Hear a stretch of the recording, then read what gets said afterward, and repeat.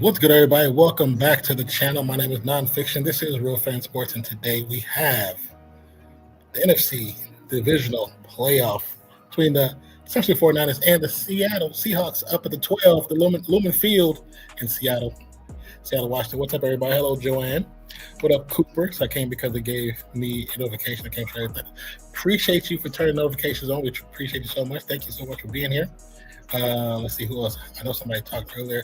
Ozzy, I saw you post last night. Appreciate your brother for posting as soon as I made the live. But thank you so much, man. Let's get these comments up on the side of the wall. Let's see.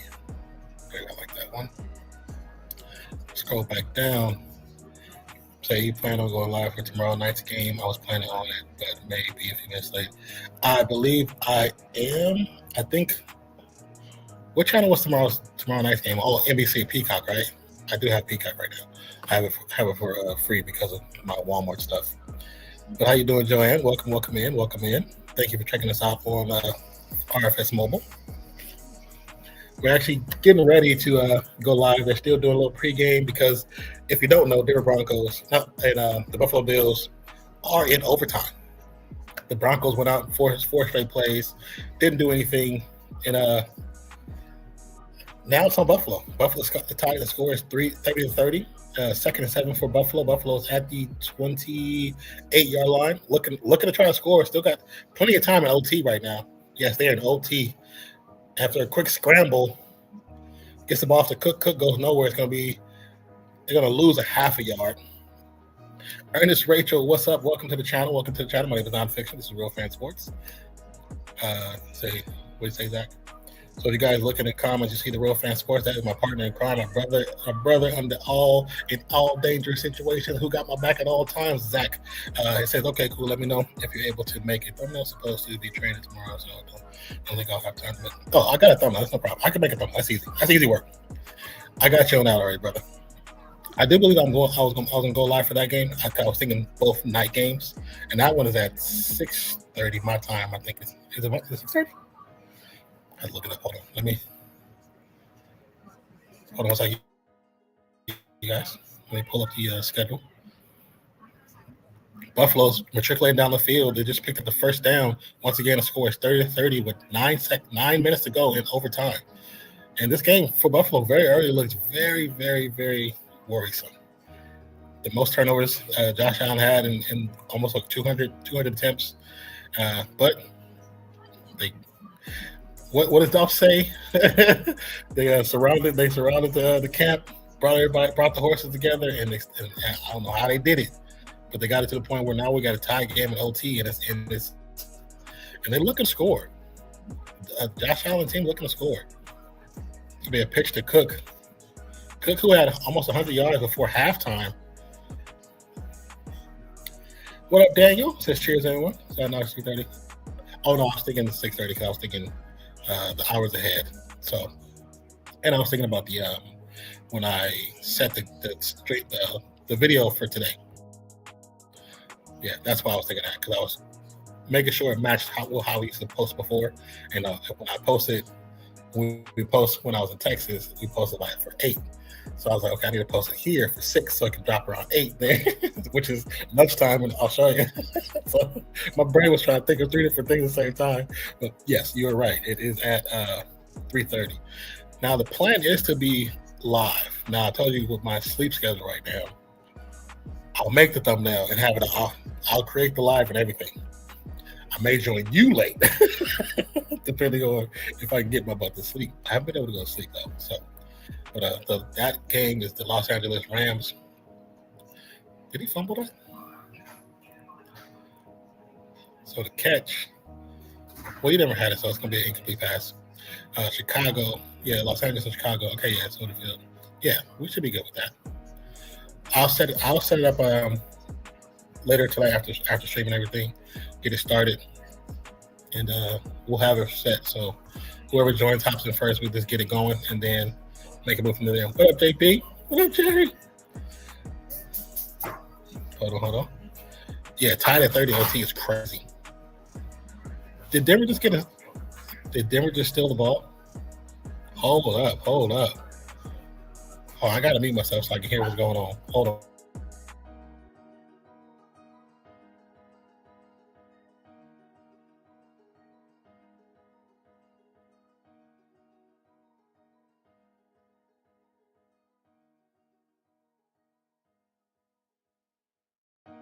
I'm not sure that Cooks has possession. So the pass was to Cooks, running down the numbers. It's an over the shoulder. Cooks jumps to catch the ball, but as he's falling, the defender has his hands on the ball at the same time. So we're looking at a 50-50 ball. And when they finish the tumble, the defender has the ball. So that could be an actual interception because Cooks never had full control. Holy hell. Hold on one second, guys.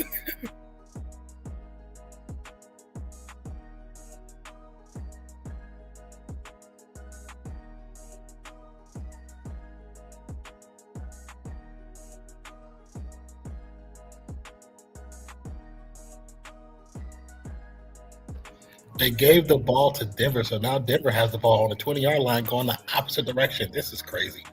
Let me get back up. Yes, Broncos ball, Jerry. What's good? What's good, everybody? Welcome back to the channel. Tie 30, like I said, it's crazy tonight. I'm going to the BBL. Are you really? Brisbane in the Sixers? Hey, if you can, take some pictures, post them in the Discord. And, we like to see what everybody's doing. Or if you want to send it to us, we can send it to us on Instagram. No, post in Discord. And if you don't mind, we would like to post them on our Instagram page. But just let us know, yes or no. That's up to you. No worries, none the same. So I'm excited. I'm excited for you, man. Hey, team, how's everybody doing? What up, Main Star? Welcome in. Hope you're doing well. Yeah, I think it was an interception, which is crazy. So you're amazing, mate. No, you're amazing. You're amazing. But yeah, just post the pictures in Discord. You can tag Zach or myself. And if you're okay with us posting them on our Instagram, we would like to post them on our Instagram. And if you want us to tag you, we can tag you as well. We like to, because some people will send videos, short videos. We know 40 when he goes like the Wings games in Dallas. He sends us short videos. He'll send us pictures.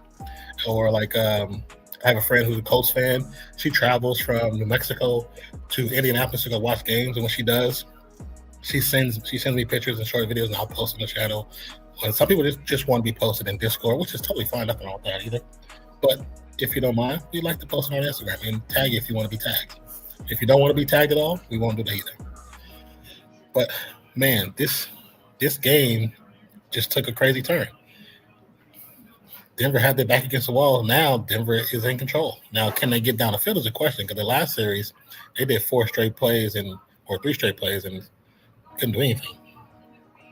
Also, as I look to my TV to my left, they're getting prepared for the Seahawks in the Niners game, but you could tell most likely they're kind of slowing things down. Like, they want to start their game, but they also want to get the finish of this game. And they don't want to take away fans because they want that money. They want that advertising money. And there's nothing wrong with that. For those who haven't already, you can join our Discord. We post a little bit of everything in there, and we're in there quite a bit. And also, a lot of the people that support the channel are in there, and they communicate, and it's got a cool little community where everybody's kind of chilling and talking and BSing pretty much about a little bit of everything. Here, let's check this and see if it's updated yet. Okay, this is not updated yet. Okay. So, what's your predictions? Niners, Seattle, who you got and why, and what do you think the score might be? Oh, this is frozen. Okay. Let me get back to here. HD.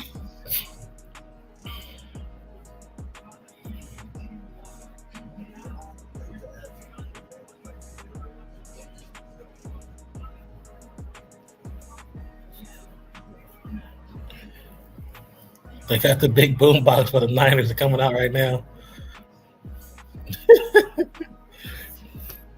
Also, for those, what up, Slim South? Was good. Happy belated birthday, brother. Yeah, it is a heck of a game. I'm going to a different thing because my stream on my phone is froze. But looking forward to this Niners Seattle game. This is basically an old school rivalry. These teams have been fighting each other for a very long time. Ever since Seattle joined the NFC when they were in the AFC. So this is a long time rivalry. One of those good rivalries that always has, some good football play. Oh, it's all love, man. It's all love, man. Hope you had a good one, or at least a good week, a B-Day week. Matter of fact, should be a B-Day month. They should be giving you gifts from now until the end of the month. Okay, come back. We got a flag on the play. Look like a pass interference, maybe. We still got 6 minutes left in the OT, and scoring change. I'm going Seahawks in the low-scoring game. The low scoring is the one where I'm not sure if I'll agree with that, because the Niners have been scoring on average 40 points the last 2 or 3 games. So I don't know, man. Even with this Seattle defense, it's the playoffs, and nobody plays the same from the season to the playoffs. Everybody look different, a little bit different. So it may be that should have been offsetting penalties. You think so? I just turned it back so I didn't see. Oh, I see what you're talking about. Never mind. Well, Zach, it's not like we never said the referees were playing we're doing a justice for what they've been doing this season. Refereeing in all sports right now, I don't know what it is. I don't know why. The refereeing in a lot of these sports have been total trash.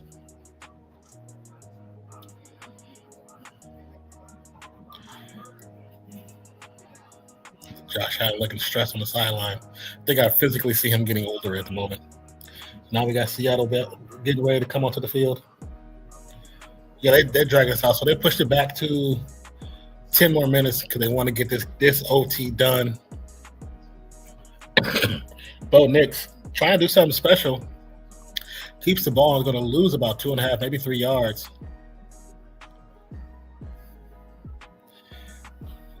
It's interesting to see how both of these teams have performed. I mean, when the game started, I didn't see the very, very beginning, but I did see into the second, third, and fourth in that OT. But all the different turnovers for Josh Allen and the Bills was just so surprising. But sometimes when I watch them, I feel like they become somewhat. I know they have receivers and they have tight ends, but sometimes they feel one-dimensional at times. And it's like it's always on Josh Allen. Uh-oh. Oh, a big pass. They're going to get a pass interference at the 3-yard line. I don't know if I agree with that call. They both went up.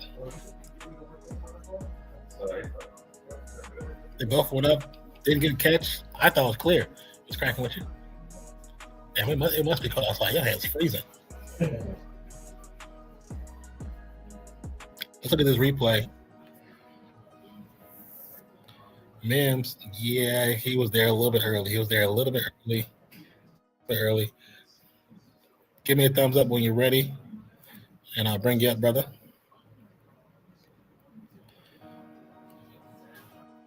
I think the defender was there a little early. So I will agree with the pass interference, but it sucks because it puts them in a position where a walk-in, fade route, quick inside screen, game's over. Oh, wait, they do. Isn't this the new rules, the new overtime rules? So they're going to knee it down. And they're going for the kick now. So screw it. Yep, they're going for the kick. See, I didn't agree at first, but it was all good. Yeah, I agree. I think it was a good call.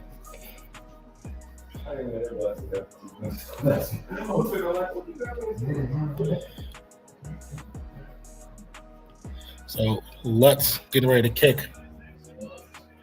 Lumen Field is cracking right now in Seattle. I'm going to mute myself so I can hear what they're saying. Be right back, you guys.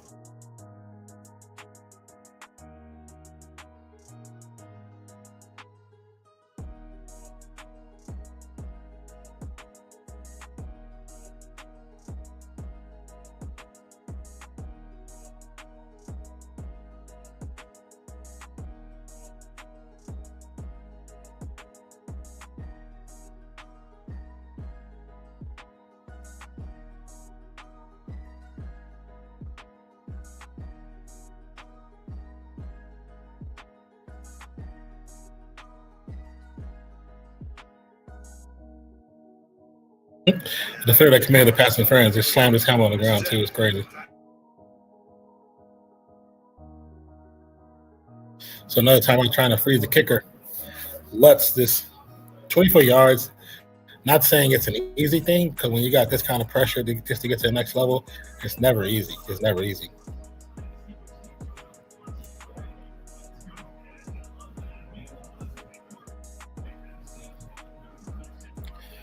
It's gonna be interesting. So just postponing the inevitable. One more timeout.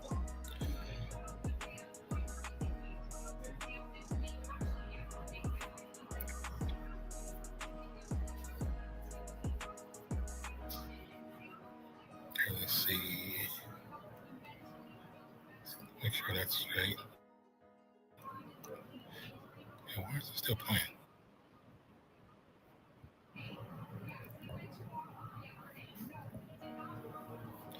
All right, let's key.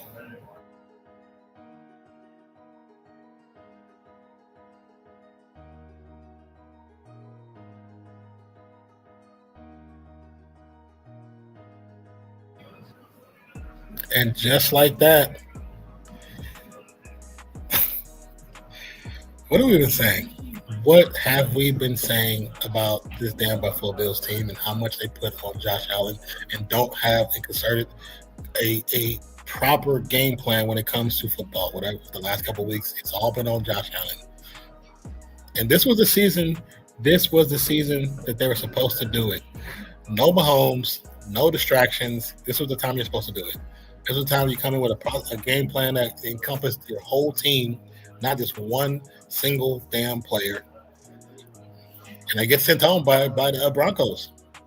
Broncos, who've been having a pretty damn good season. And you can't put it down to one play. There was multiple plays for Buffalo. Very uncharacteristic plays. Turnover after turnover after turnover after turnover. What was it, 4 turnovers in this game by Buffalo? One by Denver. Again, Josh Allen at the door, but he can't get in.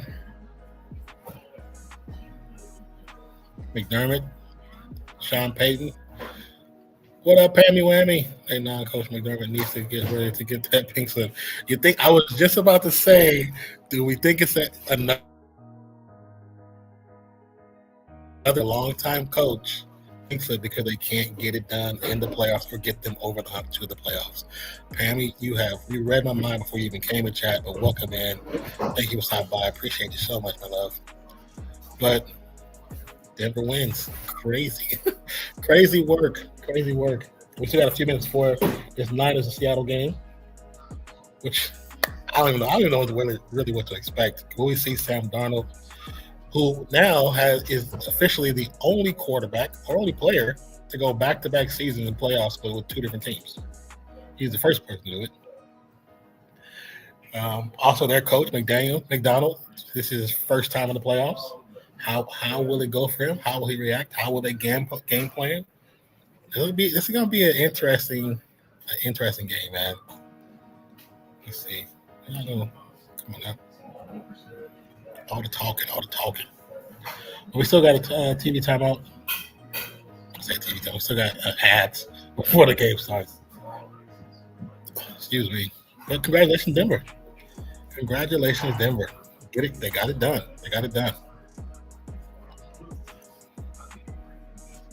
Oh, let me see. Did he post something?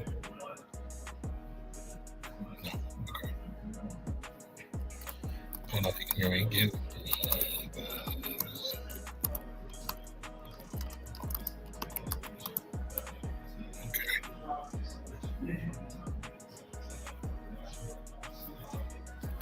You said was it a catch? No, because he didn't have it fully. He's on with that turn into an interception at the end. He had the ball in the air, but when he came down with it, they both actually had their hands on the ball. So in that situation, because it's a 50-50 ball, of course. And when they come down, the defender pulls it away. So because of that, I think it is an interception. because I mean, he didn't have full control anyway. He didn't have full control at all. If that's what you're referring to. So I didn't disagree with the call of it being an interception, because if he would have dropped it, it would have been a complete pass regardless. But that was another play in a game important like this. It's been Cook and Allen 90% of the season. They had times where they had some of their receivers just DMPs for whatever reason. We still don't know why. That old boy didn't play for 3 weeks in a row, and all of a sudden he got back in the rotation. Then, like Zach was telling me, I didn't realize a week later he was back out of the rotation, and now he got back into rotation. It's like, what the hell are Bills doing? Why do you draft receivers to not use them? It reminds me of the Ravens and the Eagles. Hey, we're going to draft these players, or we're going to trade for these players, and then when the time comes down to when we need them the most, we're just not going to use them. Doesn't make sense. Yes, sir. That's what we're referring to. Yeah, I think initially when they both go in the air, Cook has contact with the ball first. So it's still not a catch because he hadn't come down to the ground. As they're coming down, the defender also puts his hand on the ball.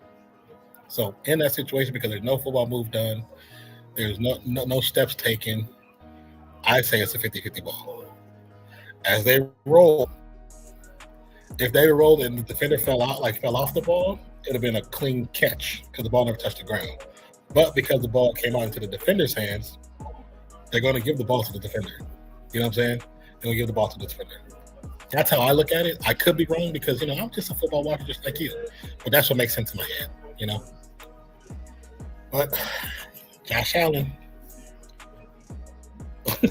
had one of the more statistically crazy seasons. And when it comes down to players in the playoffs, he has all these stats of number one, but just getting to the final matchup is the problem.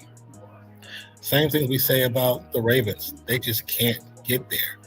And that I do feel, as much as I do like John Harbaugh as a coach, I do feel like his 2-minute decisions, his game time, like to try to win decisions, are just poor. And it's one situation where he needs to be a coach and allow an offensive coordinator to run that game. But he's too involved. He's overly involved. And I hope for the sake of the Giants, where he's supposed to be going next, that he doesn't handicap Dart like that, because Dart is special, and he's going to be very special if taken care and kind of guided correctly. Dart can be really special.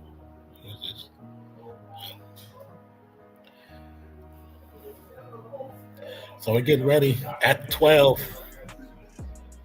Niners are going to kick off first. So they'll be receiving at halftime.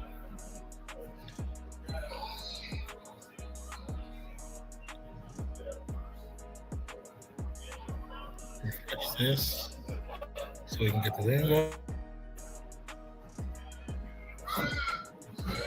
Kick is up. Shaheed with the return to the 30, 35, 40, 45, 50, 45, 40, 35, 30, 20, 10, 5. Touchdown, Seattle. That's crazy. You don't start the game out like that. There's a flag on the play, though. There's a flag on the play. Oh, hold on. That's not how you. Let's go. We're going to get to it. Flag on the play. It's coming back, sir. It'll be coming back. It could be coming back, but that was a hell of a way to start the game out with the old New Orleans Saints player, Rashid Shaheed. Found a good home in Seattle. I love when it came. They didn't use the first 2 games, I think, because they wasn't sure what they had with Shaheed. But when they started using them, he started looking special. He started looking even more special than what he did before. Let's see what the call is. I'm going to assume it might be a holding. That's usually what it is on these plays. But you see how he's talking the headset? He's talking to New York like, do we make this call? Or do we start this game off with a boom? So lead ref John Hussey, 24 season and official. They gave him the 6. So they said the result of the play is a touchdown. Shaheed showing how special he really is. Okay, we see where they threw the flag. They threw the flag when Shaheed was about the 40-yard line. Sorry, we got a bunch of background sounds.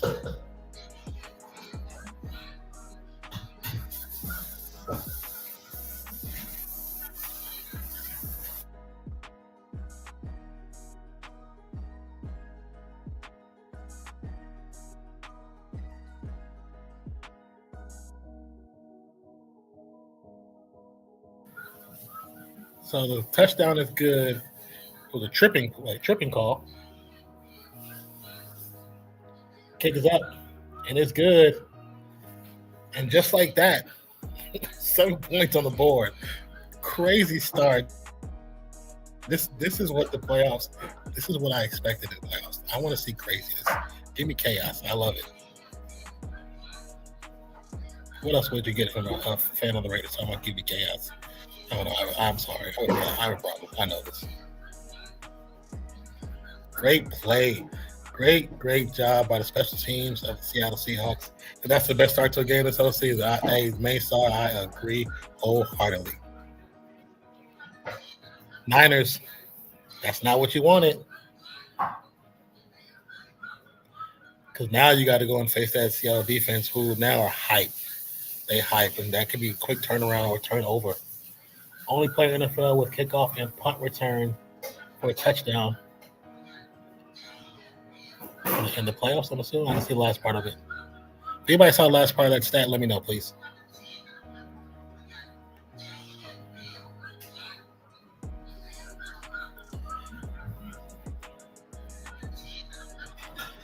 That's crazy. But that was a great start. That was a great start. It's going to be a short kick, though, which is going to be a penalty. It should put the Niners about the 35-yard line. So Brock Purdy now comes to the field.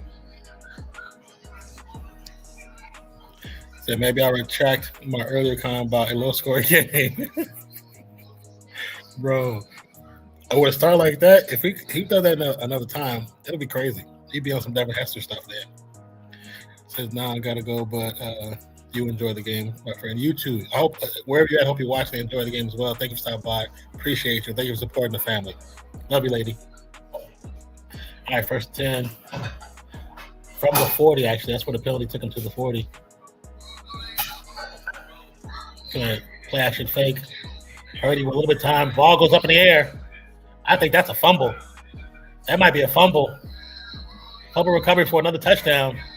No whistle. Well, I didn't hear a whistle.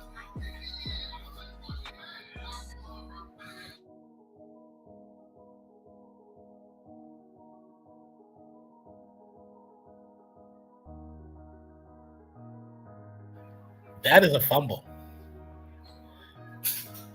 His arm was hit at the high point. It hadn't fully came forward. It was here.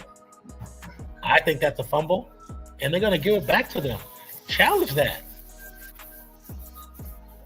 His hand wasn't forward. Challenge. Oh, my God. You should have challenged that. They didn't challenge. Gives it back to him. Pass to Jennings. He'll get about 2 yards on the pass. I would challenge that completely. Because that was not incomplete pass. Says, man, I miss Rashid. Hey, after seeing what he's been doing here, I would too. Let's see. Okay. Got you, Dolph.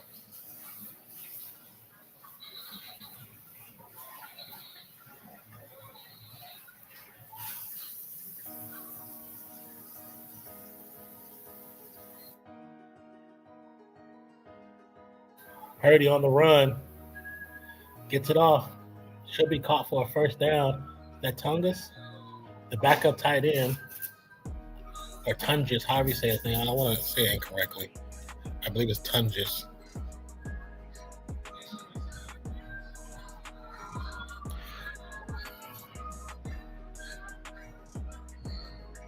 He said, "I not get upset, mate. Do your best off reaction." Ain't nobody can get upset like Dolph. Like that's a whole special type of thing.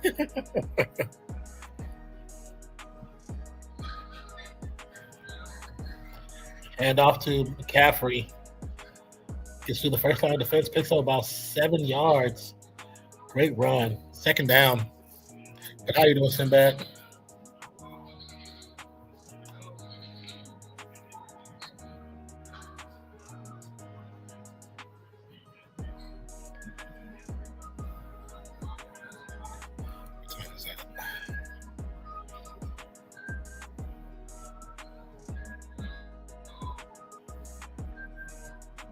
You guys let me know if the music I'm playing is too loud or not like that. If you guys hear me okay, let me know. Another run to the right side. Be short of the first. Actually, a pass to Tonga. Be short for the first down. About a yard short. Take the back. That was Mr. Robinson.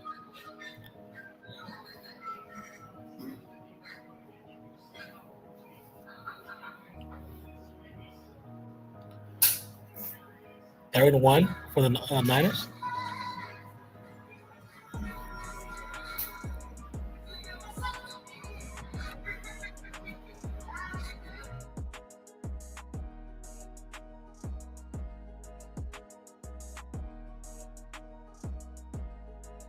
If it wasn't music, I wouldn't say anything.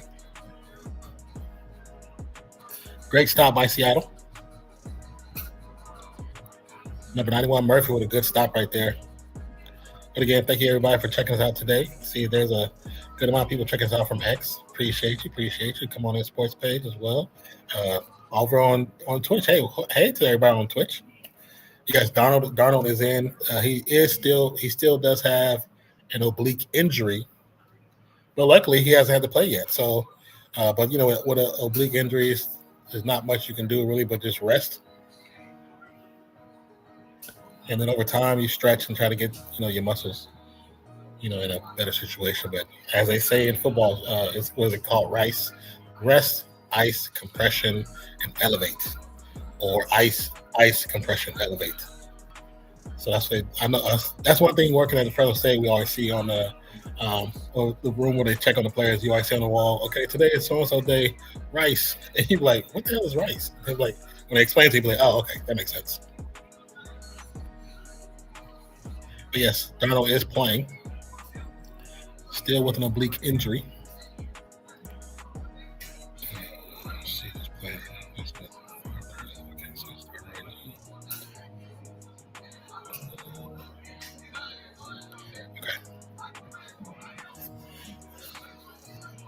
Mike McDowell, once again, second season in the Seattle Seahawks coach for the first time in the playoffs. But how you doing, Brisky? Welcome back to our channel, brother. Hope you're doing well, man.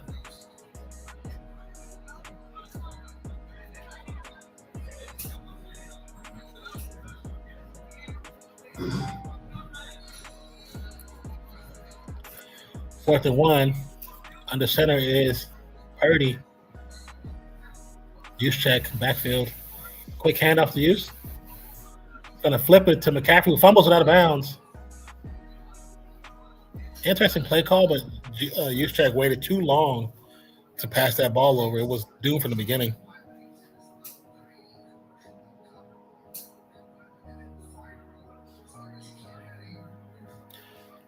This is the kind of start that Seattle wants compared to what the Niners want.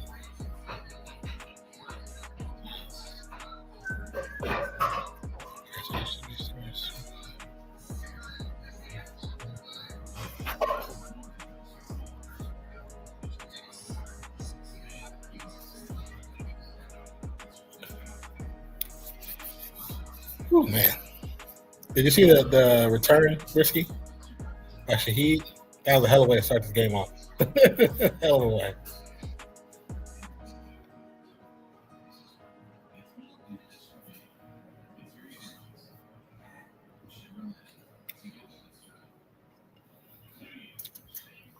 You got me excited real quick. Hold on. Ad break for the big TVs.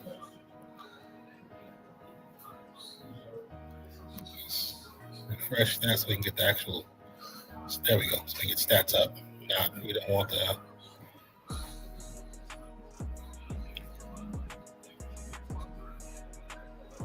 No, just got here, but oh Lord.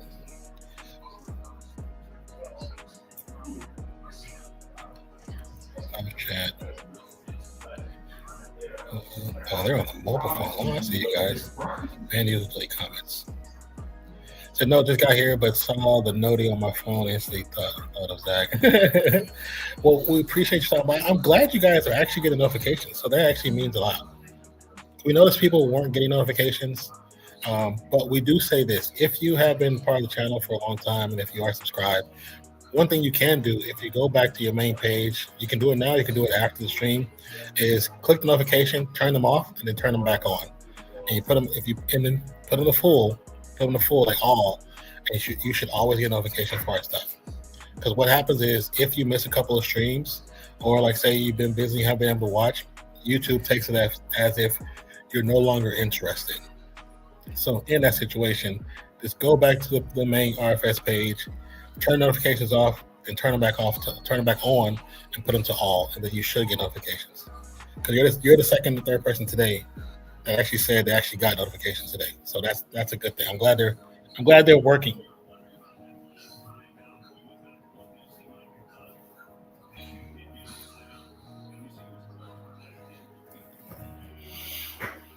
Okay, let's see.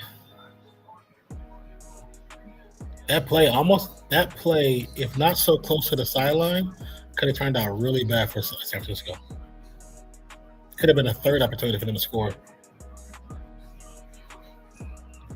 Nice run. Picks up about a good 6 yards, maybe, by Walker. Darnold, once again, suffering an oblique injury. This is his first time in after a crazy start. No real pressure. Pass down, a little check down. Will result in a first down for Seattle. So you delete those spam comments quicker than me. It doesn't come up until you delete them. Oh, yeah. I guess now we're starting to see them earlier. Because before we'd see them the same time. You guys would see them on YouTube because you guys would beat me to it. But now that StreamYard has made the change where we can ban them from StreamYard. So before, I'd have to go to my YouTube page, open up the live, and then, delete them, block them, all that stuff.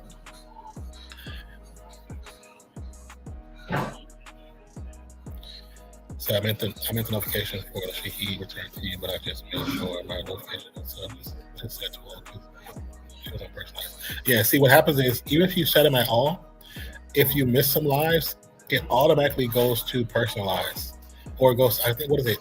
It's no notifications, personalized, and then all, right? Isn't that what it is?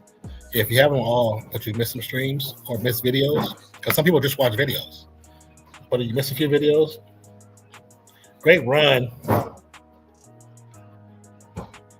Great run. Where are they at now? They're about I can't see any yards now. Yard markers. A 40-yard line, looks like, or 35.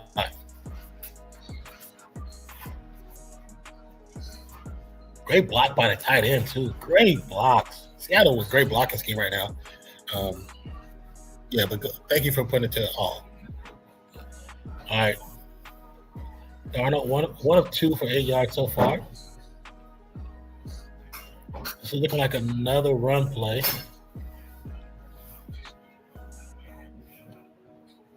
Stretch run to the right side. We'll pick up about 4 or 5 by Charbonnet, a.k.a. Charbonnet.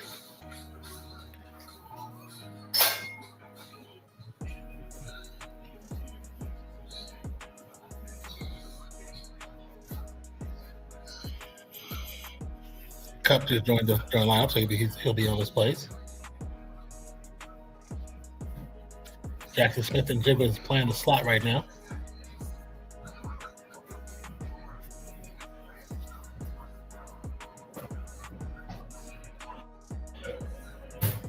Quick pass to Cup.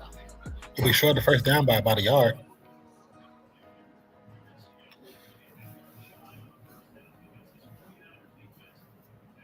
So funny because on my phone I have like the Warriors game about to start, just so I can see some highlights. And the first thing they're showing is the San Francisco 49ers. They got a big ass ad for the Niners in the playoffs.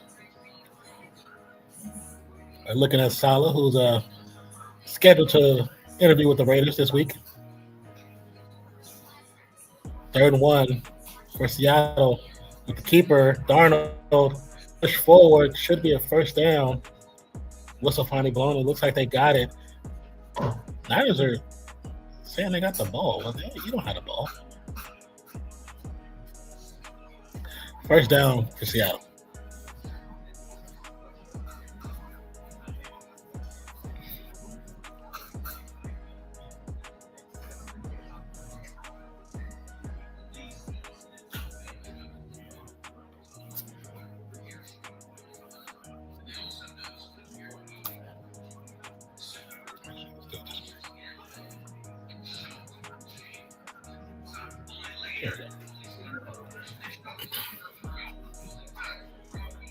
Got a flag on the play.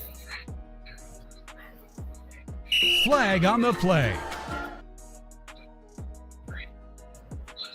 Flag on the play. Yep, play and play. Have to redo our stuff. So the penalty was on right tackle. So we got a 1st and 15, so it was a false start. You guys let me know, is the music too loud for you guys? If you guys can hear me clearly. Darnold understanding once again. The 25 is going to be a stretch play. So run to the right side. Be a 6-yard pickup by Walker.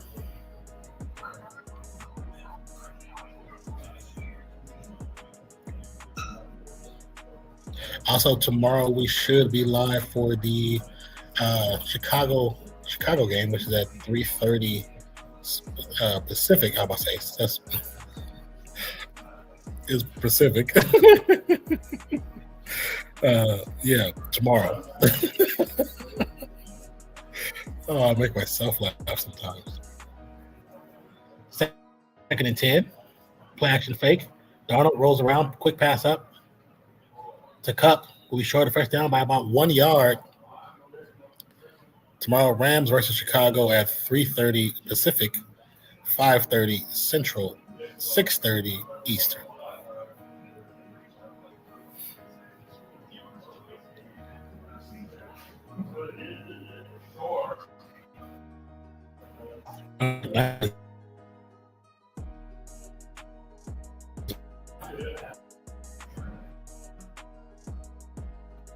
Two 13 yards from the shotgun, quick pass. It gets denied. Progress by the Niners defense. It'll be 4th down. Robert Saleh's defense looking nice.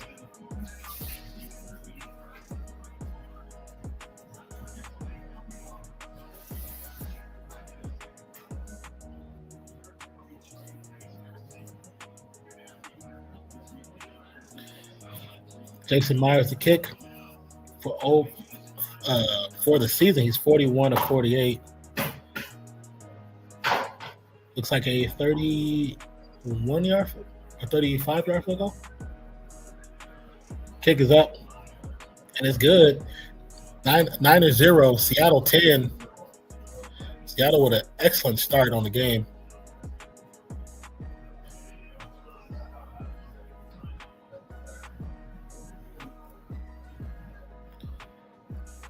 Man, that start, that she to he, man, he did that. I was knocked out.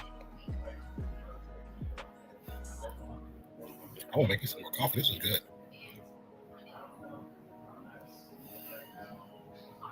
Top it off with some real honey.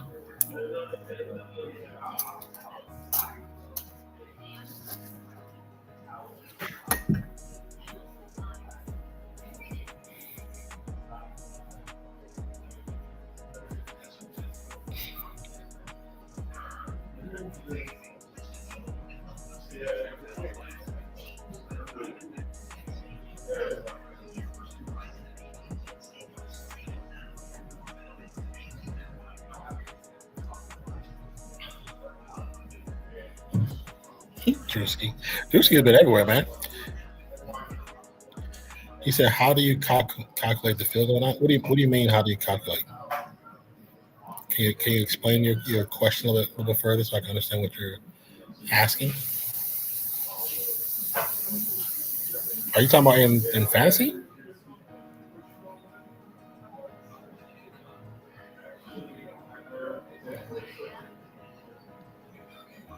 Or what exactly you're referring to?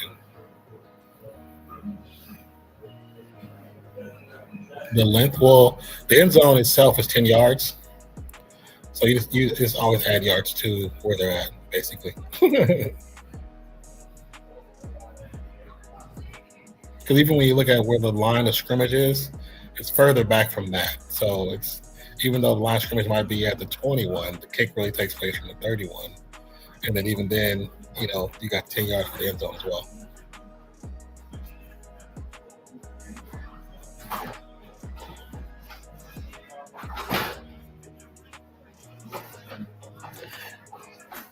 Are you watching today by yourself, Sinbad, or is the family there with you?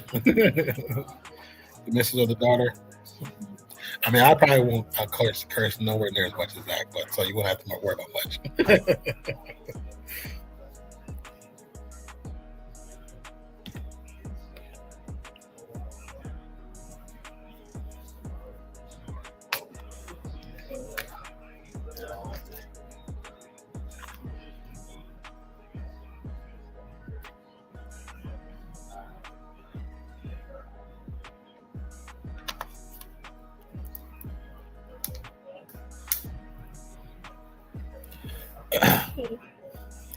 Niners on return get to about the 30-yard line.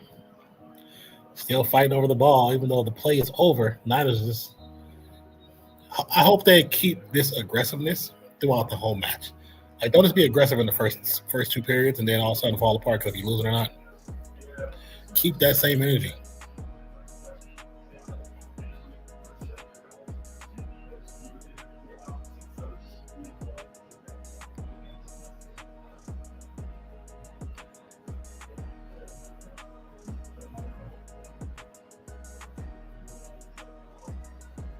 How was that? Never mind. All right, Purdy from the shotgun. McCaffrey in motion. It'll be a handoff. Picks up about three yards.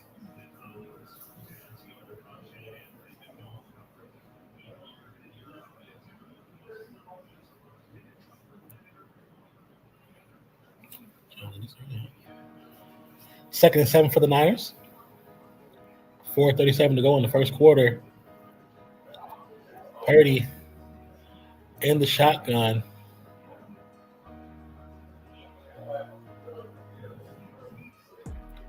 Another player in motion. Purdy with time. Passes up, is caught. Thunders with the ball was pulled out. Seattle got the ball. Another turnover. Seattle just playing more aggressive than out today, but will still rank me twice. But both when TDs were scored, Broncos last and Seahawks first, they know. Sometimes they just know exactly when to get started. We good, Dolph? Are you ready? Wait, Dolph looks frozen. Are you frozen, Dolph? He's not moving. I think he's frozen.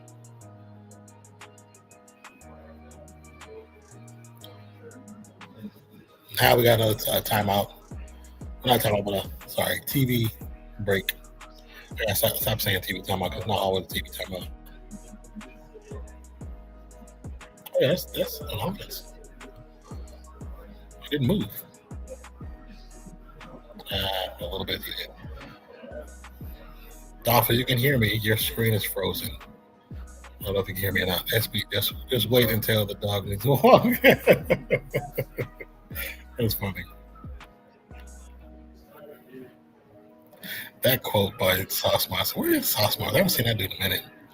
Mrs. has a gift of how to annoy me. Sounds about right.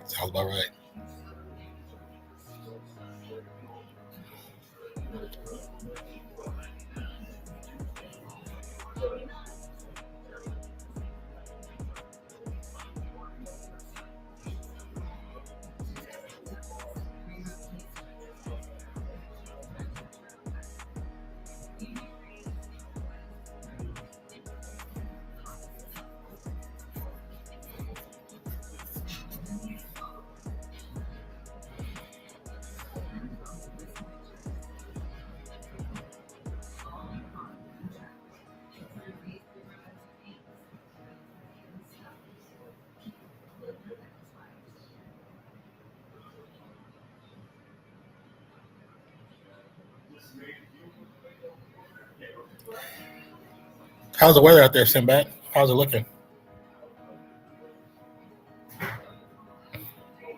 Oh, they won the challenge.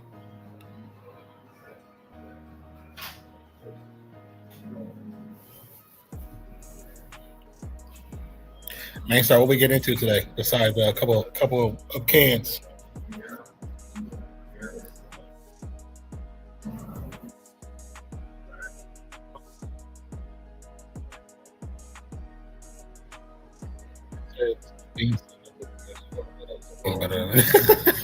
You don't mean that. Stop it.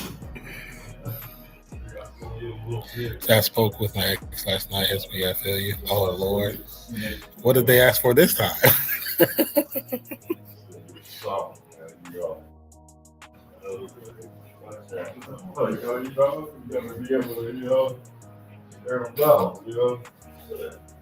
Share the happiness, if you will. That's what's going on. The perfect weather here, 85. That sound like here is cold. It's cold here. My nephew just came in the house from work and he felt like a damn icicle when we dapped it up. He didn't hear what I said. He's like sleeping. Said turn off the lights. You think it's over already, Cherry? That Seattle defense ain't no joke, bro. And Darnold still protecting the ball. You know what I'm saying? A little something already on the clock. You know, when the brain gets you up there, you know. Darnold drop back, passes up, caught. Is that Kupp again? I think that's Cooper Kupp. Cooper Kupp showing why he was one of the best receivers the last couple of years before being traded off to Seattle. Maystar says it was a storm. It was a storm cleanup for me this morning. 255 millimeter of rain in 24 hours. More predicted this Harville. Damn, y'all getting hit, huh? Sergio was cracking. Said Denver Broncos are going to win Super Bowl. You think so? I mean, not saying they can't. Anything's possible. I think one of their biggest humps was actually getting past Buffalo. So you could be right. You could be right. This could be their year. Seattle. Darnold throws it away. The pressure was there.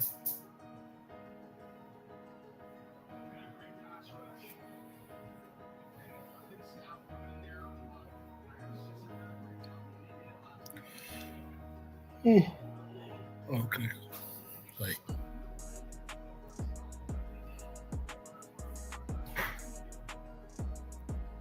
We got 2nd and 10 for Seattle. Darnold 4 of 6 for 42 yards from the shotgun.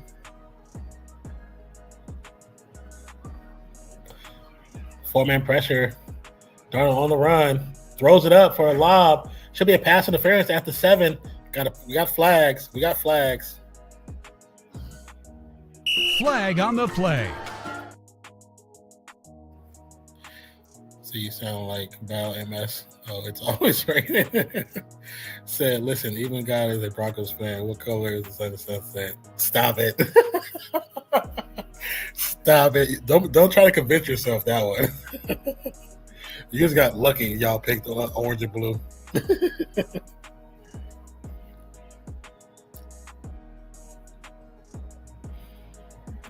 First and goal after that poor decision by the Niners safety. He just ran over the receiver. He didn't even give him a chance to catch the ball. He just ran over the ball, got there 10 minutes later. Run up the middle. Still on his feet. Will go down about the 4-yard line. Seattle looking to score one more time. Now, just to think, if that play earlier wasn't called back, this would be their 3rd touchdown. Or second touchdown. They kicked the field goal for the other one. They couldn't get to the end zone. We got 2nd goal for Seattle right now. Also, Seattle fans, are you happy you guys getting a basketball team again? Basketball coming back to Seattle? The NBA? All right, from under center. Tight end motion. Play action fake. Rolls out to the left side. Looked like he caught that. It's going to be a touchdown for Seattle. Smith and Jigba was like to stand at the end zone, like, yeah. Oh, this may be a route. This may be a route. I like that. I like that celebration. Kept it simple and classy. So let's look at the replay. And Jigba, foot down, knee down, and yeah, he got 3 points of contact before he went out of the end zone. Easy work and great pass for Darnold to put it on the only place the receiver can catch it is where the defender couldn't get nowhere near it.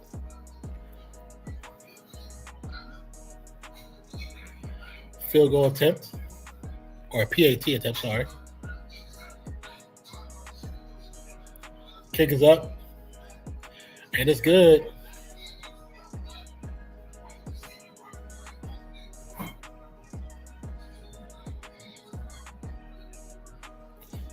So right now they've protected Darnold pretty well, and he's gone down a couple times, but not too bad. Where it's like physically affected his gameplay, because we do know there is an oblique injury, and he's been nursing that this whole week before. But I don't know how long he's been dealing with it. I don't know how long he's been dealing with it, but it's been long enough. And just when you think about the obliques, which is the muscles outside your ribs on the side of your body, which with quarterbacks you do a lot of twisting. So I think with every twist he's probably in some form of pain. It depends on his level of tolerance, or is the level of pain that he gets. Also, quick break. Shout out to Dale Curry, whose jersey is getting retired today in Charlotte Hornets. The same day his son is out there playing for the Warriors against the Charlotte Hornets. They set that up so his son could be there for that, right? Charlotte Hornets, they did a good one. That was pretty cool. You said capitalize? They capitalized on the situation. If you're talking about the Seattle capitalizing with the defense and giving that love to the offense is putting the points on the board, I agree.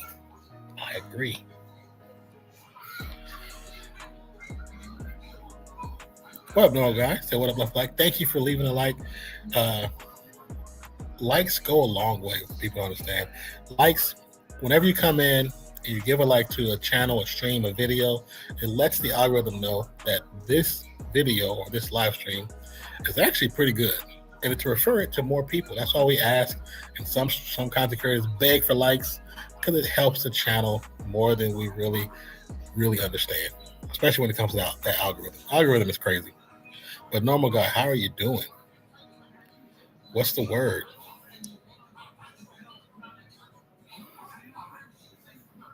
That was nice.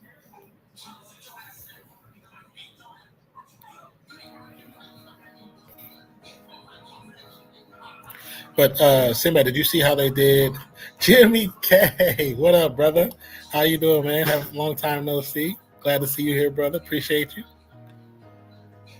But Simba, did you see where the kick took place from? Did you calculate the numbers, the yards?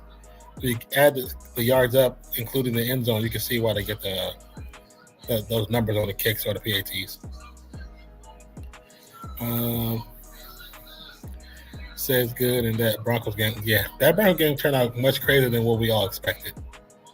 Because of the perceived future of Buffalo, with there not being a Patrick Mahomes waiting for them to come into town.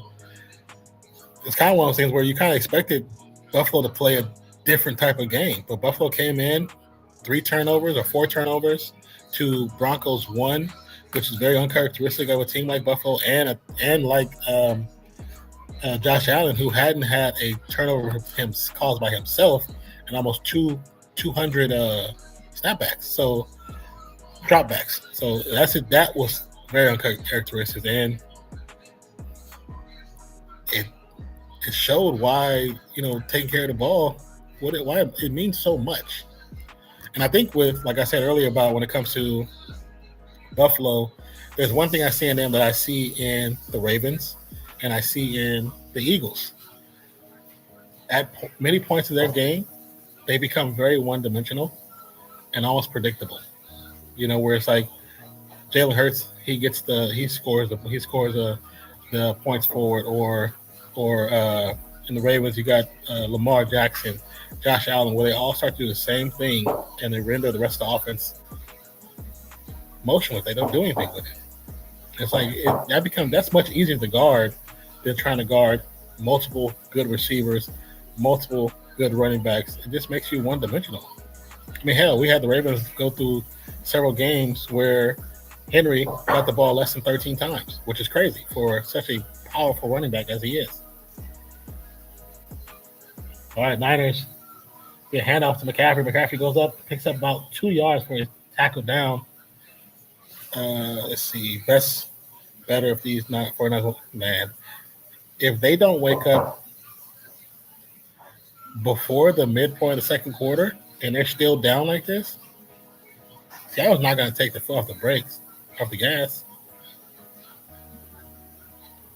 Niners got to do something. They have to actually score. They got to put points on the board. Even if it's just 3, 3 looks better than 0. You know what I'm saying? Player in motion. Tongas in motion. Seattle showing blitz. Little check down pass to McCaffrey. Goes down about the 50-yard line. It's going to be a pickup about 4. And what's crazy is in that play, they're nowhere near the first down marker. And the Seattle safety who tackles him, gets picking up 4 yards, is physically frustrated with himself. And which is something you like to see in your defense, accountability. You know what I'm saying? Even though they did not get the first down, they're nowhere near it. In his head, it's like, I should have stopped him further back. And I like that. I like that a lot.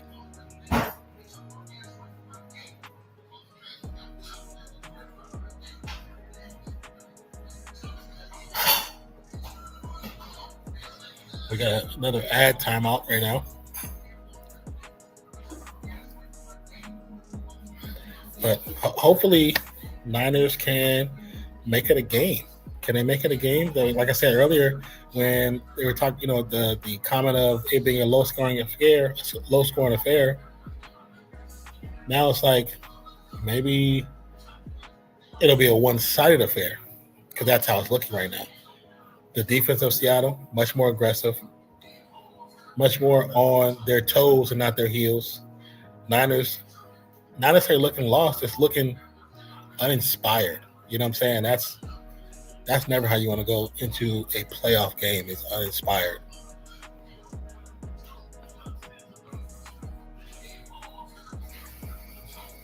Check the box. Always got some weird commercials. But, we'll see. We'll see what happens and how they progress. But Niners need to put up points as soon as possible. I'm going to get a piece of candy my nephew gave me.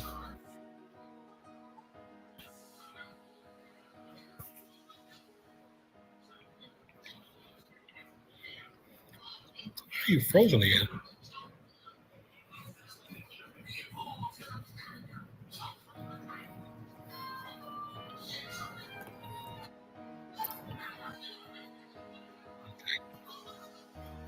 I think Dolph is trying to join us, but every time he joins, his camera is frozen. So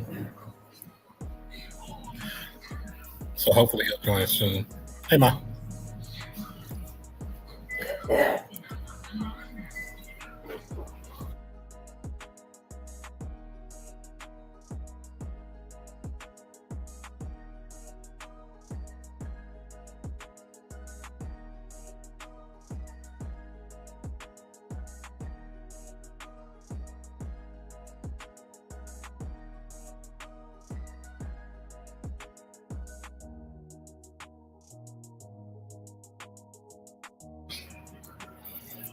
How's things been with you, Jimmy? How's life been treating you, man? Hope things are treating you well, brother. All right, start the second quarter. 3rd and 5 for the Niners from inside the 50 on Seattle side of the field. Purdy from the shotgun. McCaffrey offset left. Ball snap. Pressure is there. Purdy on the run. Tries to throw. Gets the pass across his body to Tunges, who will get the first down and goes down at the 36-yard line, 37-yard line.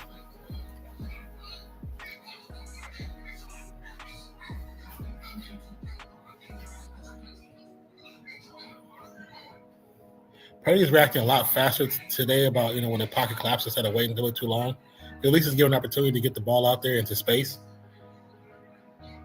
And the backup tight end, who should be very active today.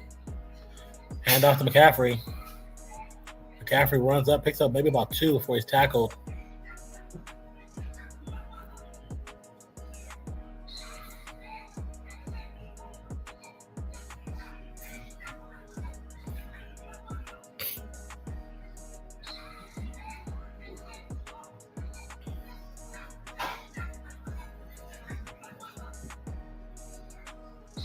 Oh yeah, Zach, when are we gonna do this video next Friday? For the rest of the snacks, I think I gotta figure it out. I need to buy I either can make some coffee or buy like some or make some almond milk or something like that. Purdy, little check down to McCaffrey. McCaffrey falls forward, picks up the first down. Nice looking to show a little bit of life.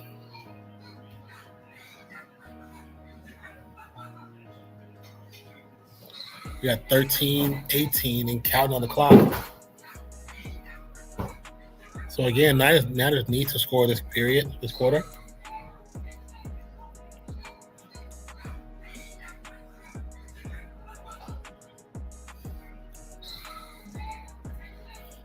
Pearsall to join the crew as well.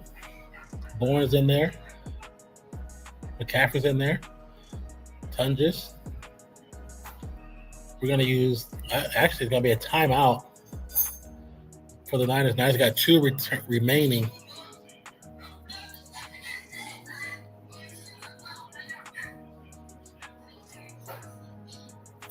Let me see if I try to check on golf. Plug my laptop back in. Battery's low. One thing I don't need is stream cutting off.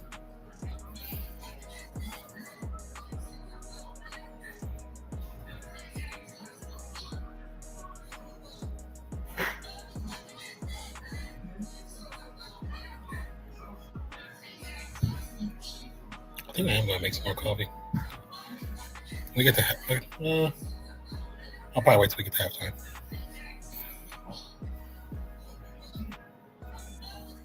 Okay. Purdy in the pocket calling the plays. Total yards for both teams, 68 for Seattle, 67 for the Niners. 12:54 and counting for the second quarter. McCaffrey in motion in the backfield, far back from Purdy, back and forth, left to right. Ball snap. Purdy with a little bit of pressure. Big pass, overthrown. Was trying to go towards that Bourne? Oh, that Jennings. Overthrows Jennings.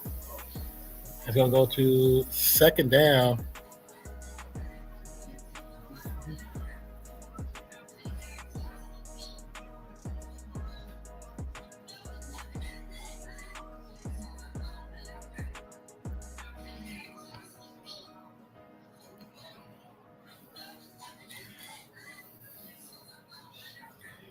Wish my brother would just turn his phone off. What you doing? I was showing my hair up. It's sweating. Oh, because it's a little bit too long? Yeah. Yeah, I'm about to cut mine too.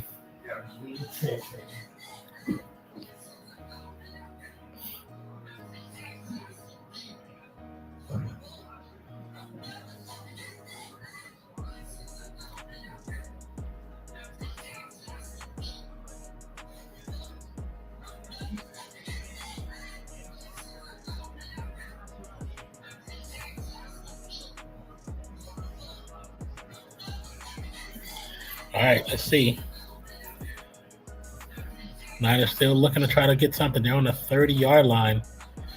Purdy in the shotgun. Ball snap. Light pressure. A line is holding. Passes up. Caught by McCaffrey.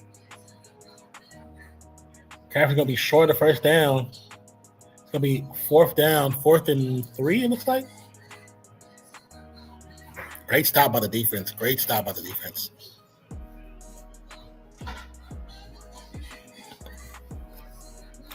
And of course, Yahoo is ahead of us. And it shows Panero to kick, and Panero makes the field goal. So, like I said, they wanted to put points on the board. Now, the defense of the Niners has to get an actual stop or a turnover, but a stop where Seattle doesn't put up any more points.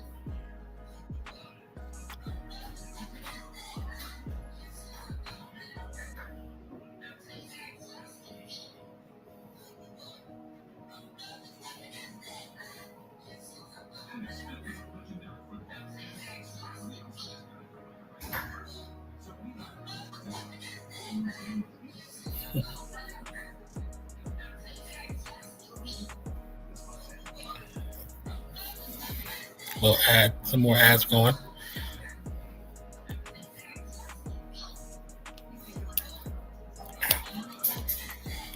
You know what? That was right by the microphone. Sorry about that. If that was too loud in my ears, guys. My hands like stiff. I think it's because of the cold weather.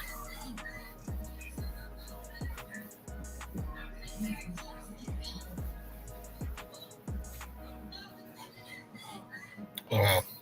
There I keep to myself. Keep the negative thoughts to myself.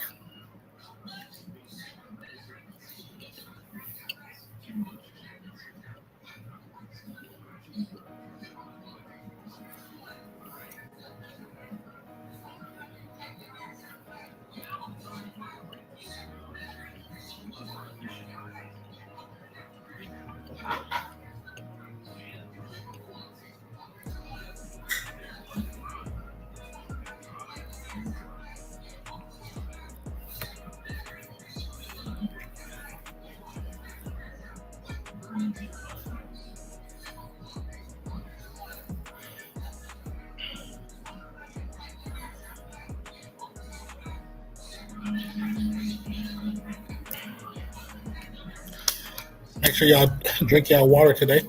Stay dehydrated. Or stay hydrated. Not dehydrated. Stay hydrated. The Pro Bowl.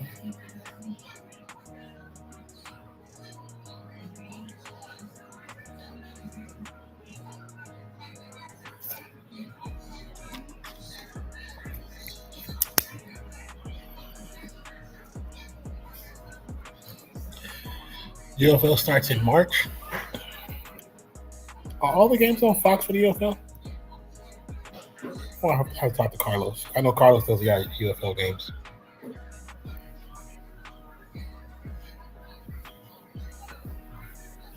Okay, they show the old Niners in Seattle playoff runs.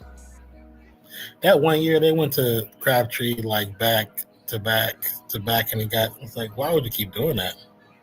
Such a bad decision. If they don't go to him like that second, third time, they might actually win that game. So go in the sun, stay dehydrated. Exactly. Go in the sun, stay dehydrated.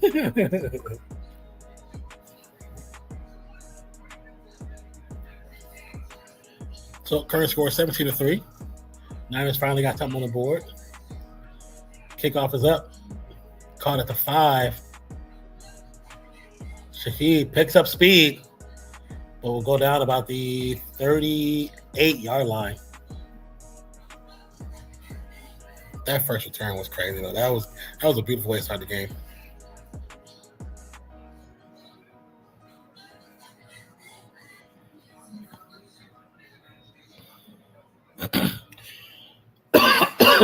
Excuse me, guys. Darnold under center. Charbonnet in the backfield. Niners adjusting to the play action. To the player in motion. Should be a penalty because the Niners are over the line of scrimmage to start that play. That should be a penalty. The defensive end was not physically leaned over, but not only physically, his arms was over the line of scrimmage.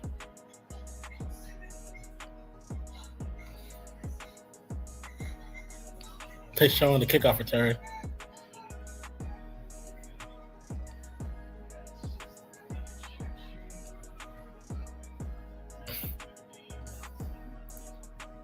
All right, 2nd 8 for Seattle. Bunch receivers to the right side. Darnold, a little bit of time. A little check down to inside screen. Walker picks up a good amount of yards to be short of the first down by about 2 yards.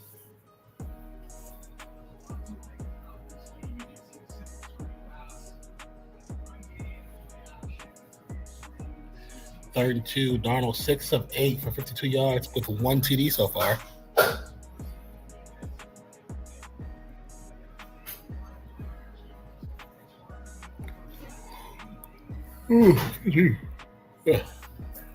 That's why I said I need to make some more coffee. Third down conversion, so 1 for 2. Play action fake. Darnold lets it loose.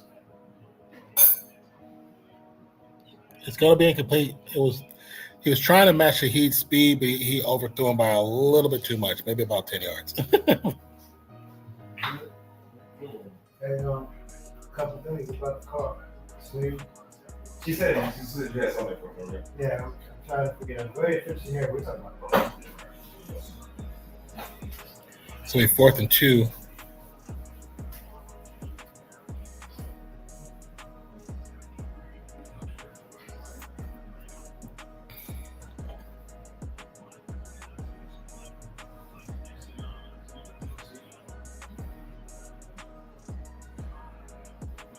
High booming punt. Goes out at the 3-yard line. Great punt. Great punt. They're going to mark it about the 4. Well, the mistake will not pass. Even with the bypass, you get it run like that. That's the cat, huh? Yeah. They don't even make a motherfucking mistake, even though they don't make it. But with no one bodies, Says breaking news: Bo Nix broke a bone in his ankle. but exactly. Okay. I talked to Chris. Flying struggling today. Yes, they are. Got the address out there. Here, let me pull up the injury report for Broncos. Did he break an ankle? Break a bone in his ankle.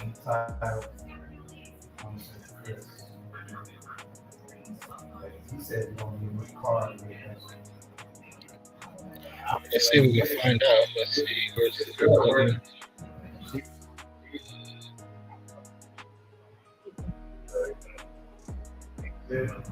I shoot that way. Go ahead and tell him. Go ahead, bypass motherfucker. Get the motherfucker ready. We'll run that motherfucker with California with Texas license plates. And if you ever get pulled over, I don't been out here week. I ain't got the transfer. I ain't got to do no. And then print, change address. They right there. I got to change address right here. It's happening in the car. Already out the game. So Yeah, so they be like, oh yeah. Well, and then I'm like, one, it ain't like you're doing donuts in the motherfucker. It ain't like I'm going 10 minutes down. And I'm Okay, like, Doc, you want to come up? I see you moving now. Okay. You ain't a big time motherfucking catch. You know Whoa. they Are you serious? They gonna be able to sell you shit. Bo Nix out the rest of the playoffs. Wow. Wow. So what they going? Sam Ellinger? Is it Ellinger? Oh no, never mind. Ellinger's out too. Stidham. Oh Lord Jesus. Not there, Stidham. Well, it was fun while it lasted. Damn.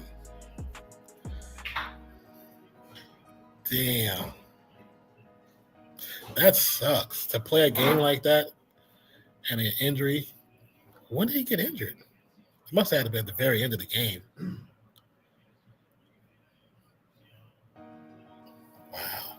That's broken ankle. That's shitty. And like as a Raiders fan, you'd be like, you don't make it. No. You never want to risk an injury on a player, one. Two, it was cool to see somebody else in the AFC West besides the Chiefs pull it forward. Doesn't matter right now. But it sucks that you get all the way this far and you get injured at the most pivotal part of your season is the playoffs, right? Trying to get to the Super Bowl. And like I said, if Ellinger is out too, and you're relying on Jarrett Stidham, who has no playing time this season, 0 playing time. It's the playoffs. Unless they got somebody in the reserves that actually is decent. I mean, that sucks. Yeah, no Bo, broken ankle, Sinbad. Wow, that sucks. That really sucks.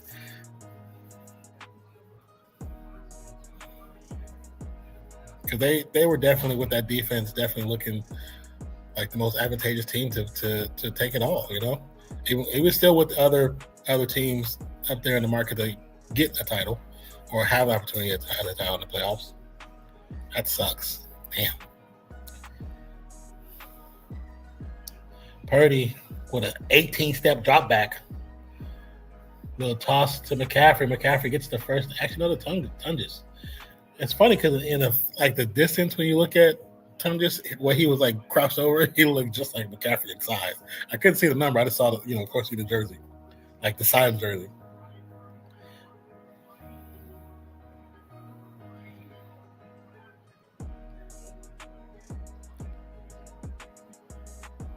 They've been running him, Tunges, on about the same route like every other play. And he's been open every other play.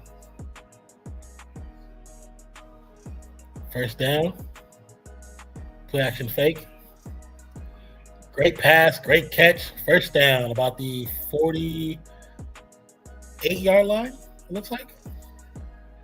I told you Tunges was going to be the man since Kittle's not available.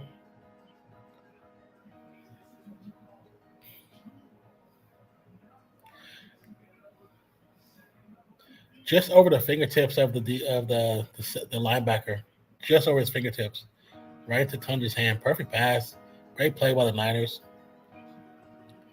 Tunges, 5 targets, 5 catches, 59 yards. McCaffrey bouncing back and forth will pick up maybe about 2. Looking at the feet of the lineman, it'll probably be 2, but it probably should only be 1. Let's be honest.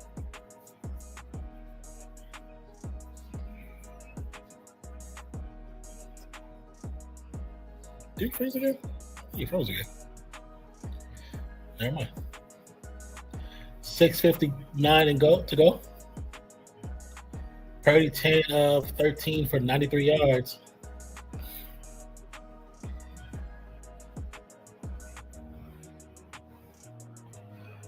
Check down to McCaffrey, who will tiptoe to the first down marker and go out of bounds. Niners finally starting to move that ball down the field.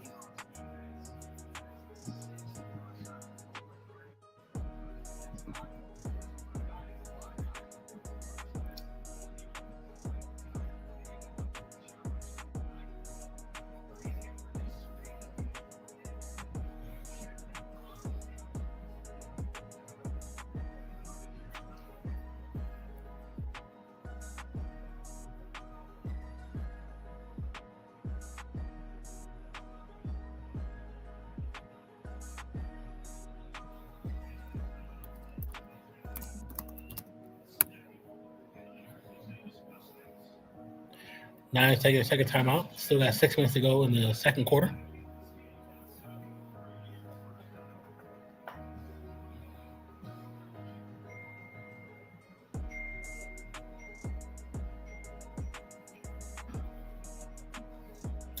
Yeah, Simba, that's crazy. That sucks, man. That sucks.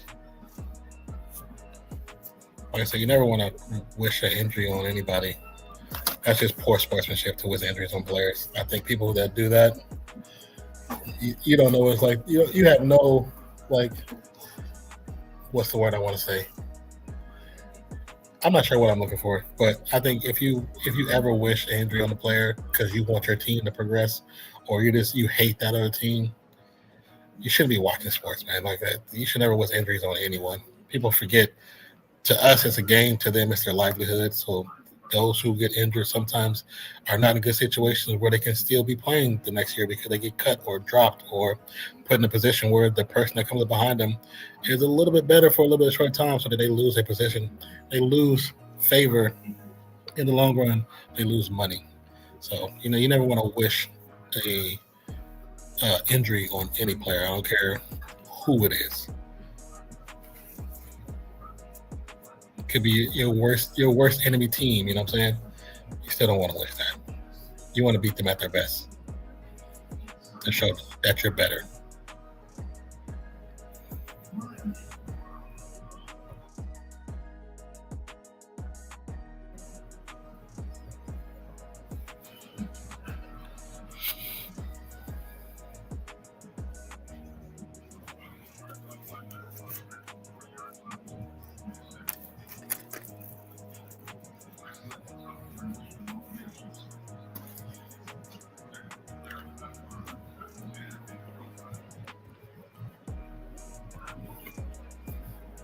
What up, brother? What's going on, man? Can you hear me? Yeah, I can hear you. All right, I don't know how else. Man, horrible news about Bo Nix, man. Yeah, that's crazy. That's kid just played. I didn't see that happen. Man. When did that that's happen? What I'm saying. That's what I'm trying to figure out. And it is legit. Adam Schefter's reporting that Bo Nix out for the season, out for next Sunday's AFC Championship game. Jared Stidham, who is the backup now, will be Jared Stidham, and the backup now is Sam Ehlinger. Yes, it shows on the depth chart. It says Ehlinger is out. Was that just like a DNP, or he's actually injured? I think he was just out. Oh, well, they say the injury occurred in the overtime. Nah, really? He broke a bone in his ankle during the overtime today. Huh. Wow. It's weird. He must have heard it on that last play then. He had to. He had to, man. That's crazy. Yeah. I don't even know what to say, because their backup, Jared Stidham, was the backup from the Raiders, who, when the Raiders dropped him, they were picked him up because they were desperate for a backup. But Stidham's just not that guy. What up, Cooper? He's not that guy. Yeah. McCaffrey run, but pretty much goes nowhere for about 2.5, maybe 3 yards.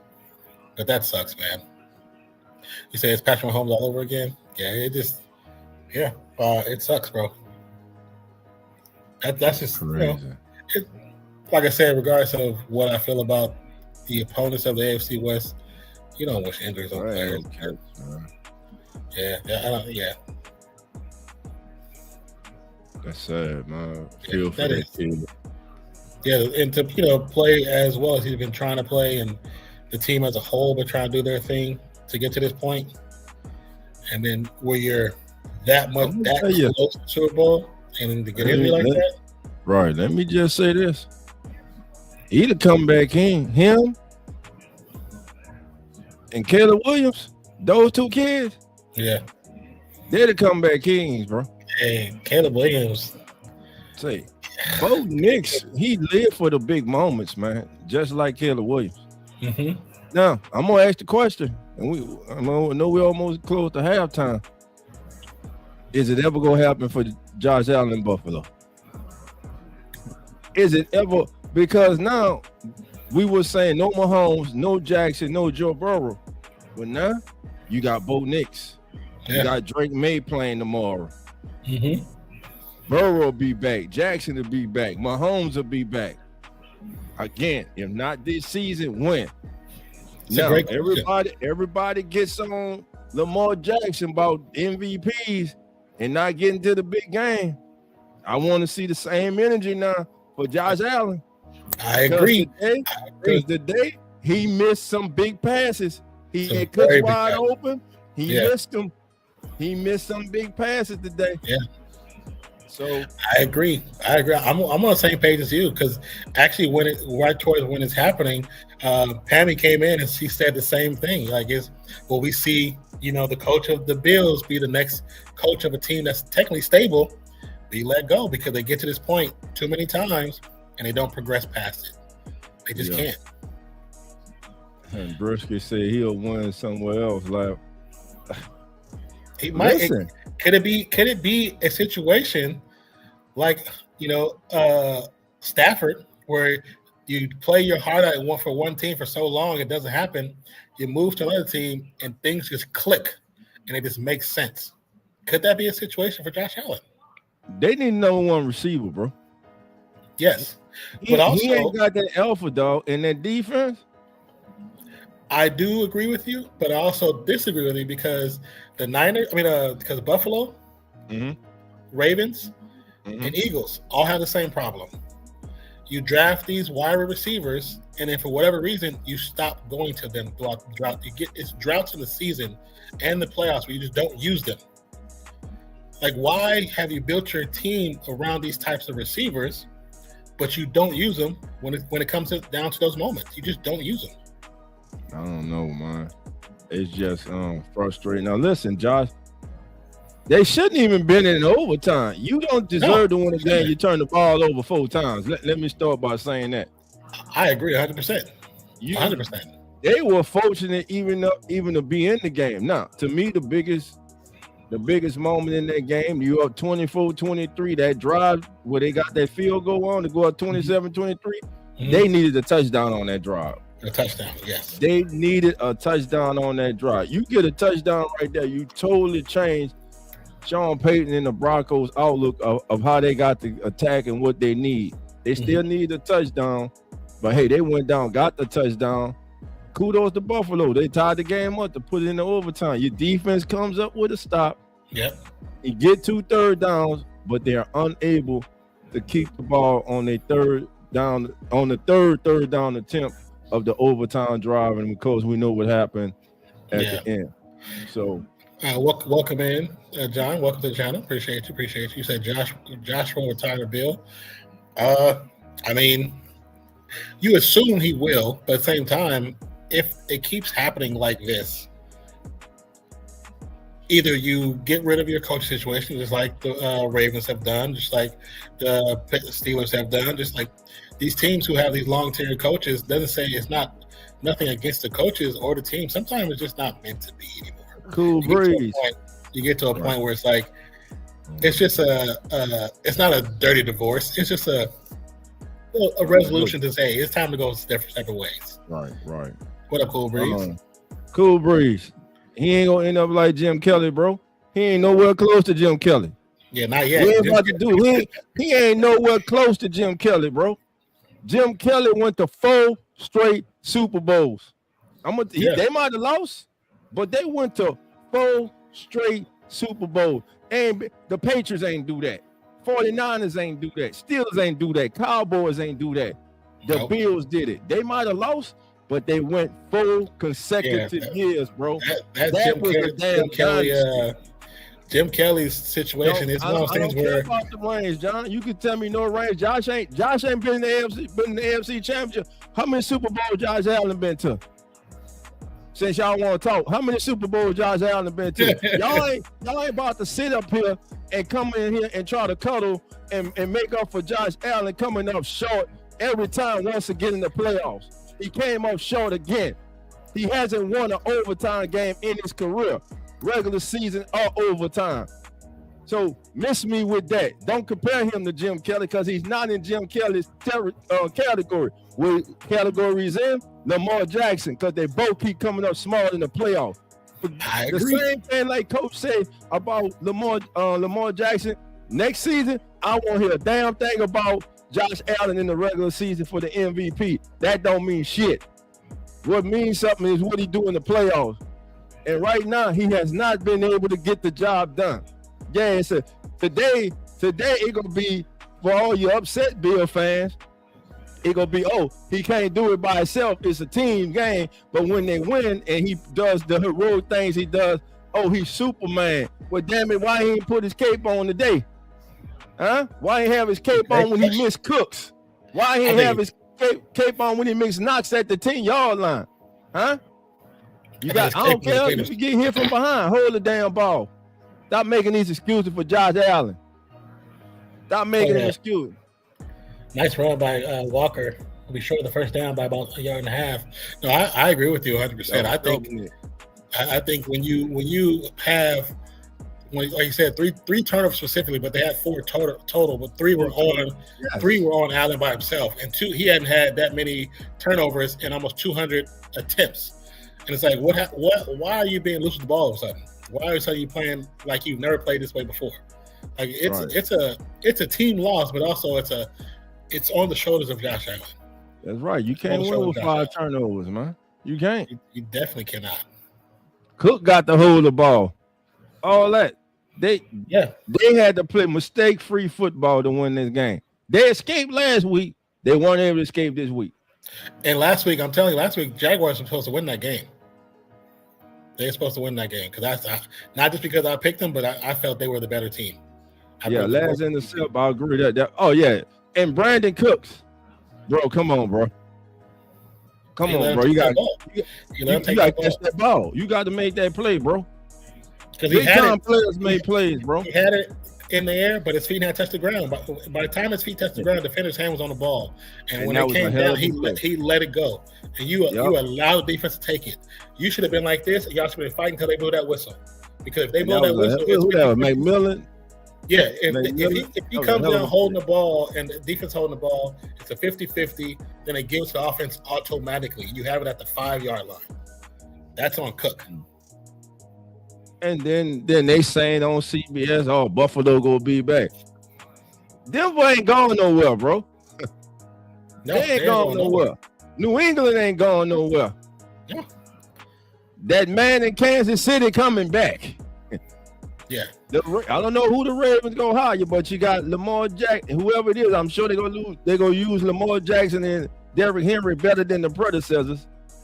Joe Burrow is coming back. Yeah, Burrow, they need offensive line. If they get offensive line, that team is a different type of team. They just need offensive line. Well, not just, but that even if they have offensive line, they have a lot less worries for that team. And I'm with you. That was, I believe, everyone was saying this was his best chance to win, and they couldn't get it done. It wasn't just the defense today. You turned the ball over too many times. You put the ball on the carpet too many times, man. You miss touchdowns. You miss wide open receivers. I don't want to hear he had everything. Look, shout out to my brothers, man. Host of the Come On In Bill. Shout out to Learn. Shout out to Jeremy. Yeah, but ain't gonna be no excuses, man. Ain't gonna be no cuddling for Josh Allen, bro. He's in the same ballpark. They Jeremy and them, they said the same thing we did. They was even though it's their team and they want them to win, but they saw the writing on the wall. They knew what it was. Like, you can't be only an oblivious fan be like, oh, we're gonna win. No, you can't be that sure, especially with how they were playing towards the end. And yes, Josh Allen did look great during the end, but it was just Josh Allen looked great. There was nobody else on that team besides Allen and Cook that looked great. The receivers looked okay. Okay, and that's not enough going to the playoffs. All right. I know. Y'all, okay. The lead done caught up to Kansas City. Okay. Thank is over. Right now, Kansas City is playing the Brady playbook right now. If they add a running back that's quality, which we think they're going to bring somebody from the Jets over. That's what I think. I think that's where they're going. They get Brees Hall, then go in the draft and get one of those young receivers. And they also need a tight end. And right now, you know who's up for a tight end is Pitts. Pitts going to Kansas City, and Brees Hall going to Kansas City. That team is #1 again. You're muted if you're trying to talk to us. Man, Rashid Shaheed, man. Not comparing him to Stafford. He himself isn't good enough to win the same solo every game. They both need a team around them in order to do anything. Yes, they need a team. They need a team. Everybody needs a team around them. Yeah. Everybody. So what happened to Jimmy? What do you mean what happened to Jimmy? Was he not playing the game or something? They probably got him could be taking a break. Sometimes they have him do it because he got that back spasms. This is crazy, man. Shaheed. I need him. I miss my boy, man. One of my favorite Saints of all time, man. That man is showing why he's special. That man is special. Every time he touched the ball, you just got to hold your breath, bro. He can take it to the house.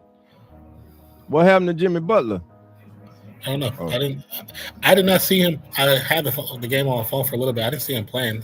He could be on break because he looked fine the other day. and they didn't say no injuries or anything. But somebody asked, what was the biggest NFL stadium earlier? The biggest NFL stadium was MetLife. Yeah. The biggest was MetLife. Technically, I thought it was in Vegas. I thought that was bigger. Well, looking here, it says MetLife is 82.5, and then FedEx, Lambeau, AT&T, Jerry World. Let's see. Oh, it says this is by capacity. Let me see. Yeah, what's just the? Let's see. So capacity means just by the people that could attend, I believe, right? Yeah. So what's the total? Let me see. Because they don't play that no more. Because I said that I was gonna say one of the biggest stadiums would have been the USC, but nobody plays there anymore. I'm trying to see what's this one. Or any of you two going to Australia to see the Rams game? That'll be a nice trip, man. Yeah. Down under. Wow, too long a plane ride for me. I don't like planes that much. Can't stay on the plane that long. I don't like planes like that either. I don't like that that long.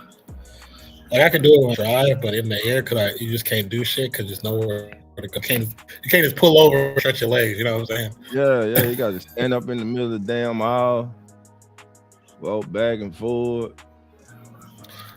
Unless you're in first class, you're in first class, you stretch them legs out.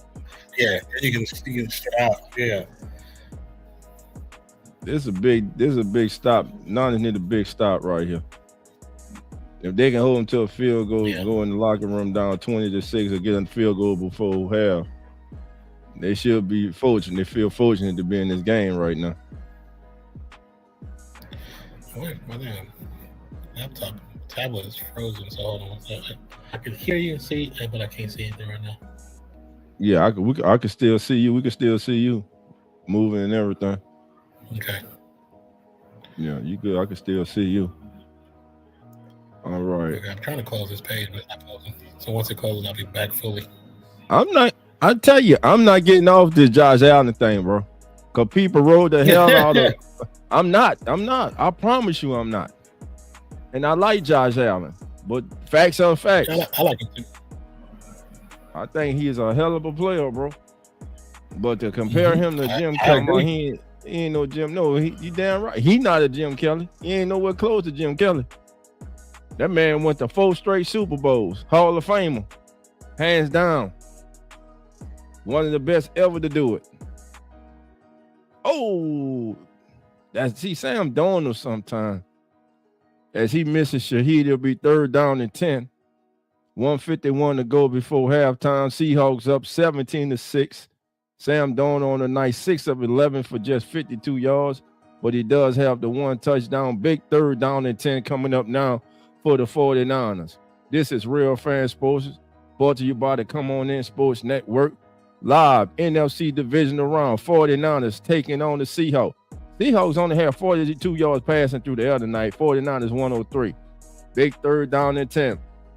2 receivers to the top, 1 to the bottom. 49ers coming with pressure. Oh, great strike. It's the cup. It's the 1st down. That's Bobo. Who's that? 1st down, Seahawks. And Sam Darnold throws his best pass of the night. Oh, good route. Good route. Man, he stuck them with that out route. He stuck that right foot out and cut off a good route by Bobo. 1st and 10. Oh, that was big time. Another player that Seattle, I think, should be using more is Bobo. Yeah. It went from they was using them like all the time. Him. Yeah, they was using them all the time, and all of a sudden they just stopped using them. And you ain't seen them in like 2 seasons. Oh, Kenny Walker. All the way down to the 10-yard line. Seahawks looking to possibly put this game out of reach. I know we got a whole second half to go. 49ers must hold them to a field goal. So I hope that Jimbo's okay because he offered. Yeah, I don't think he's injured because after the last couple games, he looked fine. He didn't report any injuries. Tight end in motion, hand off. Kenny Walker cuts back down to the 7-yard line. It'll be 2nd down and 1. Coach McDonald calls the timeout. Actually, it's going to be 1st and goal. 34 seconds to go. 1st and goal for the Seahawks as they use their 2nd timeout of the half. Right now, all right, chat. Right now, who is your first half MVP of this game? Rashid Shaheed. It got to be. It's got to be. Yeah, I don't think anything's wrong. I think he's just out for personal reasons. Maybe just tired because he did a lot the last couple games. So I don't think anything. I don't think it's an injury or anything. Mr. Goat. I think he just out. Why is my screen all white all of a sudden? Huh? It's white. Well, you know how I take it from being. I take it to dark mode. Yeah. I guess when everything froze and it kicked me out, it's now back to like where's the regular white screen. I can't stand the white screens. It should be hurting my eyes. Gotcha. Trying to see where can I gotta go. I have to go out of it to change it. Actually, another hand up. And Walker with a cutback. It's a race. He drops wide. Oh! He runs through a defender straight into the end zone. Touchdown, Kenny Walker the third. Seahawks 23, 49-6. Oh, you're actually even ahead of the Yahoo. Yahoo was ahead of me before. Now you're ahead of Yahoo. Yeah, I'm actually because I'm not streaming. I'm watching the live broadcast. Yeah, with the antenna ear. Oh, you went to the old school. Yeah. He just ran through number 36. That's post tackle. You don't tackle high on a big. You got to go low. Yeah, that was terrible tackling. You're 100% correct.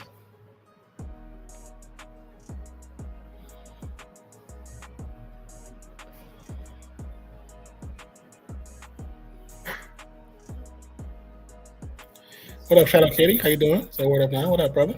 Sad day for Red and Gold. Yeah, they just not looking like themselves for a team that has been averaging almost 40 points a game for the last 3 weeks to looking like what they look like now.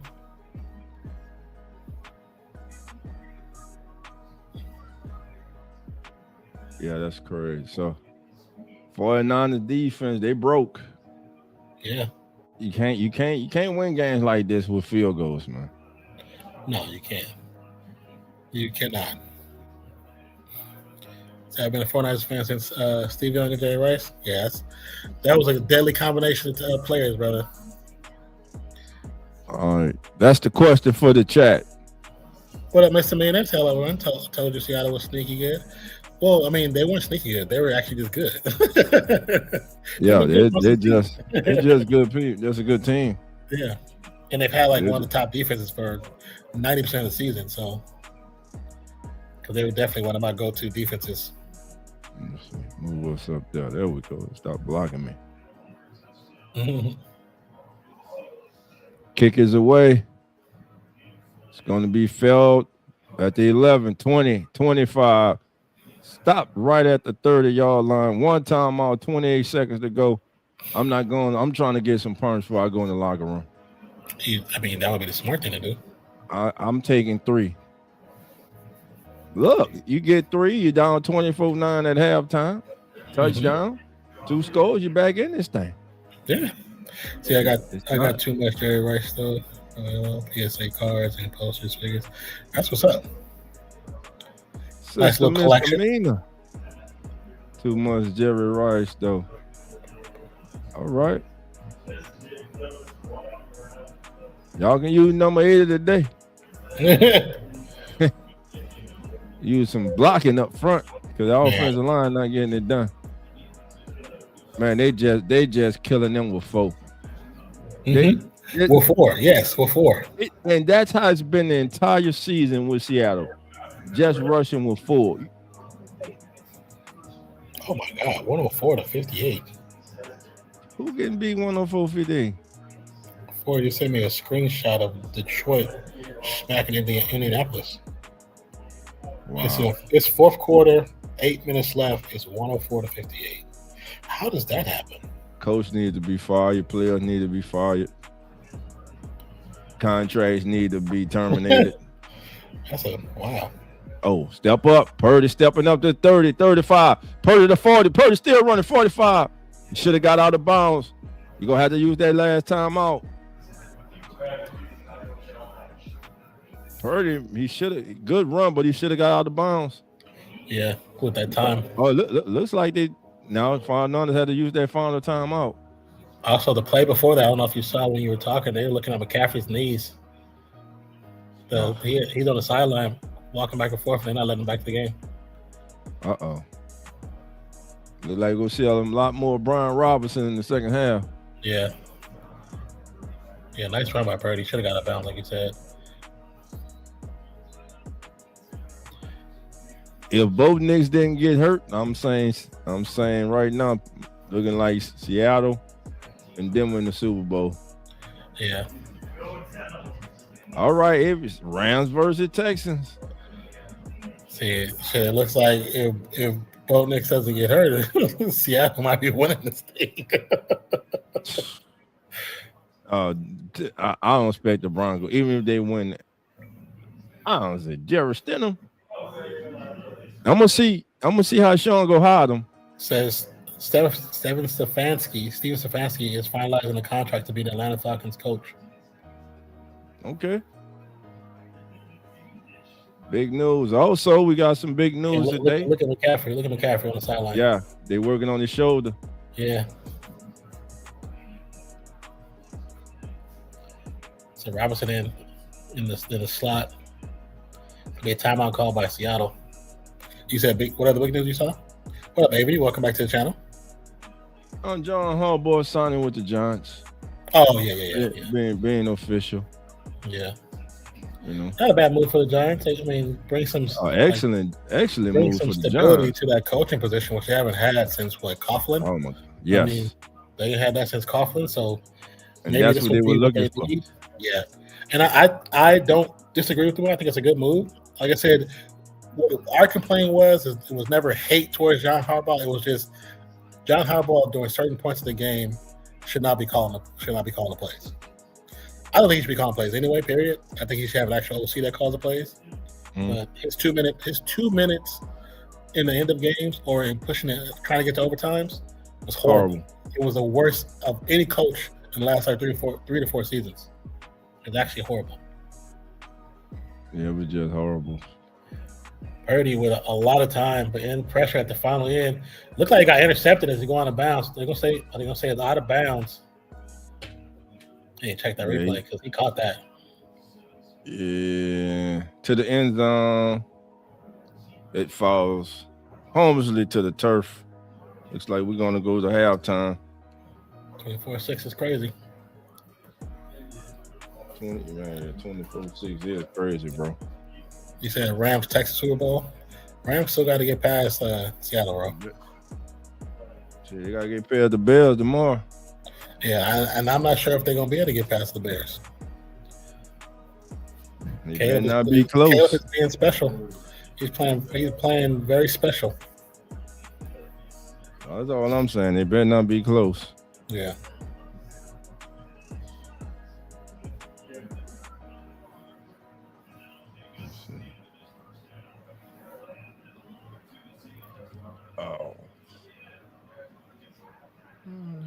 Oh, Tigers almost had that. Yeah, they almost had it. Yeah.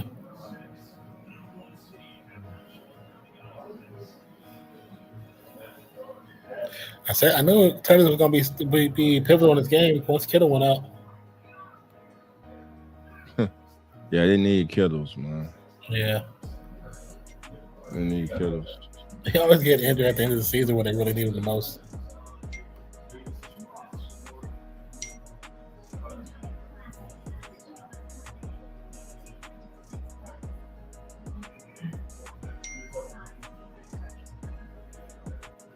Ooh, that was a hell of a move. But like you said, John Harbaugh going to be the coach of Dart, I think is a great move for New York. I'm surprised he went there. with how dysfunctional the administration and owners are for New York. But, I mean, they already have a quarterback in. What's old boy, the running back name? For who? New York. Scatterbo? Yeah. Scatterbo? When he come back, it's going to be just Tracy and Scatterbo? Yeah. Yeah. I like neighbors. But it's funny because when you look at them, don't them as players, the players themselves, Scatterbo and Dart, don't they remind you of 80s players? 80s NFL players, like their style, the way they carry themselves, the way they play with such anger. They remind me of 80s players. They don't remind me of today's player. They're just very different, and I like that about them. Sad, bro. Oh. No, I'm chatting in the chat with my coaches, man. They talking about Bo Nix. Oh yeah, that's crazy. That's crazy. But it had, like we said, it had to be on that last play because I didn't see anything happen. And I think now your screen frozen. My screen froze? Yeah.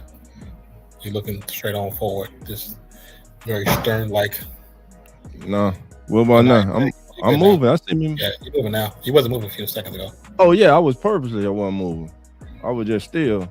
No, my head was down like that. No, you was talking. Your mouth wasn't moving either. Oh, okay.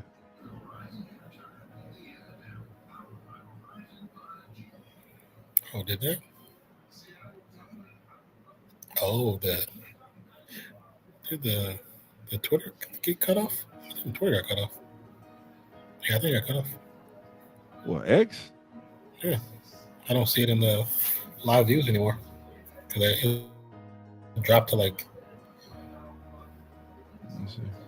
Yeah, it's not showing anymore. And Kick is not showing anymore either. Yeah, I'm over there. I'm looking. We live. Why is it not showing over here? But my screen, over there, my screen frozen. Yeah, you moving, but mine's frozen. Yeah, you know how you can see like the live numbers by the count. Not Twitch, but X and Kick are not on there no more. They were on there because we had a consistent 35 this whole stream so far, and it just dropped out. Said 5 business class and get a bed. Only way to fly. Well, you know, sorry, not everybody can afford business class. I can probably afford the cargo hold. You want to try to reset it? Oh, how do we reset it? Hold on. I'm trying to. Just don't end stream. I'm up there hitting edit. Yeah, nah. I ain't gonna end the stream. Come on now. Just remove it. Okay. And then I'll put it back on. That you say Kick 2? Yeah. All right. I'm gonna just remove them. Then I'm gonna see if I can. Dolph Jerry calling your name. Uncle Jerry, what's going on, bro? Man, great, man. That was a classic today, man. Yeah, it was a classic. It was definitely a classic today. Let's see. We get these going back. I'll be damn bonus off. Yeah, that's sad, bro. Like I said, any player get to this point. I mean, getting injured any part of the season is sad, but when you get to this point and it happens, it's like, God damn it! It's like the season this kid just played. Yeah, game he's played, and like I say, the kid lives for the big moments, man. You put that full quarter. You put pandemic on there. That's the other thing too. I don't know if I hadn't streamed or tried to stream to Cowboys or Jeremy and Paige. I wasn't sure if they wanted streams to their pages. Bam. Yeah, Cowboy, he cool with it. He cool with it.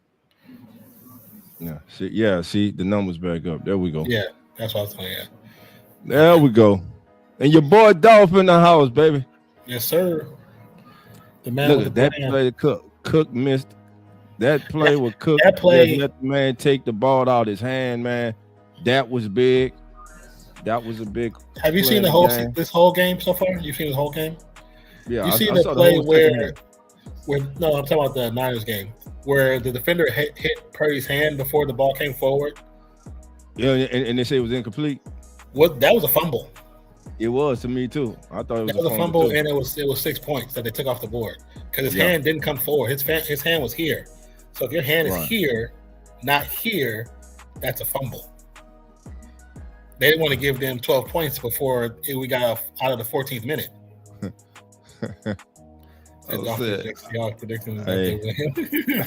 Hey, I ain't jinxing, man. Hey, I told Jeremy and I told Lawrence they got the kiss of death when Coach talked about he was riding with the Bills. I tried to tell him. They won't listen to you, boy. I tried to tell him. God damn it. Coach don't know who he want to ride with, man. Well, since his favorite team ain't in the Chiefs. As soon as Mahomes was down, he had to find a new team. And it wasn't Jordan Love, That's crazy. Oh, we about to really turn things up. All right, so let's talk about, again, let's talk about some of the coaching news. Non just reported that right now, the Falcons are finalizing a deal with two-time coach of the year, former Cleveland head coach Kevin Stefanski, to be the head coach of the Atlanta Falcons. Hey, the man did win 2 coaches of the year while at the helm for Cleveland. So you can't take that away from him. But though, if you look at it, though, you say it was far in between.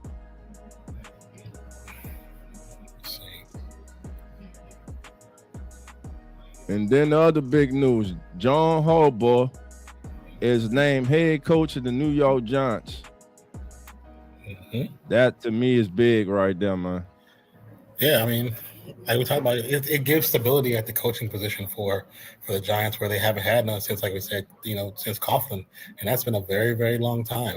I just hope that the upper brass for New York can let Harbaugh do what he needs to do best by hiring his staff, hiring the right people. Don't intercede because you want your guys there.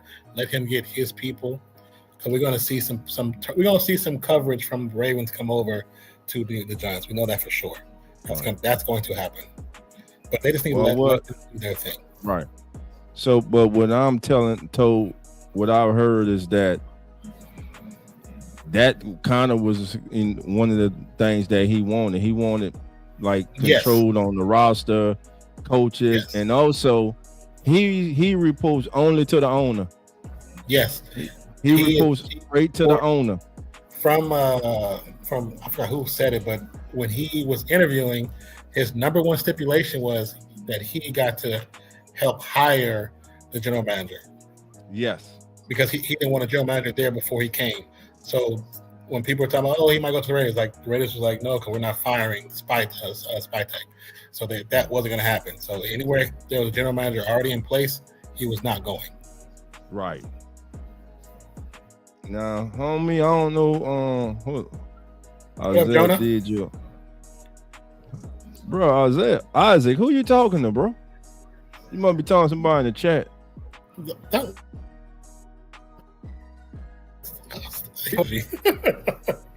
That's somebody obviously that's coming in to talk some trash. Like you want to give him energy. Oh, all right. That's an energy vampire. We don't need that.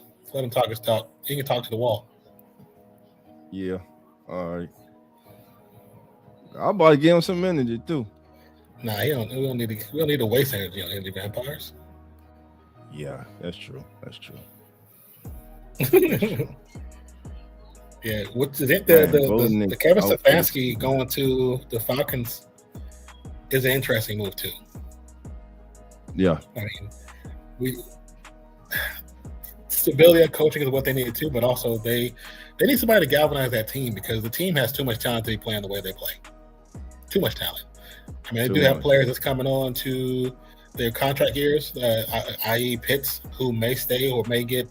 I mean, if I'm Pitts, do you look to go to the Chiefs because they need a tight end? Hey, play with the man. Because they're looking. And you're going to get used a lot more than Atlanta uses Pitts. We talking about Pitts and we talking about Breece Hall, They need help on the offensive line. True. They need help up front. You're not They correct. definitely need help up front. How you doing, Austin? What's up, Jonah and Chaos? Hello. You're not wrong. They do need help up front, but they also need those skill players, because there's obviously now with the retirement of Travis Kelce, there's not a gaping hole, because they do have a good backup at Noah, but there's still a hole at the tight end position where they need to fill it in. And then also the running back core they have now can all be thrown out the window. They don't need those guys anymore. Maybe the rookie, the young rookie, that they can keep him, but adding like a Breece Hall to that, and maybe getting another back as far as a potential third down. I mean, not third down, but to make the room more full, just in case type back is cool. But they need to add some more skill players to that team. Yeah, they do. But you're not wrong as far as them needing O-line. They do need that as well. Yeah, they need it bad too, man. Yeah, they need that O-line help bad. And as we get ready, moments away from kickoff for the second half, Niners will receive the kick. 24-6 is not the end of the world. No, You're only down 18. You got the entire second half, but you got to get something here, man. And everybody keep your notifications on, because I will be doing a special on John Harbaugh going to the Giants. We'll look at some possible free agent additions that the Giants can make, some familiar faces that may come over to the Big Apple now that John Harbaugh is the coach. John Harbaugh, and as it was reported that the owner of the Ravens said that John Harbaugh would not go to a team that didn't have a franchise quarterback. And he gets a young quarterback, exciting quarterback in Jackson Dart to work with. He's got a electric young receiver, Malik Neighbors. He's got two good running backs in Cam Scatterbo and Tyrone Tracy. So the cupboard isn't bare. You got some good young defensive players on the defense. So he is exactly what the Giants needed. And like you said, he'll be the most stability is what they needed, man. And they really haven't had that kind of leadership, in my opinion, since Tom Coughlin walked out the door. Yeah. So it's been a very long time. So that NFC East is going to get very interesting. Listen, the NFC East and the NFL is better when the Giants are good. Also, it just is. I don't know if it's true or not, but the rumor I heard about Steelers ex-coach Tomlin is that he wants to go somewhere warm, not cold. Yeah, I heard that he wants to go to a warm climate. Look for him to do what Sean did. I think he's going to sit out the year, do television, because he's in high demand. He's going to do television. He's going to sit back, look at the landscape of all the coaching vacancies that come up next season, and then he's going to make the best choice for himself and his family. Matter of fact, I saw yesterday they had a shot of him at his daughter's gymnastic meet. So I mean, now he's doing daddy things, you know. You know, it's probably one of the things where, you know, just the other day he was running with a bunch of grown men, you know, talking about X's and O's, and he thought this is probably the first time in a very long time he's been able to go to his child's sporting event. You know what I'm saying? So I think you could be right where it's like this actually for him. Oh, this feels good right now. Right. I'm okay. Hey. I've coached for 19 seasons. I'm fine. Right. And look, he might be just like Bill Cowher. Yeah. Get in the TV and just love it and just stay there. Also, Pittsburgh coach. Yeah.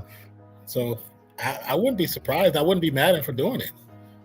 Because wherever his heart is at, that's the thing. That's the key. That's the key. Big 3rd down and 9 right now for the 49ers. First possession, the second half. Purdy drops back. Here comes the rush off the edge. He avoids it. Spins out, looks, throws downfield, and it's caught. It's caught by Jennings.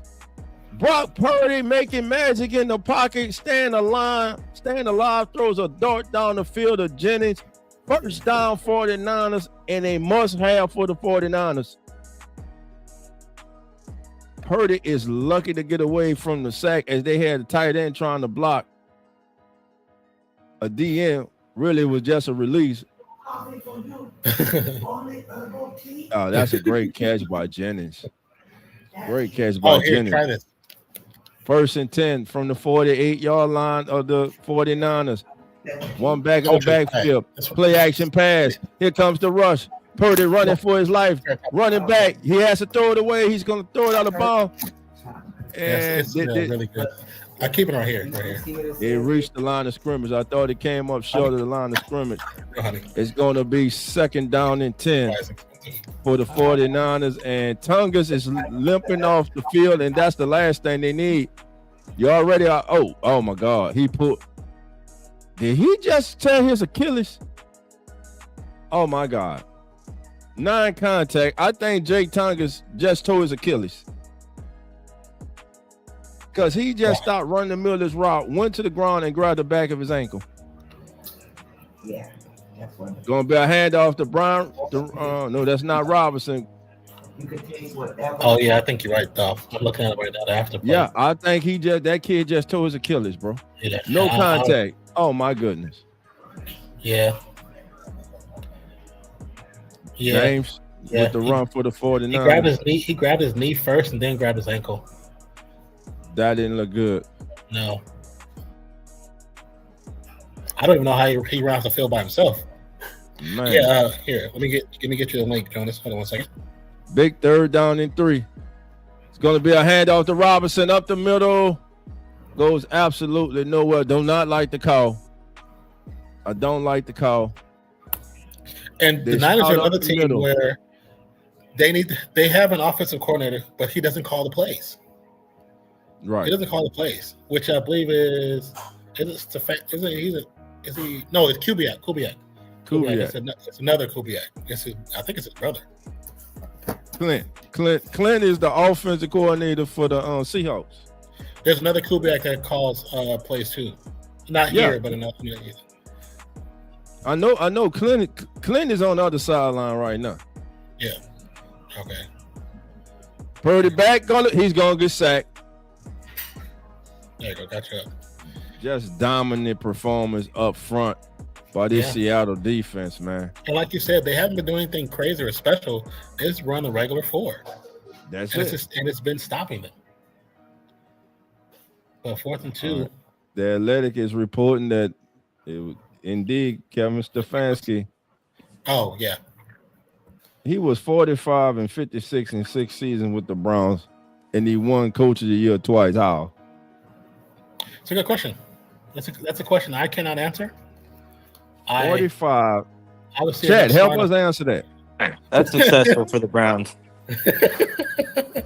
45 and 56. That's a winning season, man. With Cleveland, and he was 2-time NFL Coach of the Year. Also, too, I think the Packers are poorly extending Matt LaFleur. Yeah, I don't like that. Maybe 1 year, but it's supposed to be a multi-year extension. Yeah, I'm trying to see if they say they're extending LaFleur. Yeah, this says multi-year. So evidently they're fine with his game management in their last game of the season. They're fine with it. Hell, just totally mock it up, mess it up, and we gonna reward you with an extension. Man, please. They all friends up there in Green Bay. They don't get rid of That's crazy, man. But listen, he's a good coach. He's still on the contract, man. No, we gonna play this out. You ain't even get us to the NFC Championship game yet, bro. Yeah. We haven't been to the NFC Championship game. Just like and Jordan Love's another one. I'm tired of hearing about all the promise, all the hope. No, he got to come up big in the playoffs, man. Not only does he have to come up big, the Packers need to know how to utilize that damn wide receiver room. You got too many good receivers that can play. Yeah. They're not all great, but they're good. And you don't use them right. You just don't use them right. Yeah. Got it. They'll probably get rid of Dobbs and then. Well, Dobbs is a free agent. He's a free agent. I think Romeo Dobbs has a chance to if he gets into the right system with the right team, he has a chance to excel to Now, A Duff, really, you really just said good it. player. You just said a few minutes ago What I that say? the Chiefs don't count the Chiefs out. Mm-hmm. I'm telling you, they're going to make some splashes that people are not going to expect. And that could be one right there. I think that could be one right there. Because Right there. Not saying they don't need receivers, but they need better receivers than what they have right now. Not saying they have what they have the bums. They need Total depth wise. Yes. Better depth. I'm telling you, Gotcha. I would not be surprised if I see Pitts there. I would not be surprised if I see Dobbs there. And I would not be surprised if I see Breece Hall there. Well, we got Brisky out here like, oh yeah, Dobbs sucks. I don't think he sucks. Yeah, I don't think he sucks. He's like, oh yeah, he just doesn't like him because he's a either. diva. But I honestly think because they have too many receivers that they don't know how to utilize. There's too many times their receivers go without. And well, like I you said, saw them use Golden in the last game of the season, and what happened? Yeah, it took them 18 games to do it. Yeah, they'd used him early in the season a little bit, but then they stopped again. So Walker with a nice run, be short the first down by about 2.5 yards. Yeah, the Seahawks are about to put this away. Yeah. They're about to put this away. And I hope the Niners, after this game, look at themselves in the mirror, especially the coach, and say, you know what? I don't need to be calling plays anymore. I need to allow the offensive coordinator to do that. But here's the thing. I think Kubiak's gone to another team. Too many options out there. Clint Kubiak for Seattle? Nah, that's not Kubiak. But also too, Salah might be going too because he's interviewing. I think Salah has Flair can opportunity. stay, but he can't be calling plays. They need an offensive coordinator who's going to be calling plays. They definitely offensive coordinator, yeah. But they all friends up there in Green Bay, so they don't really get rid of any. Do you think that's the benefit of being a small town team? It's not a benefit. Well, I mean, not a benefit. It's the result is because it's a small town team. Honestly, it might. I mean, it's kind of hard to get rid of people. They don't really do it. They'd stick around they had a defensive coordinator around for a while, and then the special teams coach kind of needs to go, but he's still around. I know you like him, but I don't. I mean, I know he's good at his job. That's why. So I mean, it doesn't. Even if I like him, it's your team. You know what I'm saying? It's your team. I see you rocking the RFS hat. Appreciate you. Yeah, it's a little tough. Is it tight? How does it fit?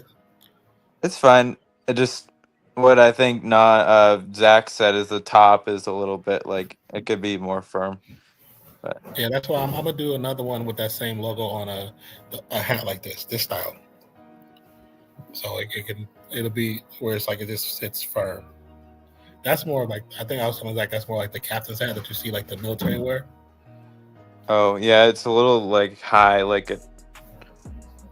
Mm-hmm. And they make them hats with the thing down the middle here, and then there's like a pocket there. But yeah, that's like this one. All right, this might be the opportunity for them to put the game away.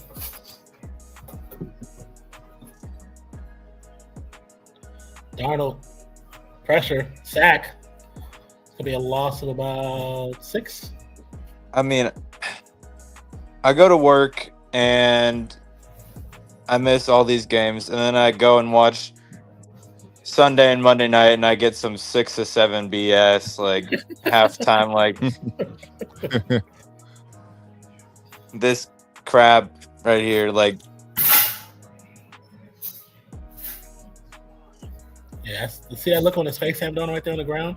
That's because of obliques is on fire. Them obliques on fire right now. Well, maybe they should just not. I think if they score right now, you can afford to sit them the rest of the game. Yeah. Unless you Matt LaFleur. It's going to run to the outside, pick up maybe like 2 or 3. And Jackson Smith-Njigba gonna be stopped on 3rd and 13, 2 yards short to be 4th and 2 for the Seahawks. Wow, you way ahead. Yeah, he got the antenna feed. He got the true feed. I got the true feed, baby. All right, I'm gonna slow down. I'm gonna let y'all. I'm gonna slow down. It's all good. So you just saw the 13-3 play. Okay. 3 and 13 play. Yeah, I just saw that play.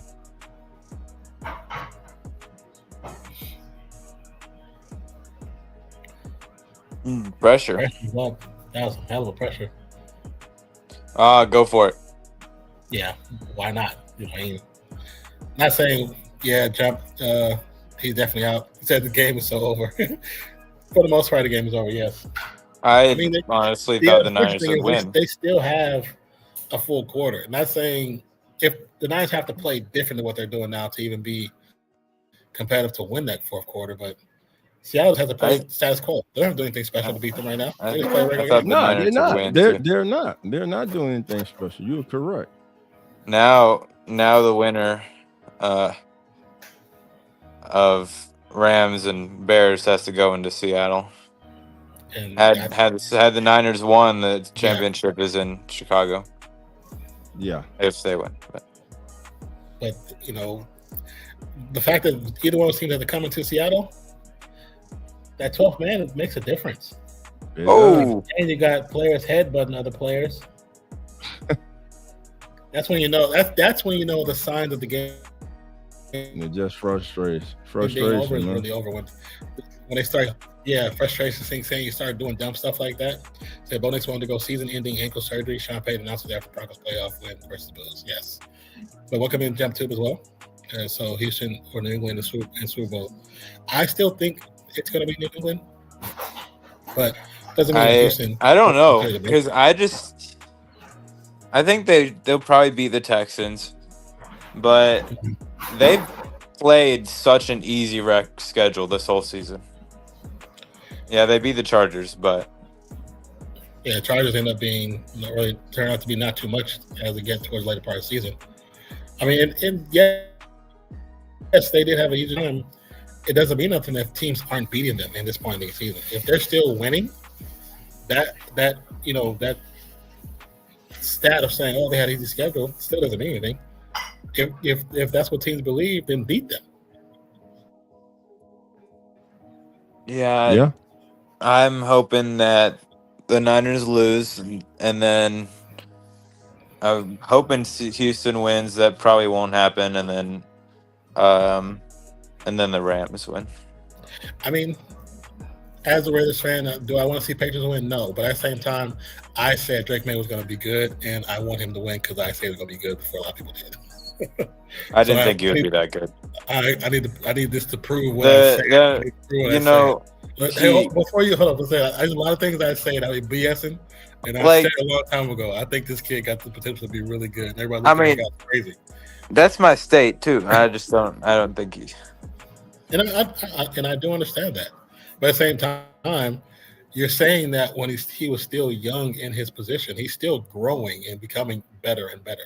Now, if he say they don't do anything, they lose this playoffs and don't do anything else, then you're absolutely right. I honestly, to be fair, I didn't really watch that much of him. I watched more than I would like to admit. So honestly, like, that kind of more comes from my friend saying that I don't know. He kind of. I think he said he was more like a system quarterback or pocket passer or whatever. But there's nothing necessarily wrong about that. Being a pocket passer, that's just traditional football. They're kind of phasing out now, but you can't do a lot anymore if you can't run. Well, if you have a line that can protect, you can. If you have a line that can protect longer than 4 seconds, you can.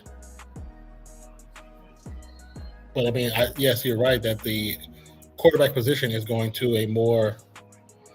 Says Christian McCaffrey possibly won't return either with shoulder injury, which we saw earlier. But if you still have a pocket protect type quarterback, even though like the game is starting to evolve at the quarterback position, it doesn't mean a pocket-based quarterback can't still be successful. Because most quarterbacks will give you, 10 to 15 yards in a game. There are some that will give you your 70 and 80, like your Lamar Jackson's and and Josh Allen's, but you don't necessarily need that for them because in those situations, what they take away from the other skill players, those players don't get the opportunity either. Brock Purdy just threw in the self. This game's over. I also just nowhere to go. Have somebody last semester he wouldn't shut up about his stupid Patriots, so I don't really want to see them play. and that's a valid reason not to like them. That's a valid reason. Angel Mo, hey, if you want to piece him down, there's nothing wrong with that. Do what you gotta do. Whatever makes you feel comfortable.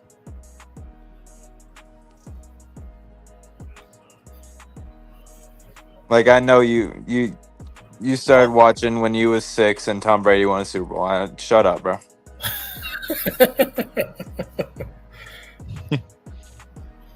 Man, it's getting personal up in here.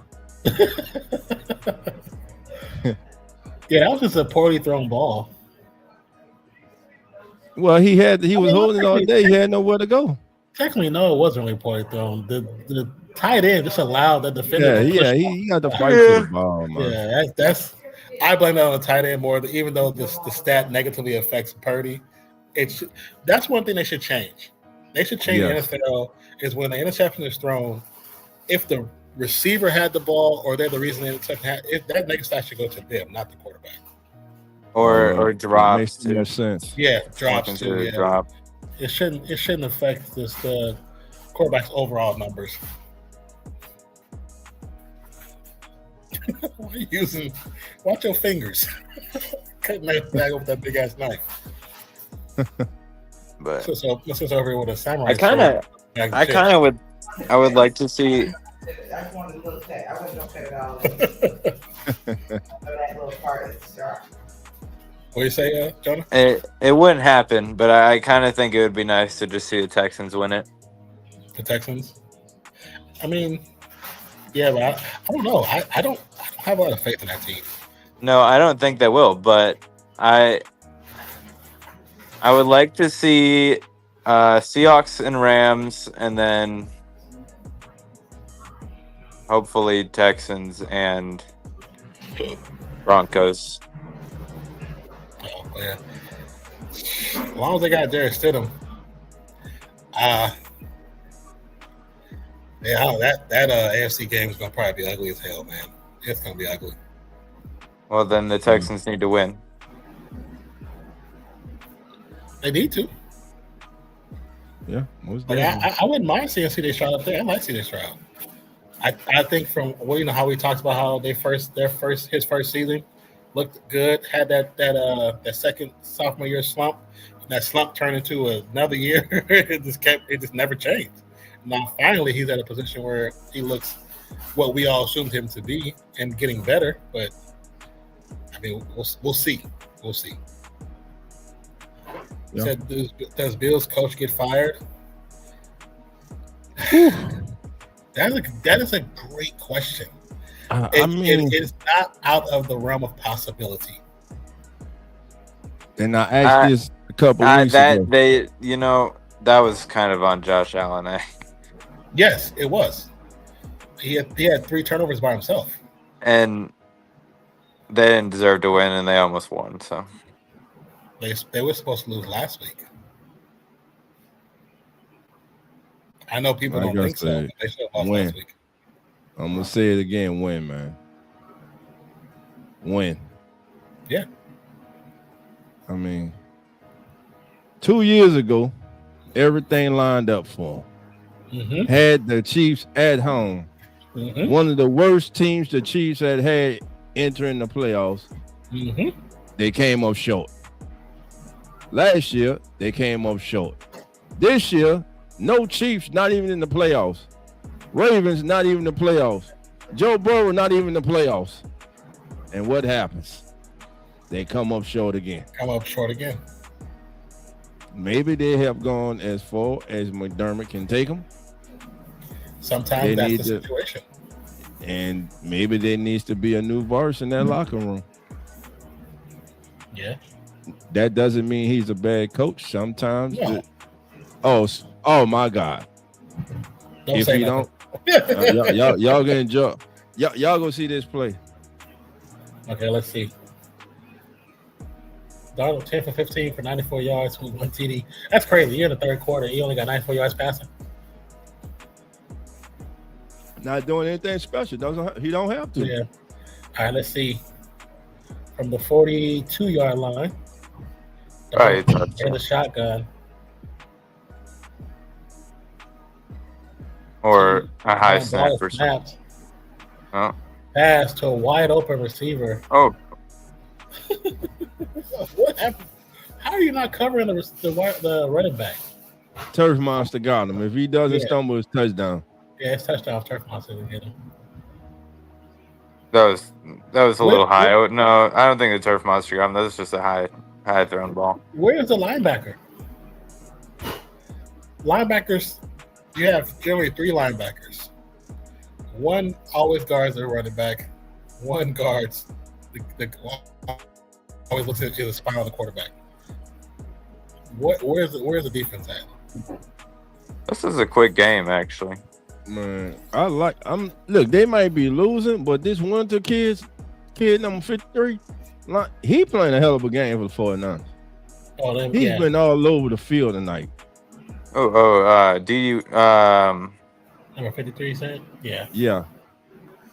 The first name is not coming to me. He has been all over the field. It's like D Winters or something like that. Let me see if it says on that. It should say when I refresh this.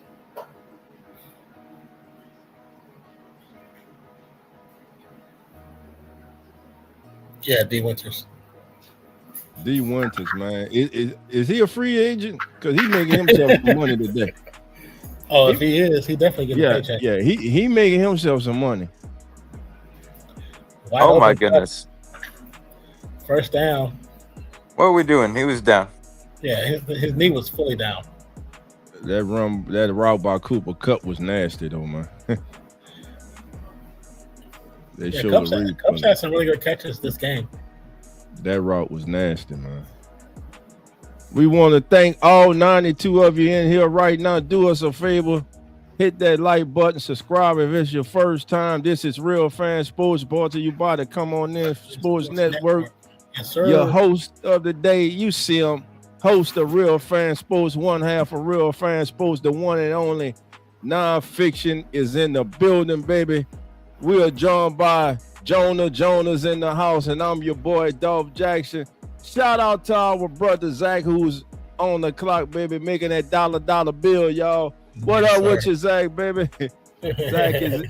Zach will be in the chat saying what's going on, everybody, man. Don't forget, tomorrow morning, 10:05 a.m. Central, 11:05 a.m. Eastern, as the NFL turns. The hottest pregame show on all the social media, baby. The fastest growing, baby. We get you ready for tomorrow's divisional round, and we recap today's action. Oh, Kenneth Walker. I tell you, I'm gonna have to find something to do unless the season ends. I don't know. That's all I've been doing all season. I need you to start making some shorts for us so we can post on the channel. I need to find me a girl or something.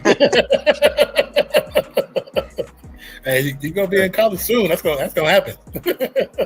They be all around here in college, brother. Exactly. 1st and 10. What school you looking at, man? What school you going? I'm going to UNC Charlotte. Touchdown. North Carolina, Charlotte. Okay. Yeah. 49ers. Yeah. Yeah, unfortunately. 49ers, and he roots for the 49ers. Yep. Hey, man, listen, at least you're here, bro. At least you made it to the divisional round.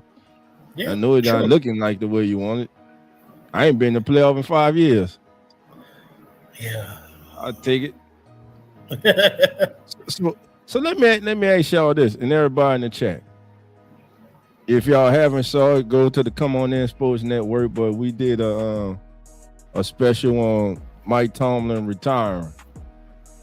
I asked the question then, and I said this during that stream, and I'm gonna ask this question to you guys. What was the major reason the Steelers could not win the playoff game the last 7 years? I mean, I think a big factor was instability at the quarterback position. Okay.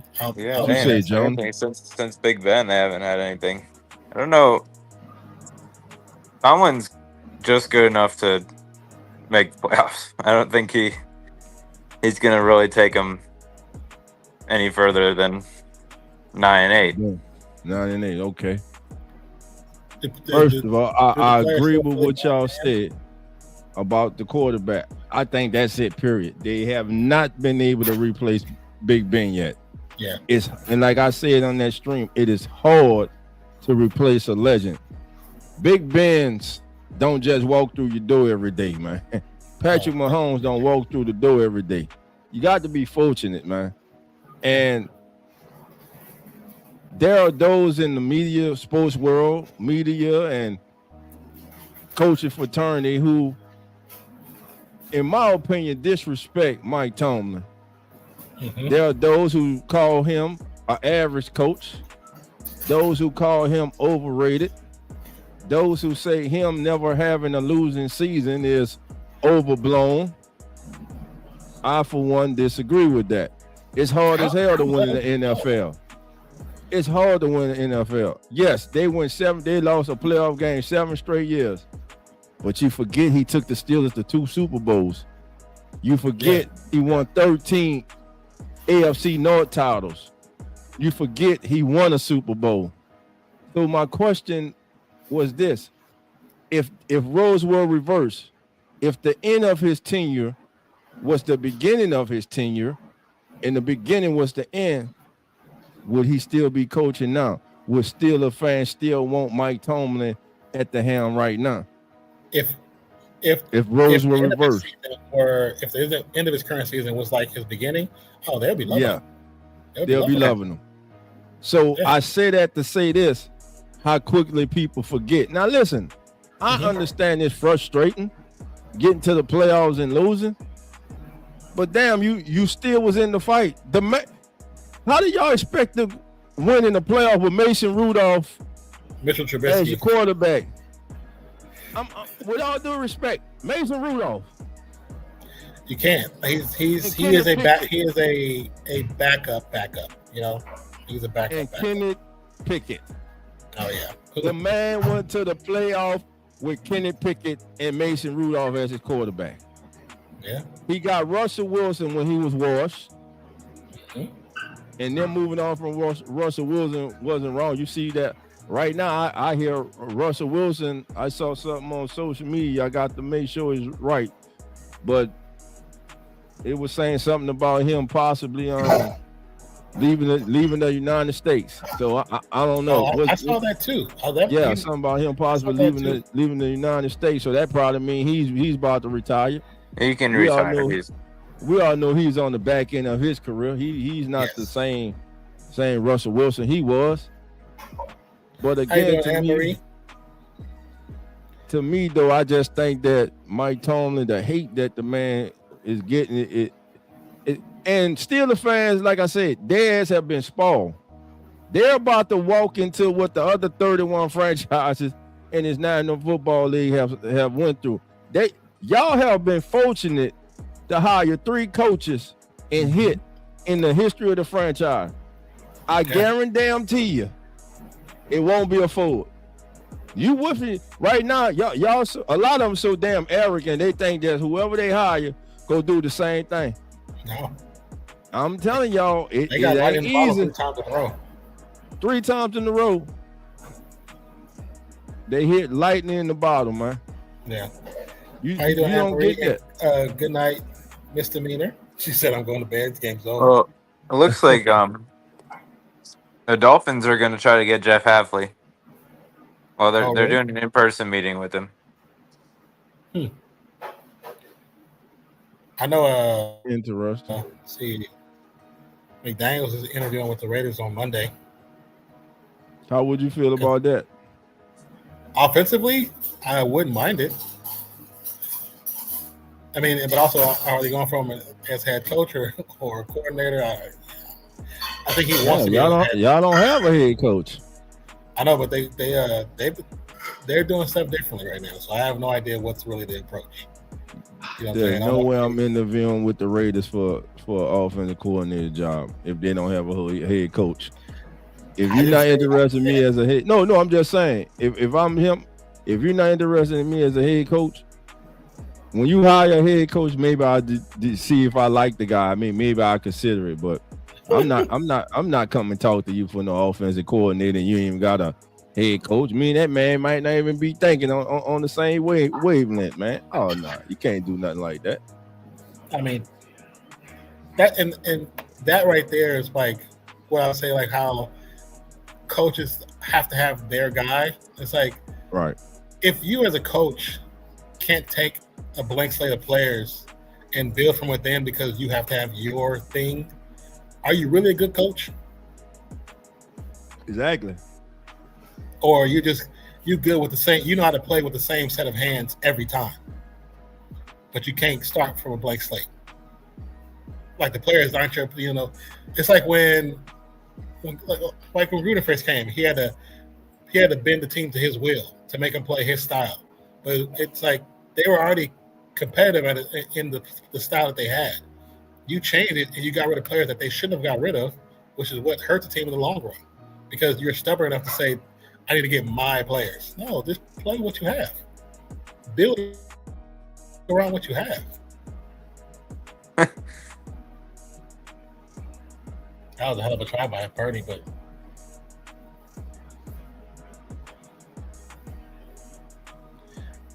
no Dougie in for Brock Purdy this game, I see. But I do agree with you what you said about Mike Tomlin and Pittsburgh fans, how they have been spoiled. Yeah, that's thinking it's going to happen again. Yeah, it's no shot in hell that happens again. You might find a coach that might be decent for a season or two, or you might start out real slow and it don't happen the way you want it to happen. You might find something later on, but to have 4 good quality coaches back to back like that, very rare. You think the Panthers will be better next season? Yes. The Panthers will. I do think they. Yes. I don't know. We'll see with the Bucks, but and I guess the Saints maybe will be getting it. I don't know. No, man, we won in the South next year, man. All that. I don't know. Man, we got the South, man. We're coming back next year. We done gave y'all little run these last little few years. Y'all done messed up. We got our coach. We got our young quarterback too.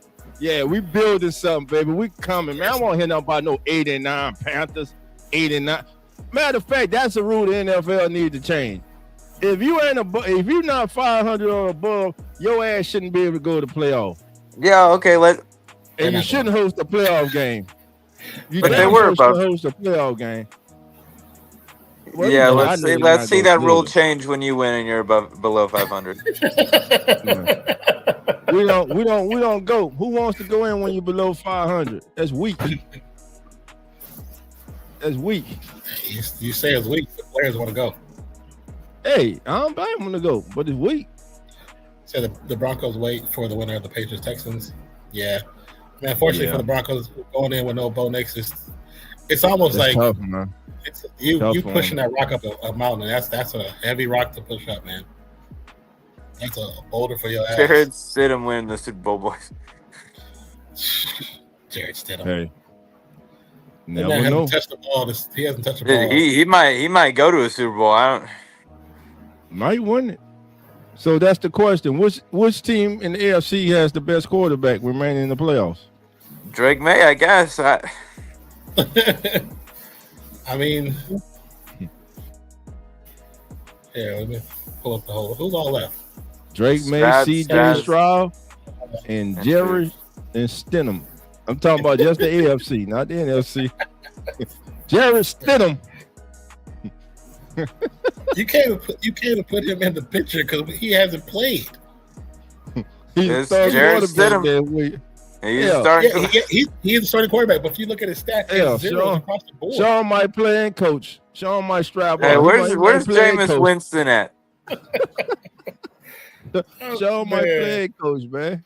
Oh, you know Sean was that replacement quarterback back in the days. Soon as he announced the surgery for Bo Nix, he left that room with the reporters and was cursing up a damn store. Because there's no way. Oh no, he said Sean was cursing confidence. as soon as he found out. It was no way he said that with You confidence. know his No way that personality. oh yeah. Sean with his personality on his sleeve, bro. Sean cut ups. I'm just hurt for that kid, man. Cause I said it last year. He surprised me. He played better than I thought he played, and I had to give that kid his props, man. He's the truth, man. Yeah. Now, what he does do, he plays some ugly ass football at times for 3 quarters. But if you leave him in the game and he has the opportunity to win the game, today marked what, the 15 come from behind win? Come regular season playoffs for him? So I was most surprised on the comeback win when they were playing the Giants. Yeah, they were not supposed to win that game. The Giants had that game wrapped up, and watching him do that, I was like, okay, I'm gonna sit back. I ain't got nothing to say. That was impressive. That was damn impressive. I watched that entire game, was shook at the end of that game. And Marie, law firm, I love you, but there ain't gonna be another Patriot dynasty. It's too much parity in the league right now. Right now, we don't know who gonna win this thing. We don't know who gonna be in the Super Bowl. I mean, I like it like that. Based on your question, the AFC thing, when you look at who's actually left, I have to go with May being the better quarterback. Okay. The best quarterback. So second-year quarterback is all on him, all on his shoulder now. I kind of like it because it's kind of new, like teams. The Patriots and Rams, but like there's no Chiefs, there's no more 49ers. Yeah. There's Rams. They're the most recent, I guess, but I mean they're the team with the most. I know, experience. and I know you're right. You never know, but I just think with all the parity in the NFL, which I love, I mean it feels good really to sit down and watch the. And matter of fact, let me just say this: these first 2 weeks of the playoff have been excellent. They're pretty good. Yeah. Well, I'm working. Except this game, the Monday night game, and that Houston game. Listen, that game was 7-6 in the fourth quarter. Yeah. That what people forget. It was 7-6 in the fourth quarter, that Houston and Pittsburgh game, and the Steelers just fell apart. Yeah. So, but the other what game was it before that one that was horrible? The night game, the Sunday night game. Y'all look at this. The Chargers. The real time says Jets Cardinals Super Bowl. Man, hey. When? Next year? On Madden. Yeah, on Madden. Yeah, they done made it on Madden. Hell, somebody was talking to me about the Jets not making the playoffs in 15 years and whining. Man, you can never whine to me about not making the playoff in 15 years. I don't really give a damn. I'll let me in 15 more when you catch us. Wait a minute. That's what I'm saying. He's still a fan. They are spoiled. We went 30 damn years before we made the playoffs. Had to win the season. The Steelers and they like Green Bay too. So they just like to be good enough to kind of make their fans happy, but they ain't gonna try to go any further. 8-yard line. Not on Madden or Tecmo Bowl. Hey, Tecmo Bowl, we already know who's the best team. They just like to and Marcus Allen, baby. Hey, and that slant you run with Jerry Rice on Tecmo Bowl, that was unstoppable. It's a wrap. Now I knew there was one play. There was one way you can stop it. You had to take the safety for the Bears, Durison. And as soon as you see that slant, you bring him down, he'll pick it up. But if you miss it, that slant was a touchdown every time. It's a house call every time. And then who you had? Bo was holding the tackle on Tecmo Bowl, and for the Browns, the running back for the Browns, Kevin Mack. The defenders are bouncing off both. Yeah, man. And Kevin Mack was running over people. Yeah. Hey man, I love Tecmo. Man, PS5 people out there, bring Tecmo Bowl back to. Bring Tecmo Bowl, man. Shit. Bring Tecmo Bowl to PS5, man. The mechanics the same. Yeah, man. Updated a little bit. Yeah, update a little bit, of course. You know, give it a little look, make it look a little fancy, but even make it. But I'm gonna tell you the best. Down just a little bit. Let's see if y'all agree with me in the chat. For those you know, the best NFL football game was made by ESPN. You said the best NFL football game? It was made by ESPN. You had everything in it. You had in-game highlights. You had the halftime show. You had the crib. You get when you get enough points, you're able to build up your crib. say, bro, it was man, that was the joint right there, man. I always felt the best football game was the NC2A. I think that was like the best football game. Well, yeah, I'm talking about NFL. No, yeah, I mean, yeah, I was gonna say football. Yeah, just but just football. Oh, 10-yard fight. 10-yard fight. 10-yard fight was good too, though. 10-yard fight was good. Oh, not D Winters, bro. Oh, not again. There's more D Winters. Well, I want to thank the 49ers for coming. Yeah, because they best defender just got taken off the field. Because and what y'all about to witness, I'm sorry, Jonah. 34-6. I'm sorry. I don't like the Niners. Annie Marie says it was the full NFL package. It was. Okay. That's Dreamcast, man. NFL ain't live up to it. You know, this makes me happy. I don't like the Niners. I was saying, unfortunately, going to UNC Charlotte, they're the 49ers. Oh, gotcha. He's a Green Bay. He's a Packer. He's a cheesehead. That's why he's called cheesehead. So, John, let me ask, were you upset about what they did at the end of the game? With the handshake? No. Well, we know the coaches that's real. They don't like each other. Yeah, I love that. That's just real right there. Yeah, I'll be right back, you guys. I'm talking about with the cheese shredder, them shredding up cheese on the set. Were you upset by that? Actually, I want to see what he says about that. I'm curious too. Were you upset by that? I mean, yeah, it is. Oh my God! It is what it is. It is what it is. It's a rivalry, man. If y'all would have beat them, y'all would have been doing. No. I don't. Man, I love it. No, I don't. love it because it's a rivalry game. No, I don't really care that much. Technically, it's still cheese. You're just making it in a different form. I get that you're shredding the yada whatever, but you. Yeah, because they're saying they shredded y'all ass. That's what they say. So, Jonah, since you're a Packer fan, I got you here. I got to ask you a question. When you were watching the clock management by LaFleur, what the hell were you thinking, man? What was going through your mind watching that? Oh, I was just pissed off that it was third down every time, and they were letting them do it. But you know, that's what happens every time. They don't know how to play third down. Mm-hmm. They can't do it. It'll be 3rd and 15. I'm like, oh, they're gonna get it. Sure enough, they got it. Just. So what would be 2 additions you would like to see the Packers make this offseason? Give me one on offense and give me one on defense. 2 areas you think that they can in free agency. We're not even gonna see the draft in free agency. Oh well, I mean, they need a DB, a real DB, and maybe this might be more draft wise, but offensive line. Free agency. Yeah, I guess probably just DB and offensive line. DB and offensive line. Okay. Draft wise, what would you like? You think y'all need to go in the draft? I could see maybe another running back.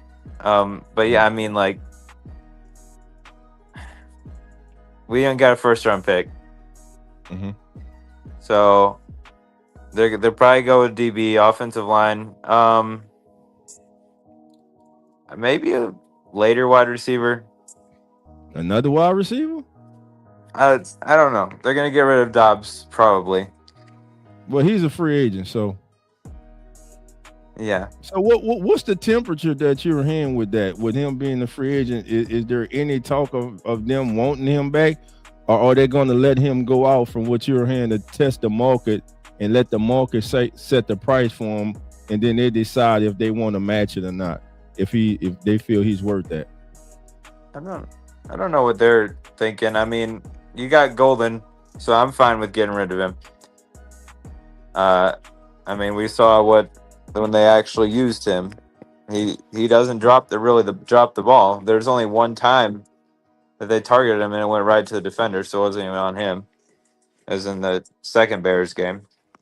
Mm-hmm. He's going to catch the football, and I mean they just don't use him. And in the past, they've kind of done that. I think kind of the same with Devontae Adams. They didn't really use him the first year. So Dobbs leaving, you think that means that should mean that they should be increased role for Golden next season? It should be, yeah. Okay. All right. Cool Reed said in the Dreamcast 2K the best. Okay. Dreamcast 2K. Dream getting a lot of votes for Dreamcast. I got you. And Maria, a lot of teams need to rebuild, starting with the Saints and they both rebuilding. I don't really like the LaFleur move, but those Giants, man. John Harbaugh going to the Giants. Giants gonna be a problem. NFC East got a lot more interesting today. I'm not worried about. I don't like the Falcons. Gonna be the Falcons. Hey man, don't always win the off season. Don't be hating on the Falcons now. What, man? I can't stand the Falcons, man. I'm a Saints fan. It's a rivalry. I don't like the Falcons. That ain't a real rivalry. You crazy? That's a rivalry, homie. What you mean that ain't a real rivalry? Y'all ain't got cheese. Y'all ain't got cheese graters in the freaking in the stadium, bro. Like, how you even cheese graters? It's a hell of a rivalry. It's a rivalry because listen, the Bears and Packers. Yeah, we know it's the oldest rivalry in the NFL. Cool, but that Saints, that Falcons rivalry, man, that rivalry is crazy. That atmosphere every game is like a college atmosphere. You got busloads of fans traveling from one city to the next for the game. You got fans from both teams who over the years have become like family, except on game day for 3 hours where they can't stand each other.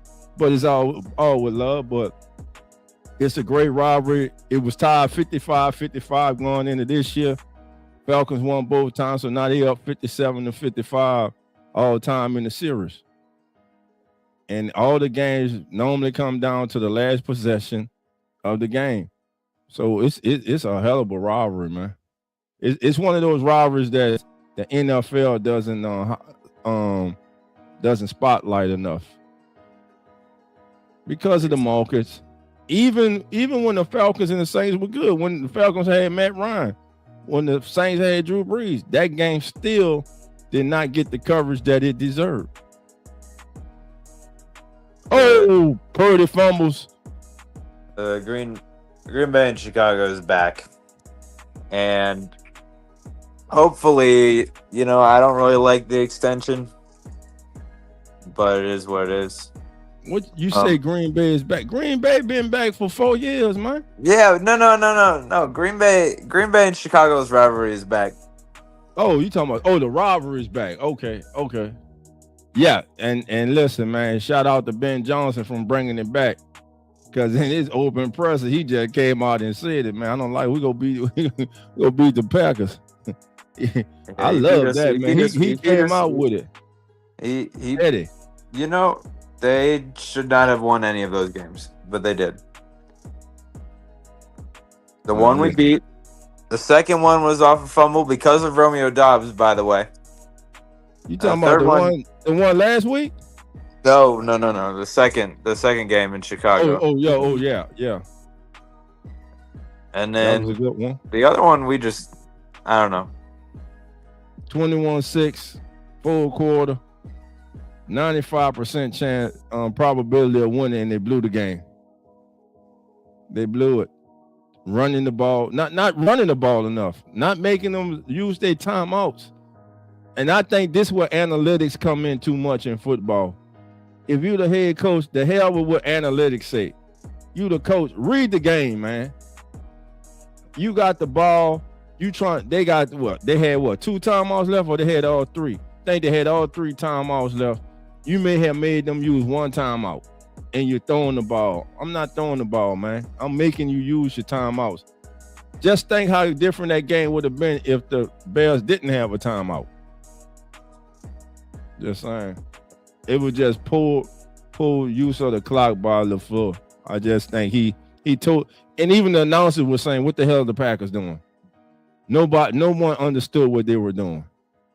It made no sense. And then you call a timeout, come back on the field and get a delay of game. And in the process, try to call another timeout back to back. Don't work like that, my friend. The Eagles fan can be, yeah, and look, the Eagles fans, look, they gonna be the, listen, we talking about Philly, man. You know, passionate fans.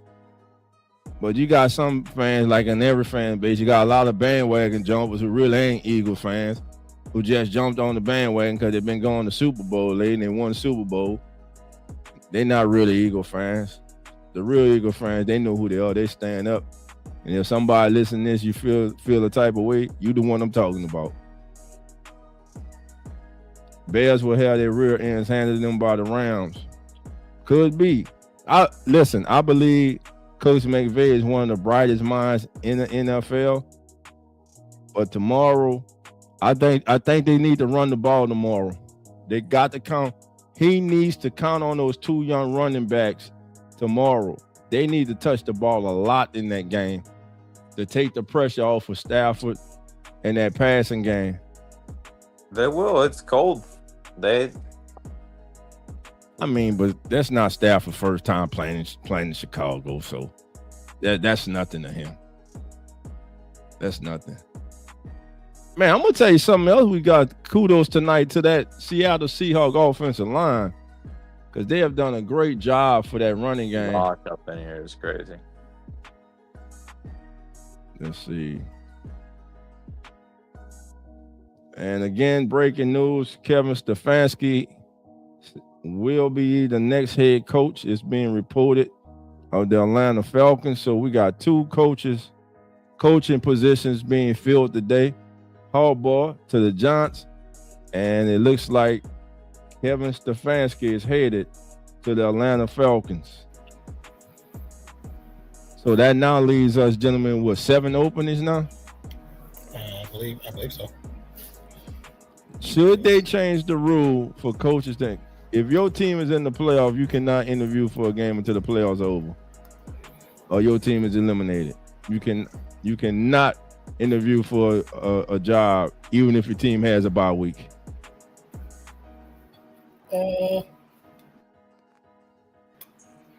There's been a big debate. So you think it's fine for your offensive coordinator to fly to who need a coach? Who need to fly to Vegas from fly to Vegas from New York to go interview for a head coaching job while y'all preparing for a divisional round playoff game when he supposed to be getting y'all ready for? What's his job? His position is a job. It's just because the sport doesn't change the fact that it's just a job. So yes, I think because if I'm working like you drive. Right. If you want to try another job and say it's close to Oklahoma and you take a day off to go do it, why should you be stopped from doing that? Okay. Yeah, I mean, if it's one of my coaches and they leave, it sucks. But at the same time, they should be allowed to do that. John too, you funny. Pete Carroll to Miami. Pete Carroll day is over, man. Yeah, I don't think nobody else is getting. I think the chance the Raiders game was the last chance he had. Yeah, I called it in mid-season, bro. I just saw they weren't responding to Pete. I called it before he started, before he walked in the building. You did. You were like, man, I don't like it. It's like I understood like what they were trying to reach for, but the way it ended in Seattle was the sign that it was no more. Right. He didn't want to quit in Seattle. They had to force him to another position. Like if that's the case, it's done, buddy. You had a great tenure. Jump to. I'm with you. The Bears have 2 good running backs. The Rams got 2 good running backs. Especially when the weather is bad for Chicago. We're gonna hate watch tomorrow night. He's a hate watch. I know you, especially. Man, but how good does it feel, man, to have the Bears good again, though? I actually am happy that they're good again. You know, I'm glad to see certain teams that haven't been relevant in a long time are starting to become relevant again. It's cool. I like it. I think also too because we grew up in an era where the Bears, they weren't the best team, but they always were relevant. You know what I'm saying? Yeah, Giants were relevant. Yeah. You know, those teams are relevant. It just feels good to see them being relevant again. I don't know. A lot of people, a lot of y'all seem to think that it's a given the Patriots go beat the Texans tomorrow. I don't. I'm telling y'all now. That defense is the truth. And everybody talk about Stingley. I do agree that they're good. They don't talk about on the other side. Lassiter. That entire second, they got 2 lockdown corners. And I'm telling you now, that front, those 2 rushers and that run defense, that defense is the truth. It all comes down to their quarterback play. I agree with you. I don't think it's a foregone conclusion that the Patriots are going to win automatically. No, I don't think that. Defense gonna have to keep him in. No Nico Collins, as he did not clear concussion protocol. But here's where those 2 young receivers come in. Dalton Schultz, you got to run the ball more. Ooh, Mac. Oh. Wait, what happened? Wait. Mac Jones. Mac Jones. Who? Mac Jones. Who? Mac Jones. In the mop-up duty. I kind of hope that. Is it actual mop-up or did something happen to Purdy? They took him out. They just took him out. Okay. Yeah, it's 41-6, bro. They just took him out. I kind of hope that. That's a good question right there. Does he go to another team? I think he's home. I think he's gonna stay with this team here. It might be the best move for him. Yeah, stay the backup Purdy. Yeah. And in that system with that coach. Because that system works well for him. Exactly. Yeah. So if he don't go there, where else does he go? They depend on CJ Stroud will have to use his legs tomorrow night. Mm-hmm. He gonna have to make some plays with his legs. Dalton Schultz gonna have to have a big game. They're gonna have to run the ball. Yeah. And they got to get those two of those young receivers got to step up big for them. But that defense is good enough to keep them in the game. And then on the other end now, Christian Gonzalez looks like he's going to be cleared to play. And now you already know that's one of my favorite players in the league. Yeah. With Christian Gonzalez. If I'm starting the team and I need a young cornerback, give me Christian Gonzalez. Y'all can have whoever y'all want. And I'm walking them up man-to-man press coverage against any receiver in the NFL. And I mean any receiver. That's how damn good he is. That kid can play. I just hope that handshake stuff, whatever. I hope LaFleur's like, all right, they gotta light a fire out under him. He's gotta. I mean, yeah. Some think that's okay. Some people don't. I didn't really see. It's probably that's cool, but that's just both. It's both of them, man. Nah, that's kind of disrespectful though. Like, ain't no disrespect. He don't like Ben Johnson either. They both are like, man, whatever. He never said nothing to him though. He never said anything about Ben Johnson. Man, stop making excuses, man. Pull up one. Stop making excuses. He ain't out there, and he ain't out there in the locker room saying, "Hey, fuck the Bears." He ain't out there in the locker room. Hey, y'all been trashing on the Bears for years, and talking to y'all fan base been saying F the Bears and all that.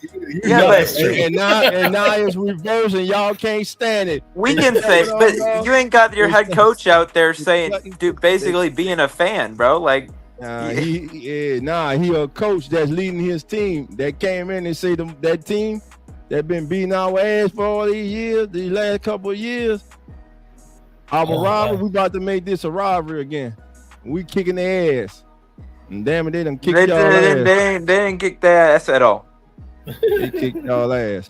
Y'all was up 21-6. They kicked our ass. They kicked our ass in 12 minutes.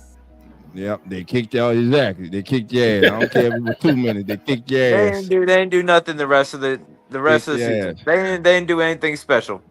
All joking aside, John, how do you feel truly about Jordan Love as the quarterback for the Packers? Does he have to at least get you guys to the Super Bowl, being that he's the quarterback following in the shoes of, I think, two of the greatest ever to do it? They gave him an extension too early for way too long and too much money. Okay. So, and now they're showing this crap right here. Marshawn Lynch. Certain. I understand. Christian Gonzalez, bro. You can put anybody you want up there. Certain the beast. I know. Christian Gonzalez. I think he needs to at least get to a Super Bowl. At least get there. He needs to get to one. He needs to get to one. At least get to one. And I mean, if he wins one, cool. But he at least needs to get there. That's it. But also, like I've been saying, they need to corral that wide receiver room. You got too many receivers for y'all not know how to play the game. Well, we better be down a defensive coordinator. So, but to me, guys, it's in the big moments in the playoffs, man. He's just he can be going toe to toe with the other quarterback, but in those big moments when you need him to be special, to be that special player, he don't come up. He don't step up. I saw something. He's the Tom Brady of Bryce Young's. He's the Tom Brady of Bryce Young. It's crazy. He can go out there and he can ball out sometimes, but other times he's gonna look. He's way more consistent. I can't do it. He's way more consistent than Bryce Young has been. I don't understand. Bryce Young can pass for 400 yards, then come back and pass for 16. I don't understand that. I don't understand it, bro. It's like, what the hell? Yeah, and it's the blowout, 41-6. This thing over. Yeah, it's a rout. I am still at awe that the Niners only have 6 points. 6 points. No Kittles. McCaffrey went out. Even when he was in there. Wasn't it 7-20? It was 24-6 at halftime. Yeah. And they got the opening kickoff, unable to do anything with it. Okay, it's a successful season. We don't have all them trash teams in the playoffs. It was a good season. It's a good feel. It's a good feel. And man, listen, I know I'm making fun of I ain't making fun, but when I was talking about 89, they put up a hell of a fight last week, man. Oh yeah, they put up a hell of a fight. They damn near won that game last week. That was another one. I was trying to watch it while I was at work, and it happens every time. And then I get home, and the next game, it's 6-7 in the fourth quarter.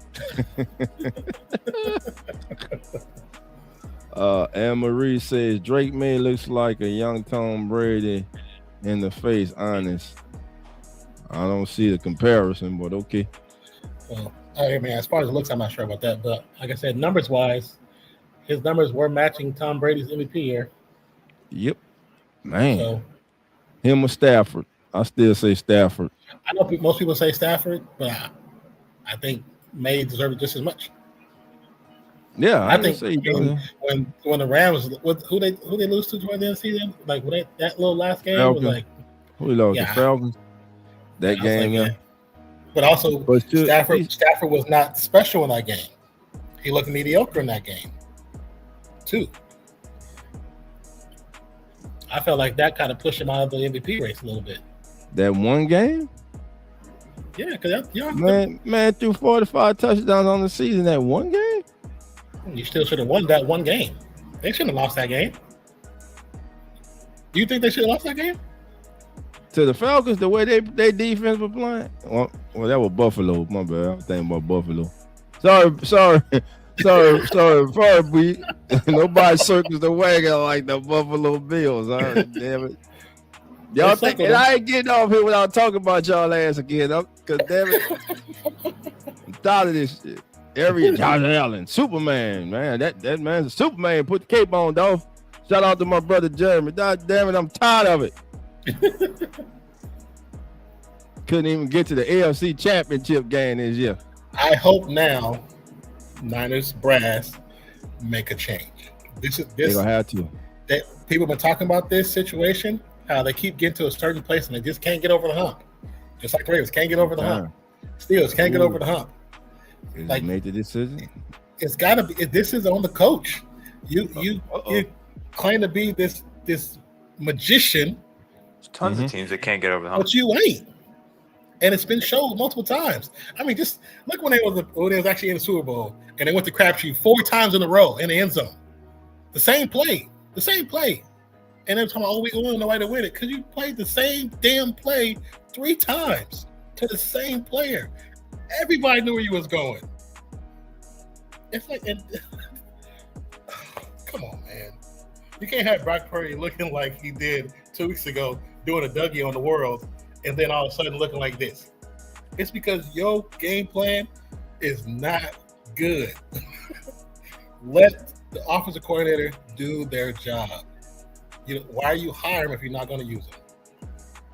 You might also just get a I'm reading what John Steve said. I don't know about all that crying you never saw Elwood cry. You know, those Super Bowls. He crying because it means something to him. And I saw him pressing in this game too. Now, I thought at a certain point in that game, you can see Josh Allen was pressing. Oh, I thought at a certain point in that game, you can see he was pressing like, man, we got to get this done. I got to get this win. To me, I feel he felt like, if not this year, win. Yeah. Yeah, win. And that could also be listening to all the voices on Twitter. Yeah. Saying, hey, Josh Allen, that his cape. But today that cape was tough, buddy. It was not. And listen, and it goes on the GM and the head coach with their defense. That defense, they gotta get better on defense. Been good in a long time. That defense has been. Listen, he carried them that far. I'm not saying Josh Allen is not one of the best players in the National Football quarterback. That's not what I'm saying. What I'm saying is this: he continues to come up short in the biggest moments, the biggest games, and that's in the playoffs. Well, just like we get on Lamar Jackson, we got to do the same thing to Josh Allen. But that's what I said. Him going up there crying, that shows me I got a quarterback who cares. Who cares? Yes, yeah. That means a lot. That's what I said. There's one thing I feel like Lamar, Hurts, and Allen have in common. They all try to take the game over, and when they mess up, nobody really puts a finger on them. You're right. Because they all do the same thing. Oh yeah, Hurts can do the little tush push. Yeah, but also then you got these running backs and players that don't get the ball who should be scoring. It shouldn't be you every damn time. Right. Josh Allen, it shouldn't be you running the ball all the time. You got Cook. You have quality players that you're just not using. Lamar Jackson, how many times are you going to run the ball when you got Derrick Henry back there? How are you going to let Derrick Henry get less than 13 carries? He should be averaging 20 carries a game. You see the statistics. He gets over 20 carries. He averages 120 yards. What are we doing? Mm-hmm. Statistics ain't just numbers that are just random numbers. They tell you what the future can be in that for certain players. You give him the ball this amount of times, he will score. It don't make no sense. Don't make no sense. Listen, but again, as far as him crying, man, that shows a player. Yeah, I don't mean nothing like that. And I didn't know what did he cry in the other games that they lost in the playoffs? Did he cry in that AFC Championship against the Chiefs? He didn't cry. We did. No, I don't think. He didn't come in the podium and cry. He cried at the podium tonight. Tonight, to me, because he realized tonight this might have been my best opportunity to get to the Super Bowl, and we let it slip away. all the major figures that normally stand in his way are not there. And 9, I'm telling you, when it was 24-23, they got that turnover, and they were only able to get a field goal. I said it. I said they needed a touchdown. They desperately needed a touchdown right there. Well, because if they would got the touchdown, they go for 2, make it a 2-score drive, and in that situation, it's most likely the Denver doesn't score twice in a row. Right. So they needed 6. They didn't need 3. I agree with you 100%. Anne says, excellent conversation. Have a good night. Have a good night, Annie. Thank you, Ann. Appreciate you. Same to you. You have the same thing as well. We see you tomorrow. Yeah, we'll be back here for we'll be doing the latter game. Unless I don't know if Dolphins are doing an early game. You doing an early game? I'm thinking about it. Depends on how I feel when I wake up. I gotta get up early and set up the pregame show. So yeah. Why don't you set up tonight? So you gotta do that. I got to record that Hardball special I'm doing tonight. So I need to. I'm gonna have to do that when we end the stream. Make me some coffee. Get that caffeine in me, so I can stay up. Jump to 30-point shoot, win the game. Now if the other team score 33. Yeah, now the other team score 33. My YouTube stuff. I ain't hear you. You did what? I said I should be able to send you a little bit something for what you posted about this morning in the group chat. Yeah. I got you. Yeah, I got you. Detail I get something from the YouTube stuff. I got you. Yeah, 30. I'm telling you though, Joe, too, for real, man. Think about it. They scored 30. Yeah, but they gave up 33. So, but again, he missed some throws in that game. Just go back and look at it. Josh Allen, that he missed Cooks for a touchdown. He is Cook, and even on that one where the defender took that ball away from Cooks, if he leaves Cooks, that's a touchdown. Yeah. That Cooks had to slow down for that ball. That was on Josh Allen. But here's the other question: is why is only Cooks being thrown the deep ball? Because he exactly. It wasn't Coleman. I didn't see nobody else getting that deep ball like that. It was Shakir. It was Brandon Cooks. Why do we have these receivers who are these small, fast receivers, and we're not using them? Well, Brandon Cooks is a small, fast receiver. He was using them. Yeah, but they know where you're going when it Cooks out there. Cooks is the one getting the ball beside Josh Allen. Yeah. So why are you not using the other hands out there, other skill players? I don't get that part. I don't get that. And then they got away from the running game where they were over 100 yards in the first half running the ball. Yeah. You got to stick to the running game. Yeah. Seahawks waiting on the Rams and Bears, baby. Who's coming to Seattle? All right, now think about this. We are 1 week away from Sam Darnold being a Super Bowl quarterback. Which is crazy. How as much as we years ago, who thought we would be sitting here right now talking about Sam Darnold? But that goes to show you when a kid gets in the right situation with the right coaches, and he matures. But also he matures. Instilled into him. Yes, that's important. Confidence being instilled. You got a new coach, McDonald, seeing what the potential of Sam Darnold was, especially coming out of college. Everybody knew he was supposed to be a good player. Everybody assumed he was going to be a good player. But he went to the Jets, and that's the problem. That's the problem. You know, when you go to teams that are perpetually in the bottom 10, bottom 5, it's a possibility that a good player going there is not going to do well because that team has already been in that position. So like I said, I still feel there's certain teams that the ownership don't care about the team, and I think Jets is one of those teams. I don't think they care. The Jets. When last time Jets been actually relevant? Like actually relevant? When they got to the AFC Championship game with Sanchez. And how many times did that happen? We talking about 15 years ago. And before that, when was it? Let me see. Joe Namath? They did with Chad Pennington. Another QB that I'm just saying, like, okay, Chad, I'll give you that one. That's a cute one. Like, that's a one-off. But yeah, Chad really Pennington. Before then, then Testaverde came, you know. Testaverde, we knew that man wasn't gonna do nothing. His best years was in college, maybe high school. Hey man, Vinny was a beast with the Canes, baby. Vinny was nice with Cleveland. I mean, yeah. He was good with the Browns. This person, Red Feather Workshop. Shanahan, he said had no answer for cover 2 shell. They have seen teams run it all season and had no solution to force anything but a check down. Well, isn't that the one thing I seen somebody on like one of these pre-games last season say something about there's a certain coverage he can't outthink it. Is it the same coverage?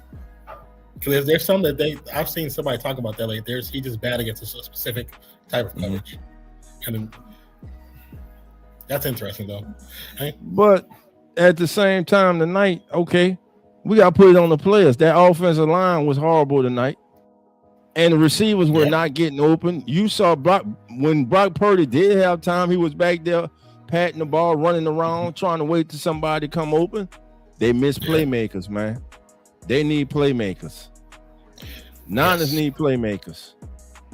They got to get playmakers on the outside, and they need a young tight end because Killer's coming off the Achilles next season. It looks like his Tunga looks like that kid until he's Achilles too. I'm interested to see what they say about that. Let me go to see if they have anything on the injury report.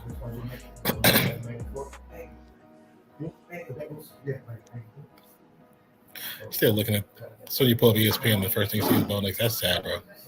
Yeah, man, I'm sorry to hear that about that for that kid, man. Yeah. Man, that's tough. You're feeling good, and then you gotta go in the locker room and get that bad news. I mean, I bet you that totally deflated the team, man. Like took all of they seal. Like what? Bow down? Yeah, because he was only on really moving the ball. Right. And now you got to listen. I'm sure they go see all the political right things this week. Hey, we believe in Jared and everything. But man, come on, man. Among themselves, they're like, man. Defensively, they say, man, we got to win this game next week. Yes. We got to win the game. We need defensive scores next week. It's like we say about basketball. The coach ain't on the court. No, he not on the court. It's the players out there. It's so few. I mean, we be talking about these coaches. You could be the brightest play call in the world. Have the right plays called. If they don't go out there and execute, it means absolutely nothing. Yeah. Well, that other time I did. This time absolutely nothing. So Harbaugh's deal was 5 years. No, it's fine. It's the same deal. Huh? Harbaugh's deal is 5 years. It's a 5-year deal. Yeah, 5-year deal, $100 million. And I don't want that. I want Yeah. So spread the butter. good deal, man. Yeah. Hope it works out for them. Like I said, I actually like Jacksonville. I like watching him play. So we might see what he looks like in the postseason. Yeah. Interested to see what he does with that young talent he has there, man. I mean, and again, I think they got 2 good running backs. You get Bo Scatterbo back. You got Tyrone Tracy Jr. I think that's a good 1-2 punch. Tracy, look, Tracy averaged 4.3 yards a carry over the last 2 seasons with nearly 1,600 yards from scrimmage. So that's damn good. That's good, man. So they have pieces. I'm saying the Giants have pieces, man. Yes. They have their problem is in the trenches. Everybody we always like to look at the toys, like Coach called them the toys. the wide receivers, the tight ends, the quarterback, the running backs. It all, no matter what level of football, it's always go come down to the trenches. Oh, always, especially it's football. That's one of the most important facets in the game. Winning that battle. Let me see. I of course don't see nothing just yet because the game just ended, but I do believe, like you said, that was a Achilles tear for Tungus. Yeah, I'm looking now to see if I see anything. Hang on it. Balled it. Because when you watch the replay, he's not touched anything. Mm-hmm. He just stops and goes straight down. Right now, it just says non-contact foot injury. Scholar says Patriots all the way. All right. What up, Skyler? I mean, hey, good luck to everybody left in it. It's not going to be easy. Good luck. I'm excited, man. Who's going to advance, man? Let's see. We need to do us might do us a Super Bowl pool. Super Bowl pool. Yeah, you want some numbers? Yeah, we got Super Bowl pool. The get in gonna be $50 to get in. $50 to get in, baby. $50 a square. Who want to join our Super Bowl pool? We might do us a Super Bowl pool. I'm serious, man. I need to talk to him. We need to talk to Zach about it, man. Maybe we can color. We probably set something up. Y'all going? Yeah, we will be live. I'm going for the natty, man. Oh yeah, I know Carlos gonna be live. And you going live? You and Zach going live? Yeah, I think we'll go live as well. Yeah. So I know because Monday I'll be out of town, but by the time I shut it down, it should be close to kickoff time. Mm-hmm. Once I get settled, I'll jump on with y'all, man. Yeah. Most definitely go be live for that, man. Can't miss that. It's the final game of the year. And ain't nothing going on. It's Monday, so ain't nothing else going to be on, really. Indiana's going to whoop them. That's what that's what everybody's assuming. But still, like I said, this is the brightest lights. They got to show up. Is it 5-star versus 1, 2, and 3 stars? Yeah. That's why I'm loving this story, man, with Indiana. Yeah. And I think if Cincinnati stays at Indiana, I think this success is going to continue, and I think he has a chance to do what the great one in Alabama did, man. Nick Saban did in Alabama. Yeah. I think he has the opportunity to build that type of resume and program with Indiana. Yeah. Because since he's gotten there, they have gotten better and better, and now look at them. Now, who the hell expected them to do what they did last week? Nobody. They beat the hell out of Alabama. They beat them like they stole something. They beat the brakes off Alabama. And let me just say this. Okay. A lot of y'all ain't gonna like this to my SEC brethren. The SEC is no longer the most dominant conference in college football. Thank you, UIN. The SEC is no longer the most dominant conference in college football due to the NIL. I'm going to say, because I come from a small school, this is the greatest thing ever. Because small schools hated hearing about the SEC. Mm-hmm. It's like y'all have had the pick of the litter for so many years, and it's like, oh, we're like the better conference. Of course you are. You've had the pick of the litter. When you've been that good ahead of everybody else, and everybody else is trying to catch up. Now it's time for them, not necessarily catch up, but just makes the playing field a little bit even, a little more even. Yeah, it's just them in the Big Ten, though.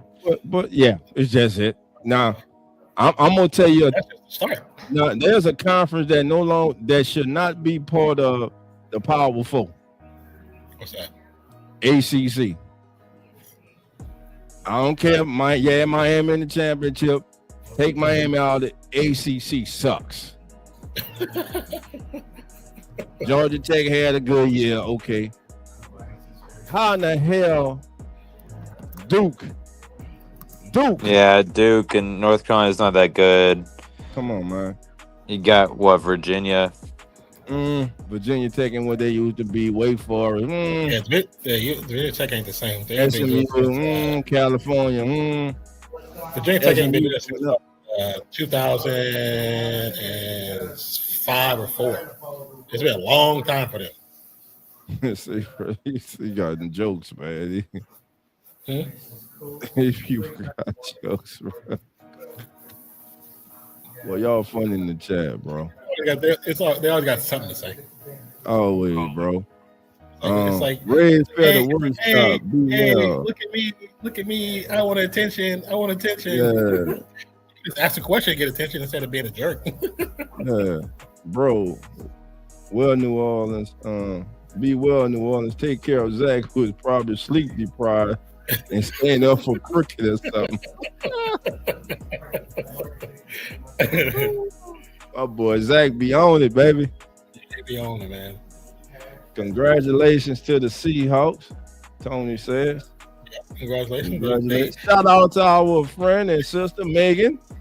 Megan's going crazy. Represent the 12 on YouTube. She reps the 12 proudly, baby. Yes, she does. That ain't no fake fan. That ain't no bandwagon jumper there. That's really true right there. Yeah, that's real. Through and through, baby.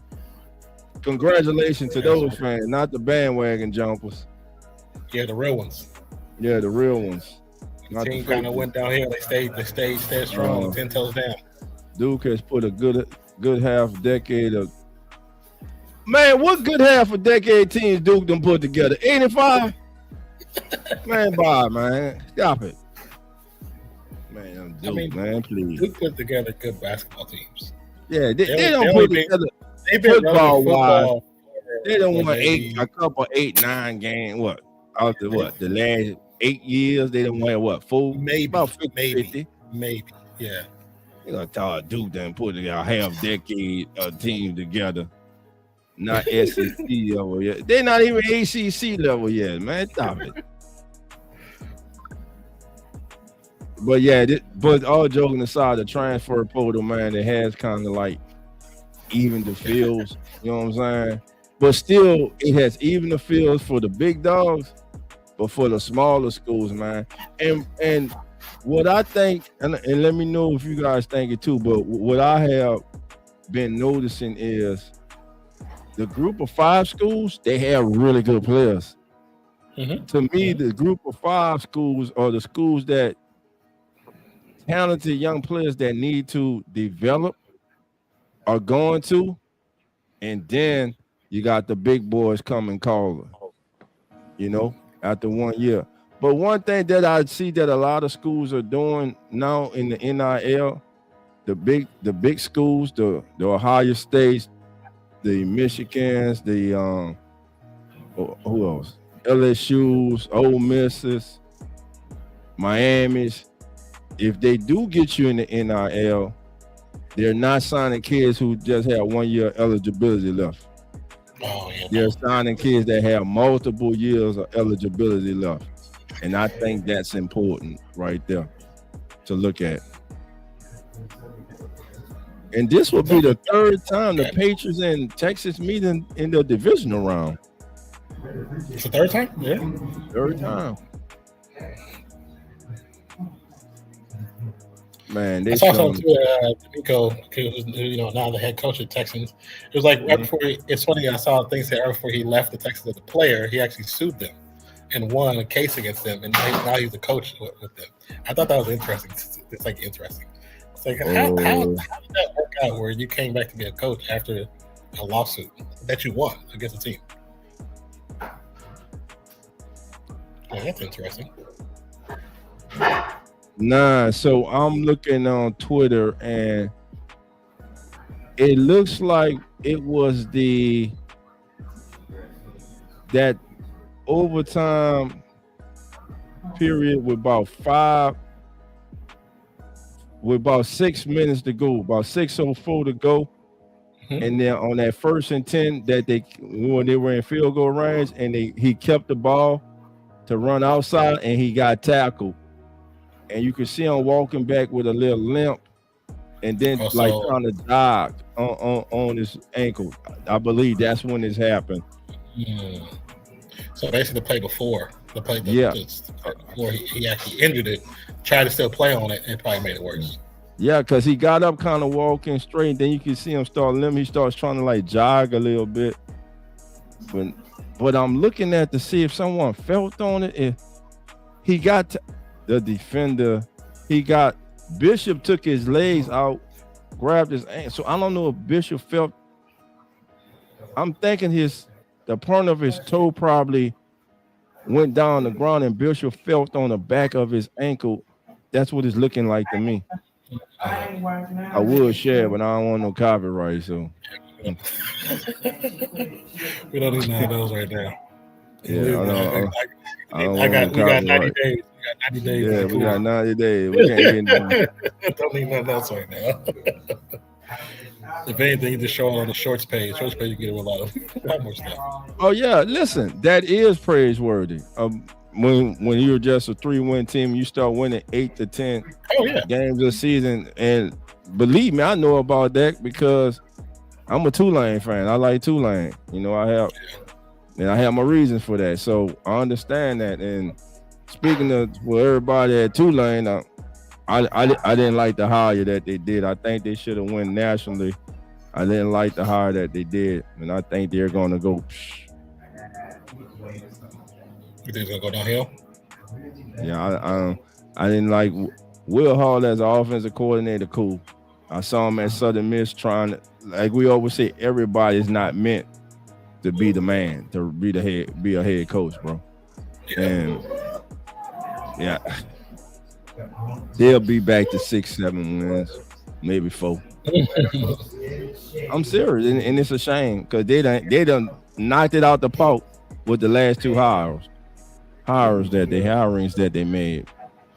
I just think there was a chance to get LSU defensive coordinator Baker. He's a former Tulane linebacker, but you had the athletic director coming out talking about he wanted to prove in somebody who had already been a head coach, losers mentality, right there, just doing what's comfortable for him. That's all that was. I hope I'm wrong, but all the players transferring out. You really haven't bought anything in of significance, so we'll see, man. I'm trying to look for something. I'm trying to find it real quick. What you looking for? I was looking at because the Pac-12, they actually realigned their shit. They lost all the teams. Oh yeah, I saw that. Supposed to be he was gonna fall. I saw that a couple weeks ago. Yeah, just added some more teams. I was hoping Tulane go to Pac-12. You said I was hoping they go to Pac-12? Yeah. I was hoping they go to Pac-12. I probably was by myself on that, but well, I knew certain teams were gonna go because they've been trying to get there for like the last 10 years. So I knew like Boise was going. I knew Colorado was going to stay up in there. I knew Fresno State was going because Fresno State was trying to be in the Pac-10 for a minute. Tulane Sunbelt. Because our baseball and softball have been part of the Pac-12 before we came to Pac-12. So gotcha. So they've been trying to get the football team there, but they didn't want to get the football team there. Are they? UCLA several times and almost beat USC several times, but it's not. Are they in Sunbelt? Tulane? Say Tulane? Are they Say in again? Sunbelt? No, is Tulane in the Sunbelt? Nah, man. American Athletic Conference. The AAC. You in Charlotte's conference? No, Charlotte's in their conference. Yeah, all right. Well, I can't say anything because they went like what 1 and 11. Tulane, I can't. Big dogs, baby. No, y'all can't talk right now. I mean, right now North holla at Texas me is now. the big dog. No, Yeah, man, North actually. Texas not. We the big dog. We beating North Texas. They We got the Tulane big there, dogs. North Texas. Memphis ain't really big in a while. No, I don't East know. Hey, That Memphis was good this year too. East Carolina and Tulsa. East Carolina's not. I don't know. Tulsa. I can't really Tulsa used think to have Charlotte went like what I gotta 1 go to and Tulsa 11 or Monday. something. Somebody might recognize me. Tulsa used to have a good team. And then, of course, Rice used to be a long time ago until they got blown up for those Dude, scandals. Dang, And Charlotte went remember, like they 1 had, and 11. They had South Florida left. Is South Florida there? South Florida was South there. Florida Bulls, yeah. They gone. Houston gone. They went to the Big 12. Mhm. So they left. They had a couple of teams that have left also. But nah, the AAC, man, they have been competitive. And I'll say after the Tulane and North Texas team, I think the quarterback from North Texas also went to where the coach went. Yeah, Oklahoma State. Yeah, he left to go to Oklahoma State. Yeah, head coach. He called coach to Oklahoma State, and that kid's nice. Yeah, he's good. But I mean, it was kind of. I mean, people that thought it was going to happen, I was like, he went to where he was being the most, like I said, confidence. Somebody puts confidence in you, and they believe it's a good possibility you're gonna leave. That person gonna leave too. Yeah. And you know the player and the OC going too. Yeah, you know the offense. Yeah. I know everything. You know, get a little bit more talent around you because of their pockets. Mm-hmm. Yes. And right now, there's no more. NIL is nothing but college free agency in college football. Yes. That's all it is. It's free agency. That's it. It's what was happening beforehand was considered illegal. Yeah, man. I was listening to college football on Sirius Radio. There were over 3,000 players in the transfer portal. 3,000. I definitely believe it. There are not 3,000 NFL talented players in college football. 3,000 players. Some players just kind of get in the portal. Yeah, just trying to find a place where they fit in. Or they think they fit in. Let me say that. I'm all for the players. I am. But this has got out of hand, bro. You got players transferring every year. They try. If you transfer 1 year, you should have to sit. You can't transfer for another 2 years. See, I don't agree with that. But you should be able to transfer every year, bro. But Not every. I think they got to stay the first 2. I feel like the reason why I like how it is now is because the coaches were able to leave whenever they wanted to, and players couldn't. And I think that's not fair to them as well. No, I'm saying they can leave, but I'm saying, all right, you leave this year, you go somewhere, maybe you don't like something else, then you transfer again the next year. Oh, that's too much. That's why we like to transfer back to back. No. Yeah, that's what I'm saying. Back to back transfer. I'm not saying don't transfer. Nah, you want to transfer. I think the only way I can see that is if there's like injuries and there's you know you're not getting PT when you come back. Right. Okay. Yeah. But now, if it's injury or something, maybe they appeal it and then they'll get a special waiver that'll allow them to do it for special circumstances. But just you transferring last year to this school, from that to this school, now you want to transfer to another? No, man, that's too much. And look, what do you think about the Ole Miss quarterback suing the NCAA for a 6 year? He got that last year. Now, was him applying for that year? Was it based off injury? I didn't see or he just wanted another. He was trying to get another year. I think he's trying to get another year. I'm not gonna speculate and say that it is or isn't because I'm not sure. Look, I know all I saw that he was trying to sue for a 6 year.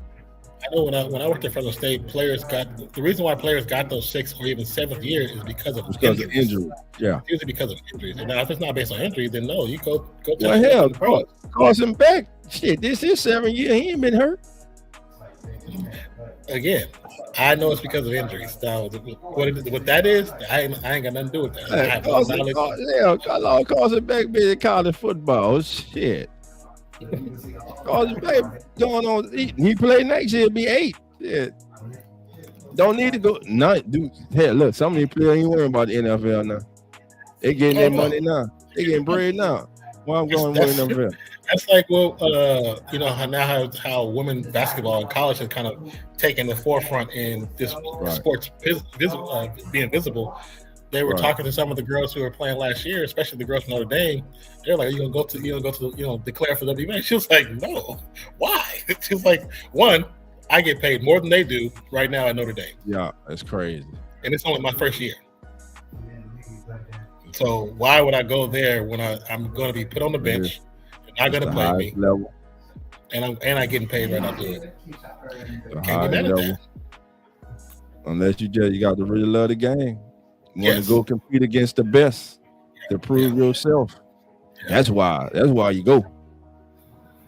That's why the women's game that rival that they were pushing is not getting the viewership that they thought it was going to get, and it's struggling right now. And I don't know what channel it's on, so I haven't been able to even try to watch it. Like I haven't seen it on YouTube. Unrivaled is where a lot of the women's from WNBA go to instead of going overseas. It's that other league they have. They go to Unrivaled. And it's not getting the viewership they were hoping. That's a league. That's a league. Yes, Unrivaled is a league. Yeah, it's an actual league. It started a couple years ago, but they have Unrivaled. It's basketball. There's baseball. There's volleyball, and they have several sports. Me and Zach ran across it like 3 years ago on YouTube. We ran across the main. That's what I saw today on YouTube. Yeah, but we haven't seen. We don't know where the live games are being played. We haven't seen them, and we're subscribed to their page. But we get no notifications, no nothing. So I don't know if they're doing stuff on YouTube or not. But I'm gonna have to look and do some more research. But it's more than one sports league under Unrivaled. Unrivaled is just like another option. And then of course, what's the girl who called out the commissioner? She has a league too that they started in Florida at the Walt Disney Complex. That's another league for women to play. Multiple leagues. Yeah, there's leagues where now they don't have to go overseas, and they can still. I mean, money-wise, all the leagues ain't paying competitively like that, but they're still paying them something where they don't have to go to Russia. They don't have to go to, Uzbekistan to go to play a women's league. You know, getting arrested and shit. Yeah, over a seed. You know what I'm saying? Over a damn seed. Getting 15 years for a damn seed. Which is crazy, bro. But, wow, that's crazy. Yeah, but I saw a quick post on X that said that they're not getting the viewership, and it's not necessarily a fail. It's just not what they were expecting. I think it's because there's no promotion for it. There's no promotion. Gotcha. You know, marketing is everything. Take it back off of it. But supposedly Paige Beckers is balling though. Oh yeah, Paige. She's good, man. She's good. Hopefully they actually utilize her correctly when she come back. They're not used her at all well. Hey, let me ask you a question. When it comes to women's professional sports, should the coaches be only women? When it comes to who? Women's sports? WNBA. When it comes to professionals, WNBA, should it only be women coaches? Nah, because it shouldn't be only men coaches in the NBA. I know, but it is at the head coach position. Should it only be women? Nah. Okay. I was curious. I don't think it should be, but we know there's been women coaches who've gotten opportunities in the pros as far as secondary and third down the bench, but never given the head coach nod. I don't know if it's because they don't think players would respect them or they just don't agree with that move. I have no idea, but every time I look at a WNBA game or even a college women's game, I'm like, I wonder if it should just be women coaches. Becky Hammond should be a coach in the NBA. Should have been a coach in the NBA for a while. Yeah. But I personally thought she was in coaching waiting when Pop retired. I thought it was going to be her. Was that what they said? Didn't they say that? I thought that's what they said. Okay, I thought it was just me when I heard that. I was like, okay, she's going to be the next head coach. And players seem to have accepted that role of her becoming the next. And respected them. And obviously that did not happen. You know? I don't know. Yeah. I think they do need more opportunities for women in sports. There's too many really good minds out there that should be just stuck to. You're right. Really too many. One side of the ball. You know what I'm saying? Like one side. So I think it should be more opportunities. But what y'all think, Jack?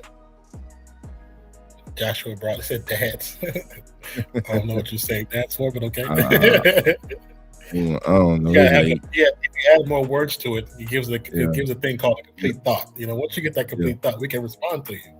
We can respond to you. What about them dads? About them dads. Them dads. Them dads are on. Man. Shout out to them dads. Shout out dads. I was watching somebody do like a top 5 thing. I thought we should probably start doing some else. Just like create some interesting shorts, like top 5 worst moments. I'm about to start some controversy. I'm about to try to go viral because I'm about to start shit by Josh Allen. Overrated ass. I think you need to start that today. Start that today. I know. Drop some shorts and let's just get these views, man. Josh Allen ass is overrated. Damn it. Tired of this shit. Hey, he took that cake with it. He took that cake with it. Yeah, that kryptonite on that ass tonight. Every time he put that cape on, and the Broncos kryptonite his ass. Man. I covered up short. I unfortunately do believe this was his best opportunity, and I think I'm not going to say it's going to be his last opportunity, but as these young players have come in and shown that they are better than what they were assumed to be, I think that window might be closing faster than what we thought for this. Right. And then, like you said, don't let Mahomes come back and they have built the team better for him to come back to. That's and Joe Burrow. Yeah. Joe Burrow, they give him an offensive line that can protect them. If we have offensive line, it's just different. It's different for him. It's different. Because what a bad offensive line. He still had 2 receivers over 1,000 yards. If they just give him the proper protection, he that dude, bro. That's scary. He's scary. Lamar win. Yeah. Lamar win, bro. Win. The Ravens talking about they gonna resign and they won't win. But win though. Do you resign him to like a multi-year contract, or do you say, hey, look, we like you, but we want to see if you really can do it? I'm not re-signing him until I see the head coach I'm hiring. And I want to see how that head coach, because it could be that. They could hire the right coach for Lamar Jackson, and he can bring in the right offensive coordinator, or he can be that right play offensive coordinator / head coach that he's been missing. My problem with Lamar Jackson, I said it right when we started Come On In Sports, and is that it was 2 seasons ago in the playoffs where it looked like, to me, he quit because they just weren't doing anything. And I feel like, is that his problem? He gets to a certain point, and where he can't do it by himself, he doesn't play to his full potential. Because, I can't run for 75 yards. I can't outmaneuver everybody. I can't do what I normally do. I'm not going to really put it all out there. Right. Well, I haven't seen that out of him personally. I haven't. So. No, I'm not saying I've seen it. I'm saying can that be part of his issue? Because like that playoff where they frustrated. That playoff where they were, I think it was 2 seasons ago, where it looked like it looked like he quit the playoffs. Mm-hmm. And I was like, you just can't do that. You have to try until the clock strikes 0. Now there's points like today, Niners wasn't going. It was done before, say they really tried. They 6 points, that was all they're gonna get. That's all she wrote. Yeah. But there's sometimes where you're closer than that and you can't give up. You have to keep trying. You have to keep pushing. Yeah, keep pushing till it's over, man. And listen, we understand the tough breaks that the Ravens have had. How many times have we saw Mark Andrews make tough catches and he drops that pass last year? Yeah. Come on, I mean, likely drops up. I mean, just they had some tough breaks, but at the same time, in those games, it shouldn't have to come down to that, because there were times in the game where Lamar Jackson didn't do what he was supposed to do. And same thing happened today with Josh Allen. Really, they had no business even being in overtime. but that speaks to the greatness of him. But at the same time, he ain't that great because he couldn't make the big play when he needed to. Again, go back and look at the game. He missed a touchdown to Cooks. He missed a big first down to the tight end Knox. It would have been about at the 10-yard line. He missed that pass. So we have to see. Real Turn 1 says Lamar will be in Miami next year. Who is Miami's head coach? They don't have one. They don't have one, so we can't say that. It's gonna be Halfling. Can't say that. It gonna be who? Gonna be Jeff Halfling. Jeff Halfling. Gonna be Green Bay's head defensive coordinator.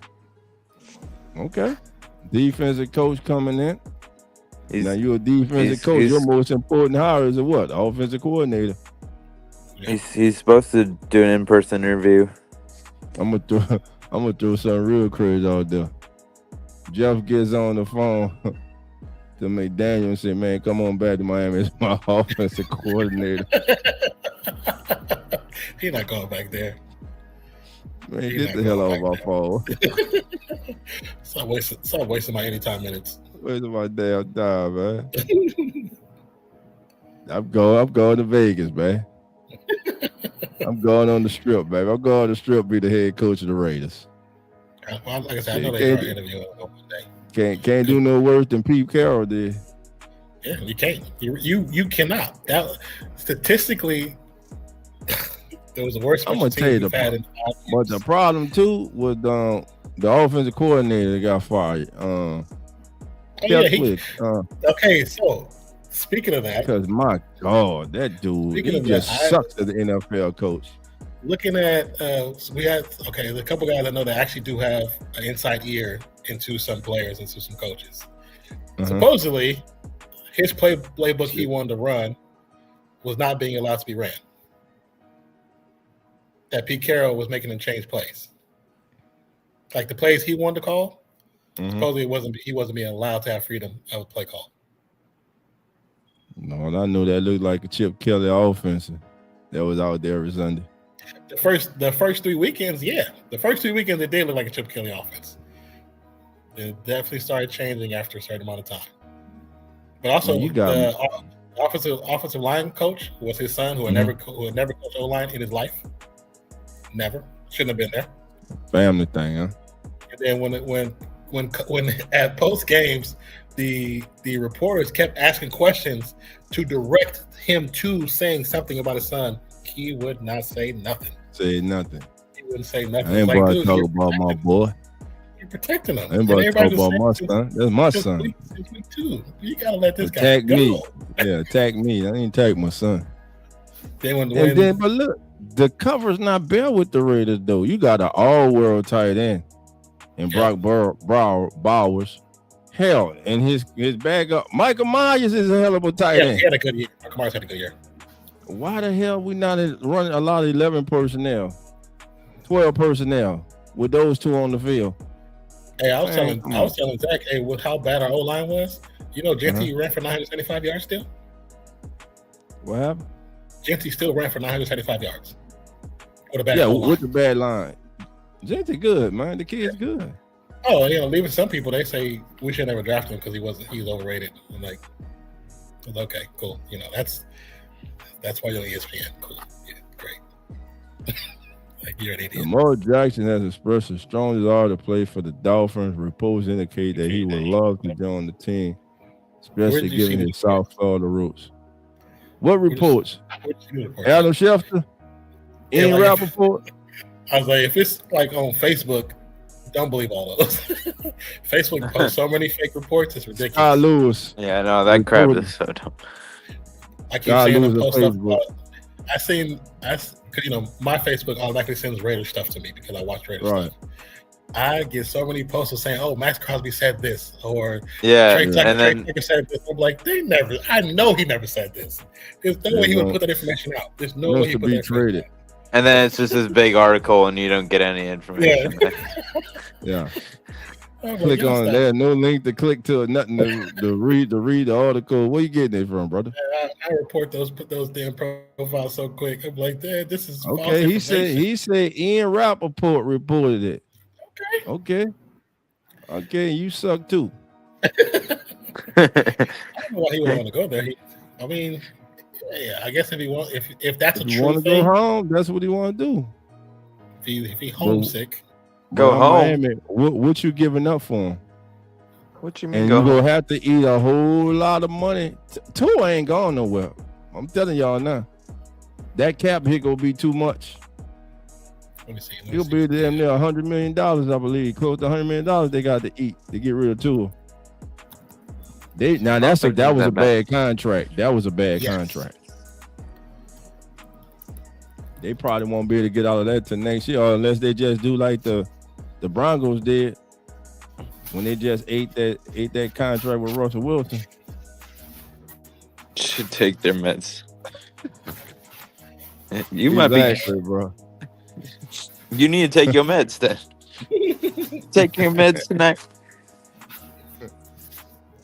Facebook. Playoffs? Playoffs? Facebook? He's averaging 53 million. Credible reports. Guaranteed at signing. He guaranteed 93. His practical guarantee is 167 million.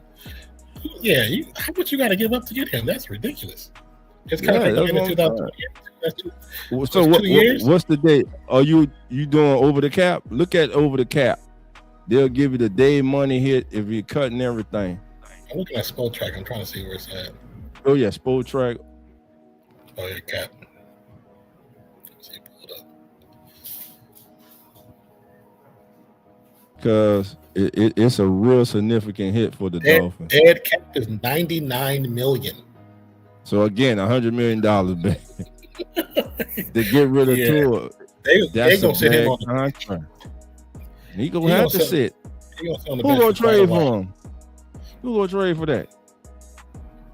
Man, if they trade for that means Miami's gonna eat half of the contract themselves. They're gonna pay for half the contract. You're gonna have to.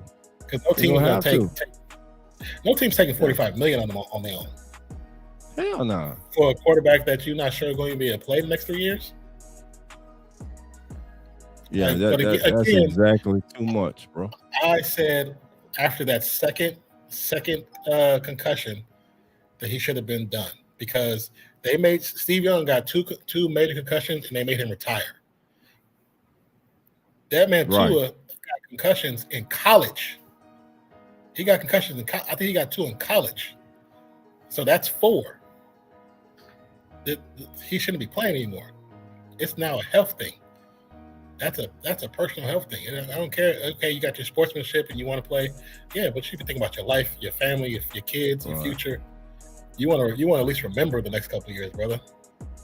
Because you got 2 major. I think he had 3 to be honest, but he had 2 major concussions since he's playing NFL. But he had 2 in college too. Right. So next year it'll be their best year to get rid of him in 2027. Because as you said, his day money and the cap savings, if he's cut before June the 1st, the day money is $99,200,000. Day money will be $42,932,353. Now that's before June the 1st. If he is cut post June the 1st, the day money is $67,400,000, and they in the negative by $11,130,000. They're in the red at $11,132,353. So now let's say he's traded before then. So if they trade him, the day money is $45 million. They saved the $11 million. But who the hell is going to take on the $45 million like you were saying? That's before June the 1st. Now, trading him before June the 1st, their money is $13,400,000. They say the cap saving is $42 million. Now, that's to trade him after. That's post June 1st. Pre June 1st, they'll be in the red for $11 million $67,647. Now, if they restructure him, their money would be zero, and they will save $30 million. It'll be a $30 million, $428,000 cap saving for them. They'll be in the green. Yeah. I think if you hear them if you hear them come out with a restructuring of his contract, they're going to get rid of him. Mm-hmm. Yeah, because they're going to probably put some kind of thing. Oh, just attend tryouts or attend workouts or something, and you get that $45 million up front, so they can get rid of it, and then just eat the other half. Right. So they'll probably restructure his contract to be moved, just like the Falcons did with the Cousins. Well, yeah. I mean, 20 touchdowns this year, 15 intercepts. A QB rating of 88.5, which his lowest QB rating was in 2020 of 87.1. Completion percentages went up. His completion percentage went up in 2024 to almost 73%. Might as well say because he was at 72.9. This year dipped down to 67.7%. His completion percentage. So interesting that his completions actually go up when Tyreek Hill doesn't play. That's weird, ain't it? I always notice that he throws less interceptions too when Tyreek Hill doesn't play. Because he's not trying to force the ball to him. Trying to force the ball to Tyreek Hill. Yes, that's what it is. He's not trying to force that ball. The Real Time says they were proud to restructure his contract to be moved, just like the Falcons did with Cousins. Cousins still with the Falcons. I think what he's saying too is just the restructuring part, like the Falcons, but I think they're gonna try to move on. If they restructure, I think they're definitely gonna try to move them. Yeah, restructure, push the money down, turn it to like signing bonus. I mean, it's not their best option, but like we said, they still got they got Zach Wilson, the quarterback, who's only getting paid $3 million, and then it ain't much. They're gonna have the first pick in the draft, Zach Wilson. They also got Quinn Ewers. No, I'm saying they have a quarterback option. It's not like they don't have any quarterback. If they restructure, Zach Wilson ain't better than Quinn Ewers, man.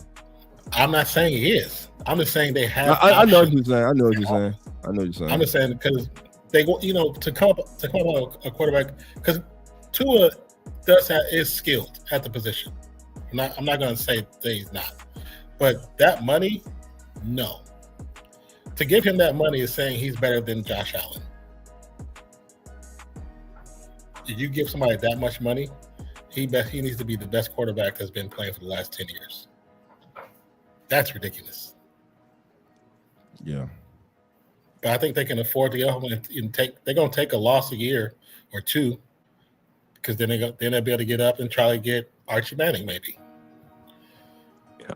I think I'm finna hop out. Man. All right, brother. All right. Yeah. Have a good night, brother. Yeah. I'll see y'all. Appreciate you as always.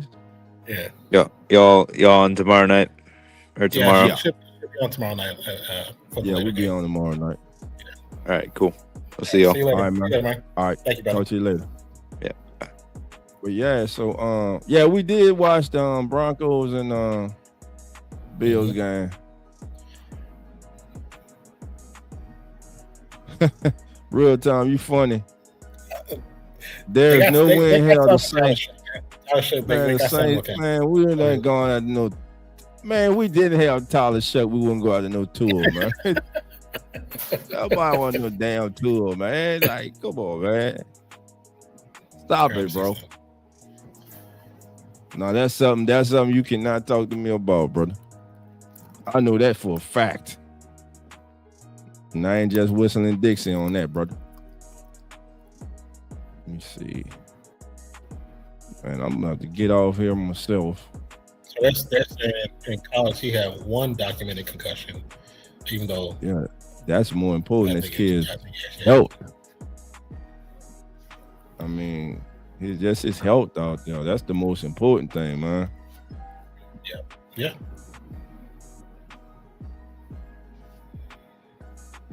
I'm a Broncos fan, and I think we got bailed out on that one. You talking about that pass interference?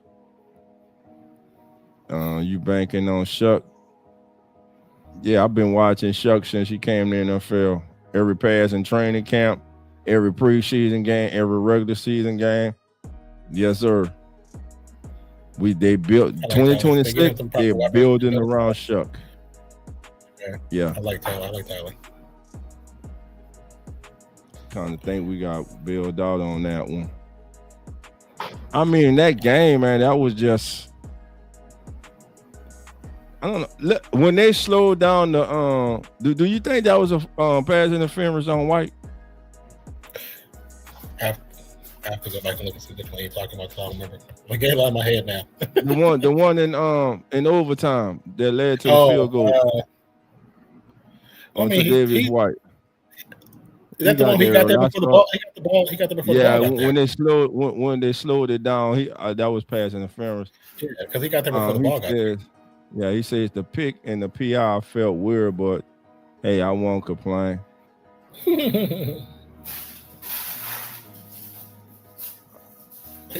I can see Shuck as a all-pro player. When the hell Tua was all-pro? Man, stop it. Shuck better than Tua right now. He better than Tua right now. I like Shuck, man. I think he's nice. Come here talking about my quarterback, bro. You probably one of them who saw him throw that pass at the combine, like, oh my God. This is the guy the Saints. Yeah, that guy on YouTube. Oh my God, this the guy the Saints getting?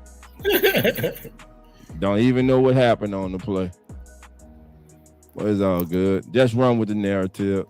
It's all good. Do your researches, brother. But nah, man, but real term, there's no way, even if the Saints wouldn't have hit, or Shuck wouldn't have shown the promise that he's shown and giving them the confidence to move forward with him next year as the clear starter, there's no quarterback controversy. He's the starting quarterback for 2026, hands down. Yeah. So, but even if that wouldn't have happened, man, they probably would have went in the draft. They would have went after another quarterback that will be free, and the quarterback in Arizona, Tyler Murray will be a free agent. I don't see Tyler Murray returning to Arizona. I said that I say unless they're getting a new coach. We don't know. Yeah. Did you see his post after they fired the coach? Like he put it on like that was his dude. He did. I was like, he's all gonna really miss you. I was like, you're the reason they fired him. Yeah, stop it, Colin. I told Zach, I said, I feel like Kyler Murray. Just go play baseball. And you're good at it too. Well, because I mean, he got drafted already. He's already drafted. He's on the A's already technically. There's no contract. So just go play baseball. You got a position, you got a spot already open, waiting for you. Just go play baseball for a season or two and figure out if you really want to play football. I don't think you want to play football no more. And we lost both. That hurts right there, man. That does hurt. Yeah. I feel y'all pain on that one, man. Losing both Knicks. I remember when we went to the playoffs, had to play in damn Mexico. Then freaking Carr broke his leg. I was like, oh, that's a wrap. I was like, all right, see you later. It was fun while it lasted. I know the feeling, and it's to fight as much as y'all did to get there, and play as well as y'all did to get there. Finally, but listen, it's not over though. It's not over. Still got to play the game. Yes. Jared Stidham might go out there and play the game of his life. Anything can happen. Like we've seen that. We've seen the no names come out there and have one or two good games. Right. But with that defense the Broncos have, all he has to be Sunday is a good game manager. No turn. Do not turn the ball over. You might not win the game for us, but do me a favor. Do not lose this football game for us. Check that. Now Sean gonna protect them to a limit, but there are gonna come moments in that game where he's gonna have to make plays. He's gonna have to make a pass. He's gonna have to make that run. So those are gonna be the key moments to watch in the game. As I always say, there are games within the game, and there are going to be those situations arise where he's gonna have to make that crucial throw on third down, or he's gonna have to make that crucial escape from the pocket and pick up a first down with his legs. Can he do it consistently without putting the ball in harm's way? Not just with interceptions, but ball security in the pocket, holding on to that football, not putting it on the turf, fumbling the ball also. And his supporting cast has to help him. That's a great question. Sutton can't be out there dropping passes, man. No. I mean, as a Raiders fan, to Jarrett Stidham, who used to play for the Raiders, listen, just be still. Be still in the moment. Be calm in the moment. Play the game that the coach has set for you. Don't try to do anything outside that play. Play what he tells you to do. That is a Super Bowl winning coach. Listen to him, and y'all can still win. Like you said, it comes to a situation like this where, like, just listen and be still and play the game that's set in front of you. Don't try to do too much. Yeah, I see. Don't try to do too much. You already make small. Just make the small thing. Small thing. I ain't say nothing, bro. I got you. It's funny though. I ain't gonna lie, it's funny. Hey, that's the one thing about when we send it to the mobile. You always get so many randoms. Which is cool. I love it. I love the conversation. I love it coming Just in. Remember, as much as y'all talk trash and you see us taking it with a smile on the face, you better subscribe. That's all I'm saying. You better subscribe. Yeah, just subscribe, man. You talk all the shit you want. I'm gonna talk it back to you too. You talking to the right one right now. I'm just not holding me back, really. Oh, by the way, instead of that, just play. I don't give a damn. Lil Wayne ain't never been a Saint fan. You know how many people in New Orleans that not Saint fans? Boy, I don't think I've ever seen him acting like that. Nah, he never did. I always like the Packers. Which is interesting. I always thought that was interesting.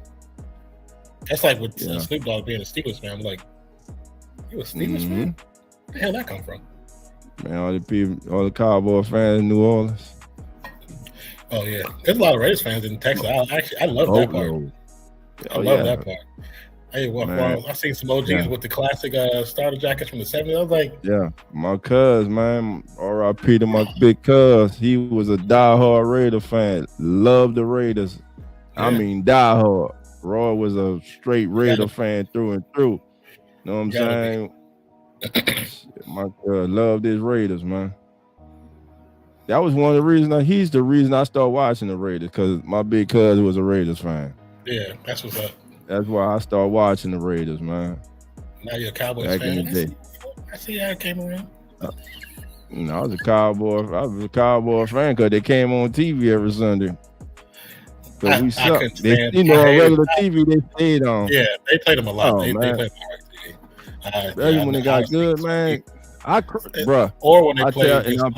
I cried on the catch, bro. Oh, really? I was a big Everson Walls fan. The White Claw caught that pass, I cried, bro. I ain't want the 4. I never did like the 4. Now I like Rice. I like watching them playing other teams, but I just couldn't stand there. First, used to beat the hell out the Saints, where everybody used to beat the hell out the Saints. Then so we were just going awful. But I mean, I saw them every Sunday. You know what I'm saying? I see them every Sunday. I was like, man, this man. Like, he caught that ball. I was like, did he catch that? How the last play of the game, man? Come on, Everson Wall. then you was repping. Everson Wall was repping GSU too, Grambling. You know what I'm saying? I was like, he representing the HBCU. You know what I'm saying? Louisiana, baby. You go out like that. Oh man, R.I.P. to the great Dwight Clark too, man. Yeah, yes, most definitely, man. That was crazy, man. But yeah, our big Tony Dorsett fan, the flex defense, Tony Dorsett, Ed Too Tall Jones, Randy White. Let's see, what time was that game? Robert Newhouse. Well, come on, man. A lot of y'all pretend Cowboy fans don't even know them names. Doug Cosby. I remember when I was a kid. I remember hearing about. I seen a report. I don't know, but it was a report how in training camp. This is one as a kid, so made me like dislike the Cowboys so much.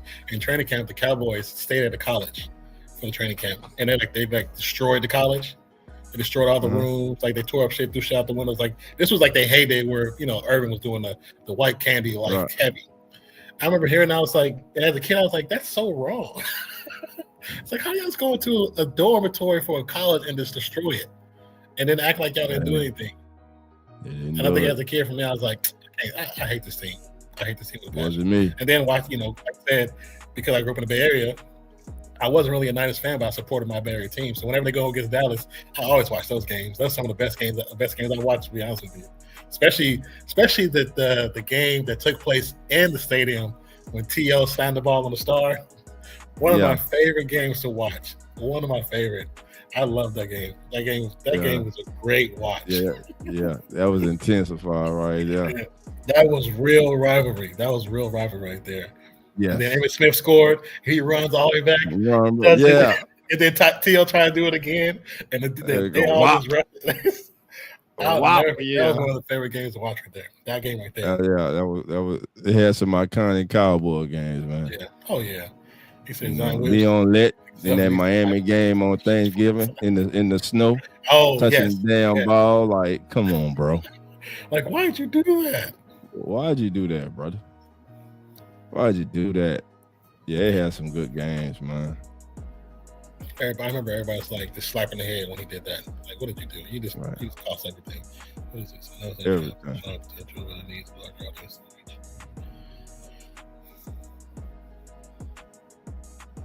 Oh, it's one of those bots. Okay. It says Zion Williamson's gumbo fixed stuff. Oh, that's crazy. Hell, boy, boy. Oh, they said protect Shook's blind side. Not gumbo thick is crazy. It's the only thing what's going on in Minneapolis right now is the Bay Area, LA. It's the real Cali. Bay Area is a little bro. They copy at least. Hysterical. Oh, you're funny. You're funny. If you really understood, how old are you? You're a child. Because if you younger than 30, you don't know what really starts California. We create the culture. Y'all might follow. We create it. Yeah. Tell them now. Yeah. We were just having this conversation, me and my sister. Bay Area starts the culture, brother. We are the wave. You just think you're riding it. I like that. But no, it's fun, boy. I tell you, later we stay on. We go get them weirdos. And like I said, I don't care. I like it though. Subscribe. Whatever channel you're watching from, you need to subscribe to those channels. That's it, man. We have fun like this all the time. Subscribe. If it's a Fandemic page, subscribe. If it's on Twitter, you better follow us on Twitter. Follow us. Follow us. Yeah. Facebook. It don't matter. And Twitch. Did you guys watch the game? First one good, but the 49ers game had great potential. It turned out what it turned out to be. Niners just had the bed, but the game before turned out to be much better than how it started. But at the same time, like Dolph's saying, Bill shot themselves in the foot. Well, Josh Allen shot himself in the foot.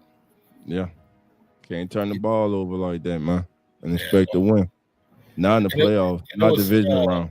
Yeah, and it was crazy because the weekend before, they were talking about how all in these playoffs, how statistically he's this great. He's like first and second and everything. It's like, that's cool. That's cool to be first and second and everything. But to lose like the way he did, it's terrible. He said, help build the Golden Gate Bridge. I ain't that old. Damn. That's old as shit. I ain't there. Alcatraz was closed, brother. When I was born. Alcatraz was closed. Crazy, man.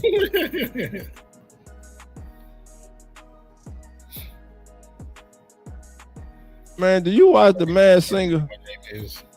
I've only watched it when I've seen it before in the beginning when first certain people. Yeah, I haven't watched it. I don't ask because it's on my TV right now. Yeah, I've seen it when they had like, you know, when I used to stream on Twitch, when I stream gaming, there's a couple of gamers that was on there, so I watched it when they did it, but I haven't watched it since. So I'm a Redskins fan, and my name is Robert from Mexico. Oh, well, hello, Robert. Welcome in. Hello, Robert. Welcome in. Mexico. I have some people that's in Mexico right now, so some friends and family. All right. Subscribe. Come on in. Join the family, man. Join the fun. Hit that subscription. Yeah, hit that subscription wherever you at. Hit it.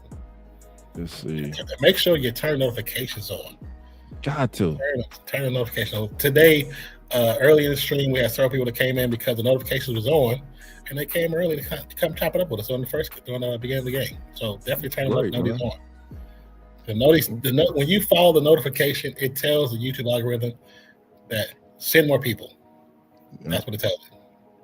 Hey, also help the channel grow by leaving comments. Leave comments. Yes. Leave comments. Will definitely answer comments. Yes. See my sports world. What's good? What's going on? How you doing? Hit the thumbs, baby. I'm looking at their thumbnail. Let me see. Is that okay? I thought it was basketball trophies for a second. I was saying, but you're a Celtics fan. I thought that green. I was like, oh no. Hit the thumbs, baby. Wow, Seahawks 13, man. Yeah, that was a hell of a game by the Seahawks, man. Dominant performance by them today. Yes. Defense, special teams. Sam Darnold did okay, did enough today. You know, did what he had to do. Really didn't have to play heroic today. I mean, especially like I said with the oblique injury, because that every turn you make is you're in pain. Hurt, painful. So, well, you know they shot it up though. Yeah. But right now, right now though, right now, he feeling it. That's what I'm saying, man. We look at these guys on the field, man, and we don't really take into consideration what these men have to go through, you know, to get their bodies ready to play. They go through a lot. That's why they deserve every penny they get. Later on, when they're saying, you know, from game 6 to game, I was injured. I was injured that whole time. You know, he's like, sometimes it takes a lot to get out of bed. And you're like, we don't think about that part. We think about just seeing them on the field. We don't think about them in practice, the practice video, and the day of the game. That's it. And just think of those players who have kids, and they want to go and be out with they can't because they are in pain. They are so bad they can move.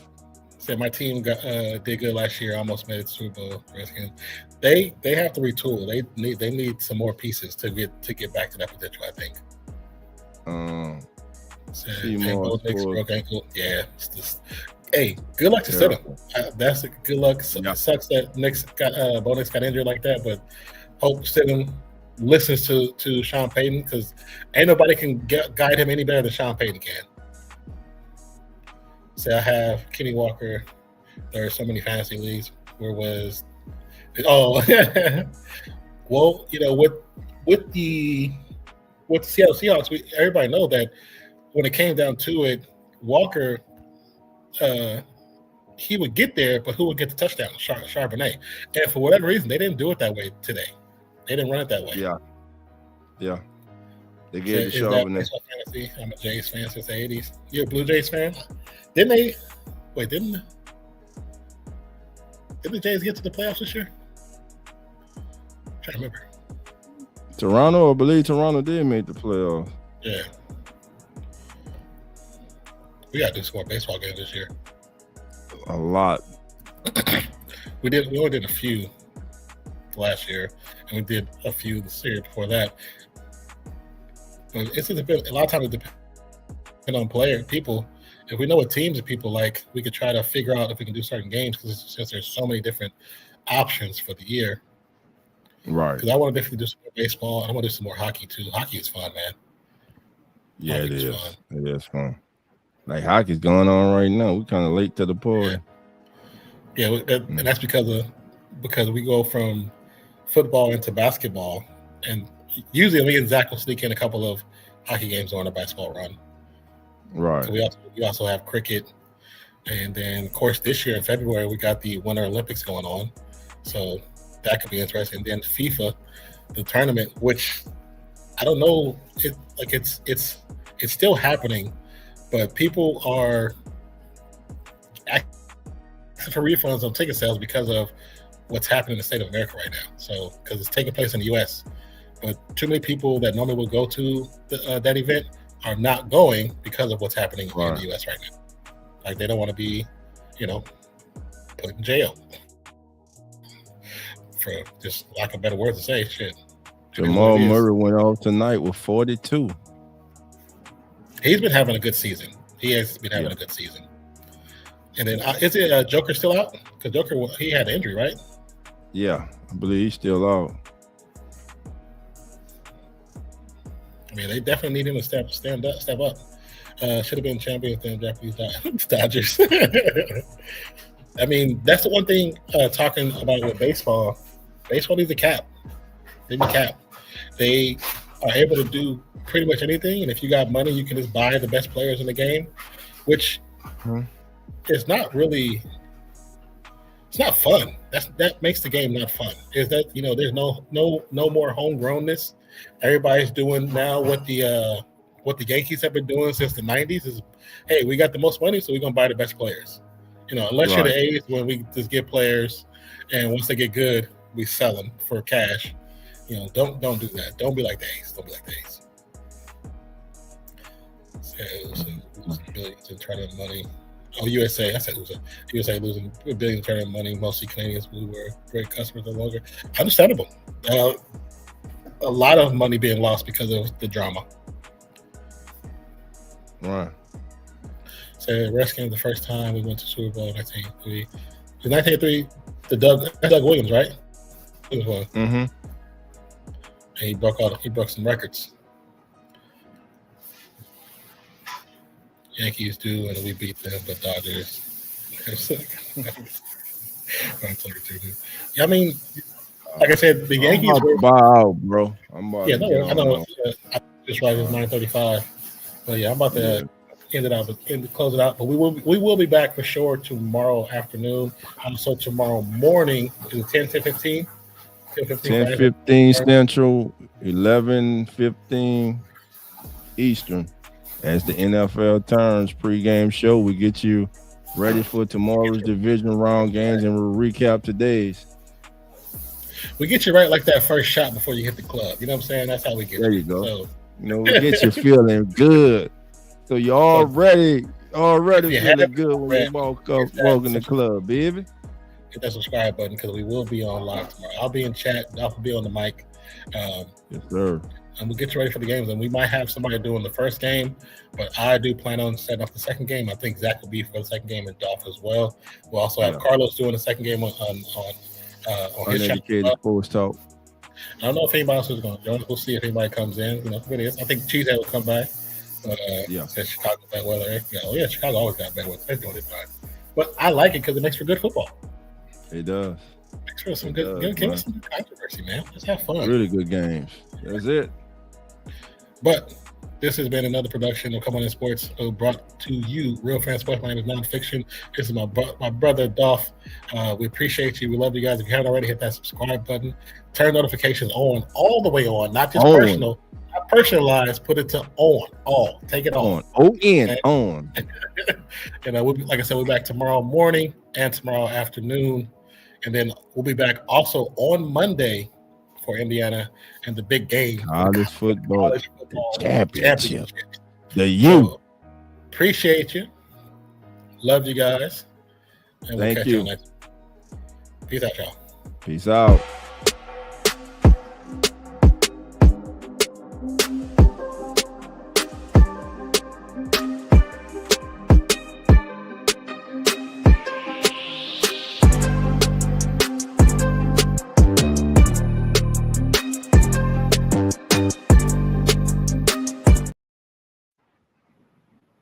Mm-mm.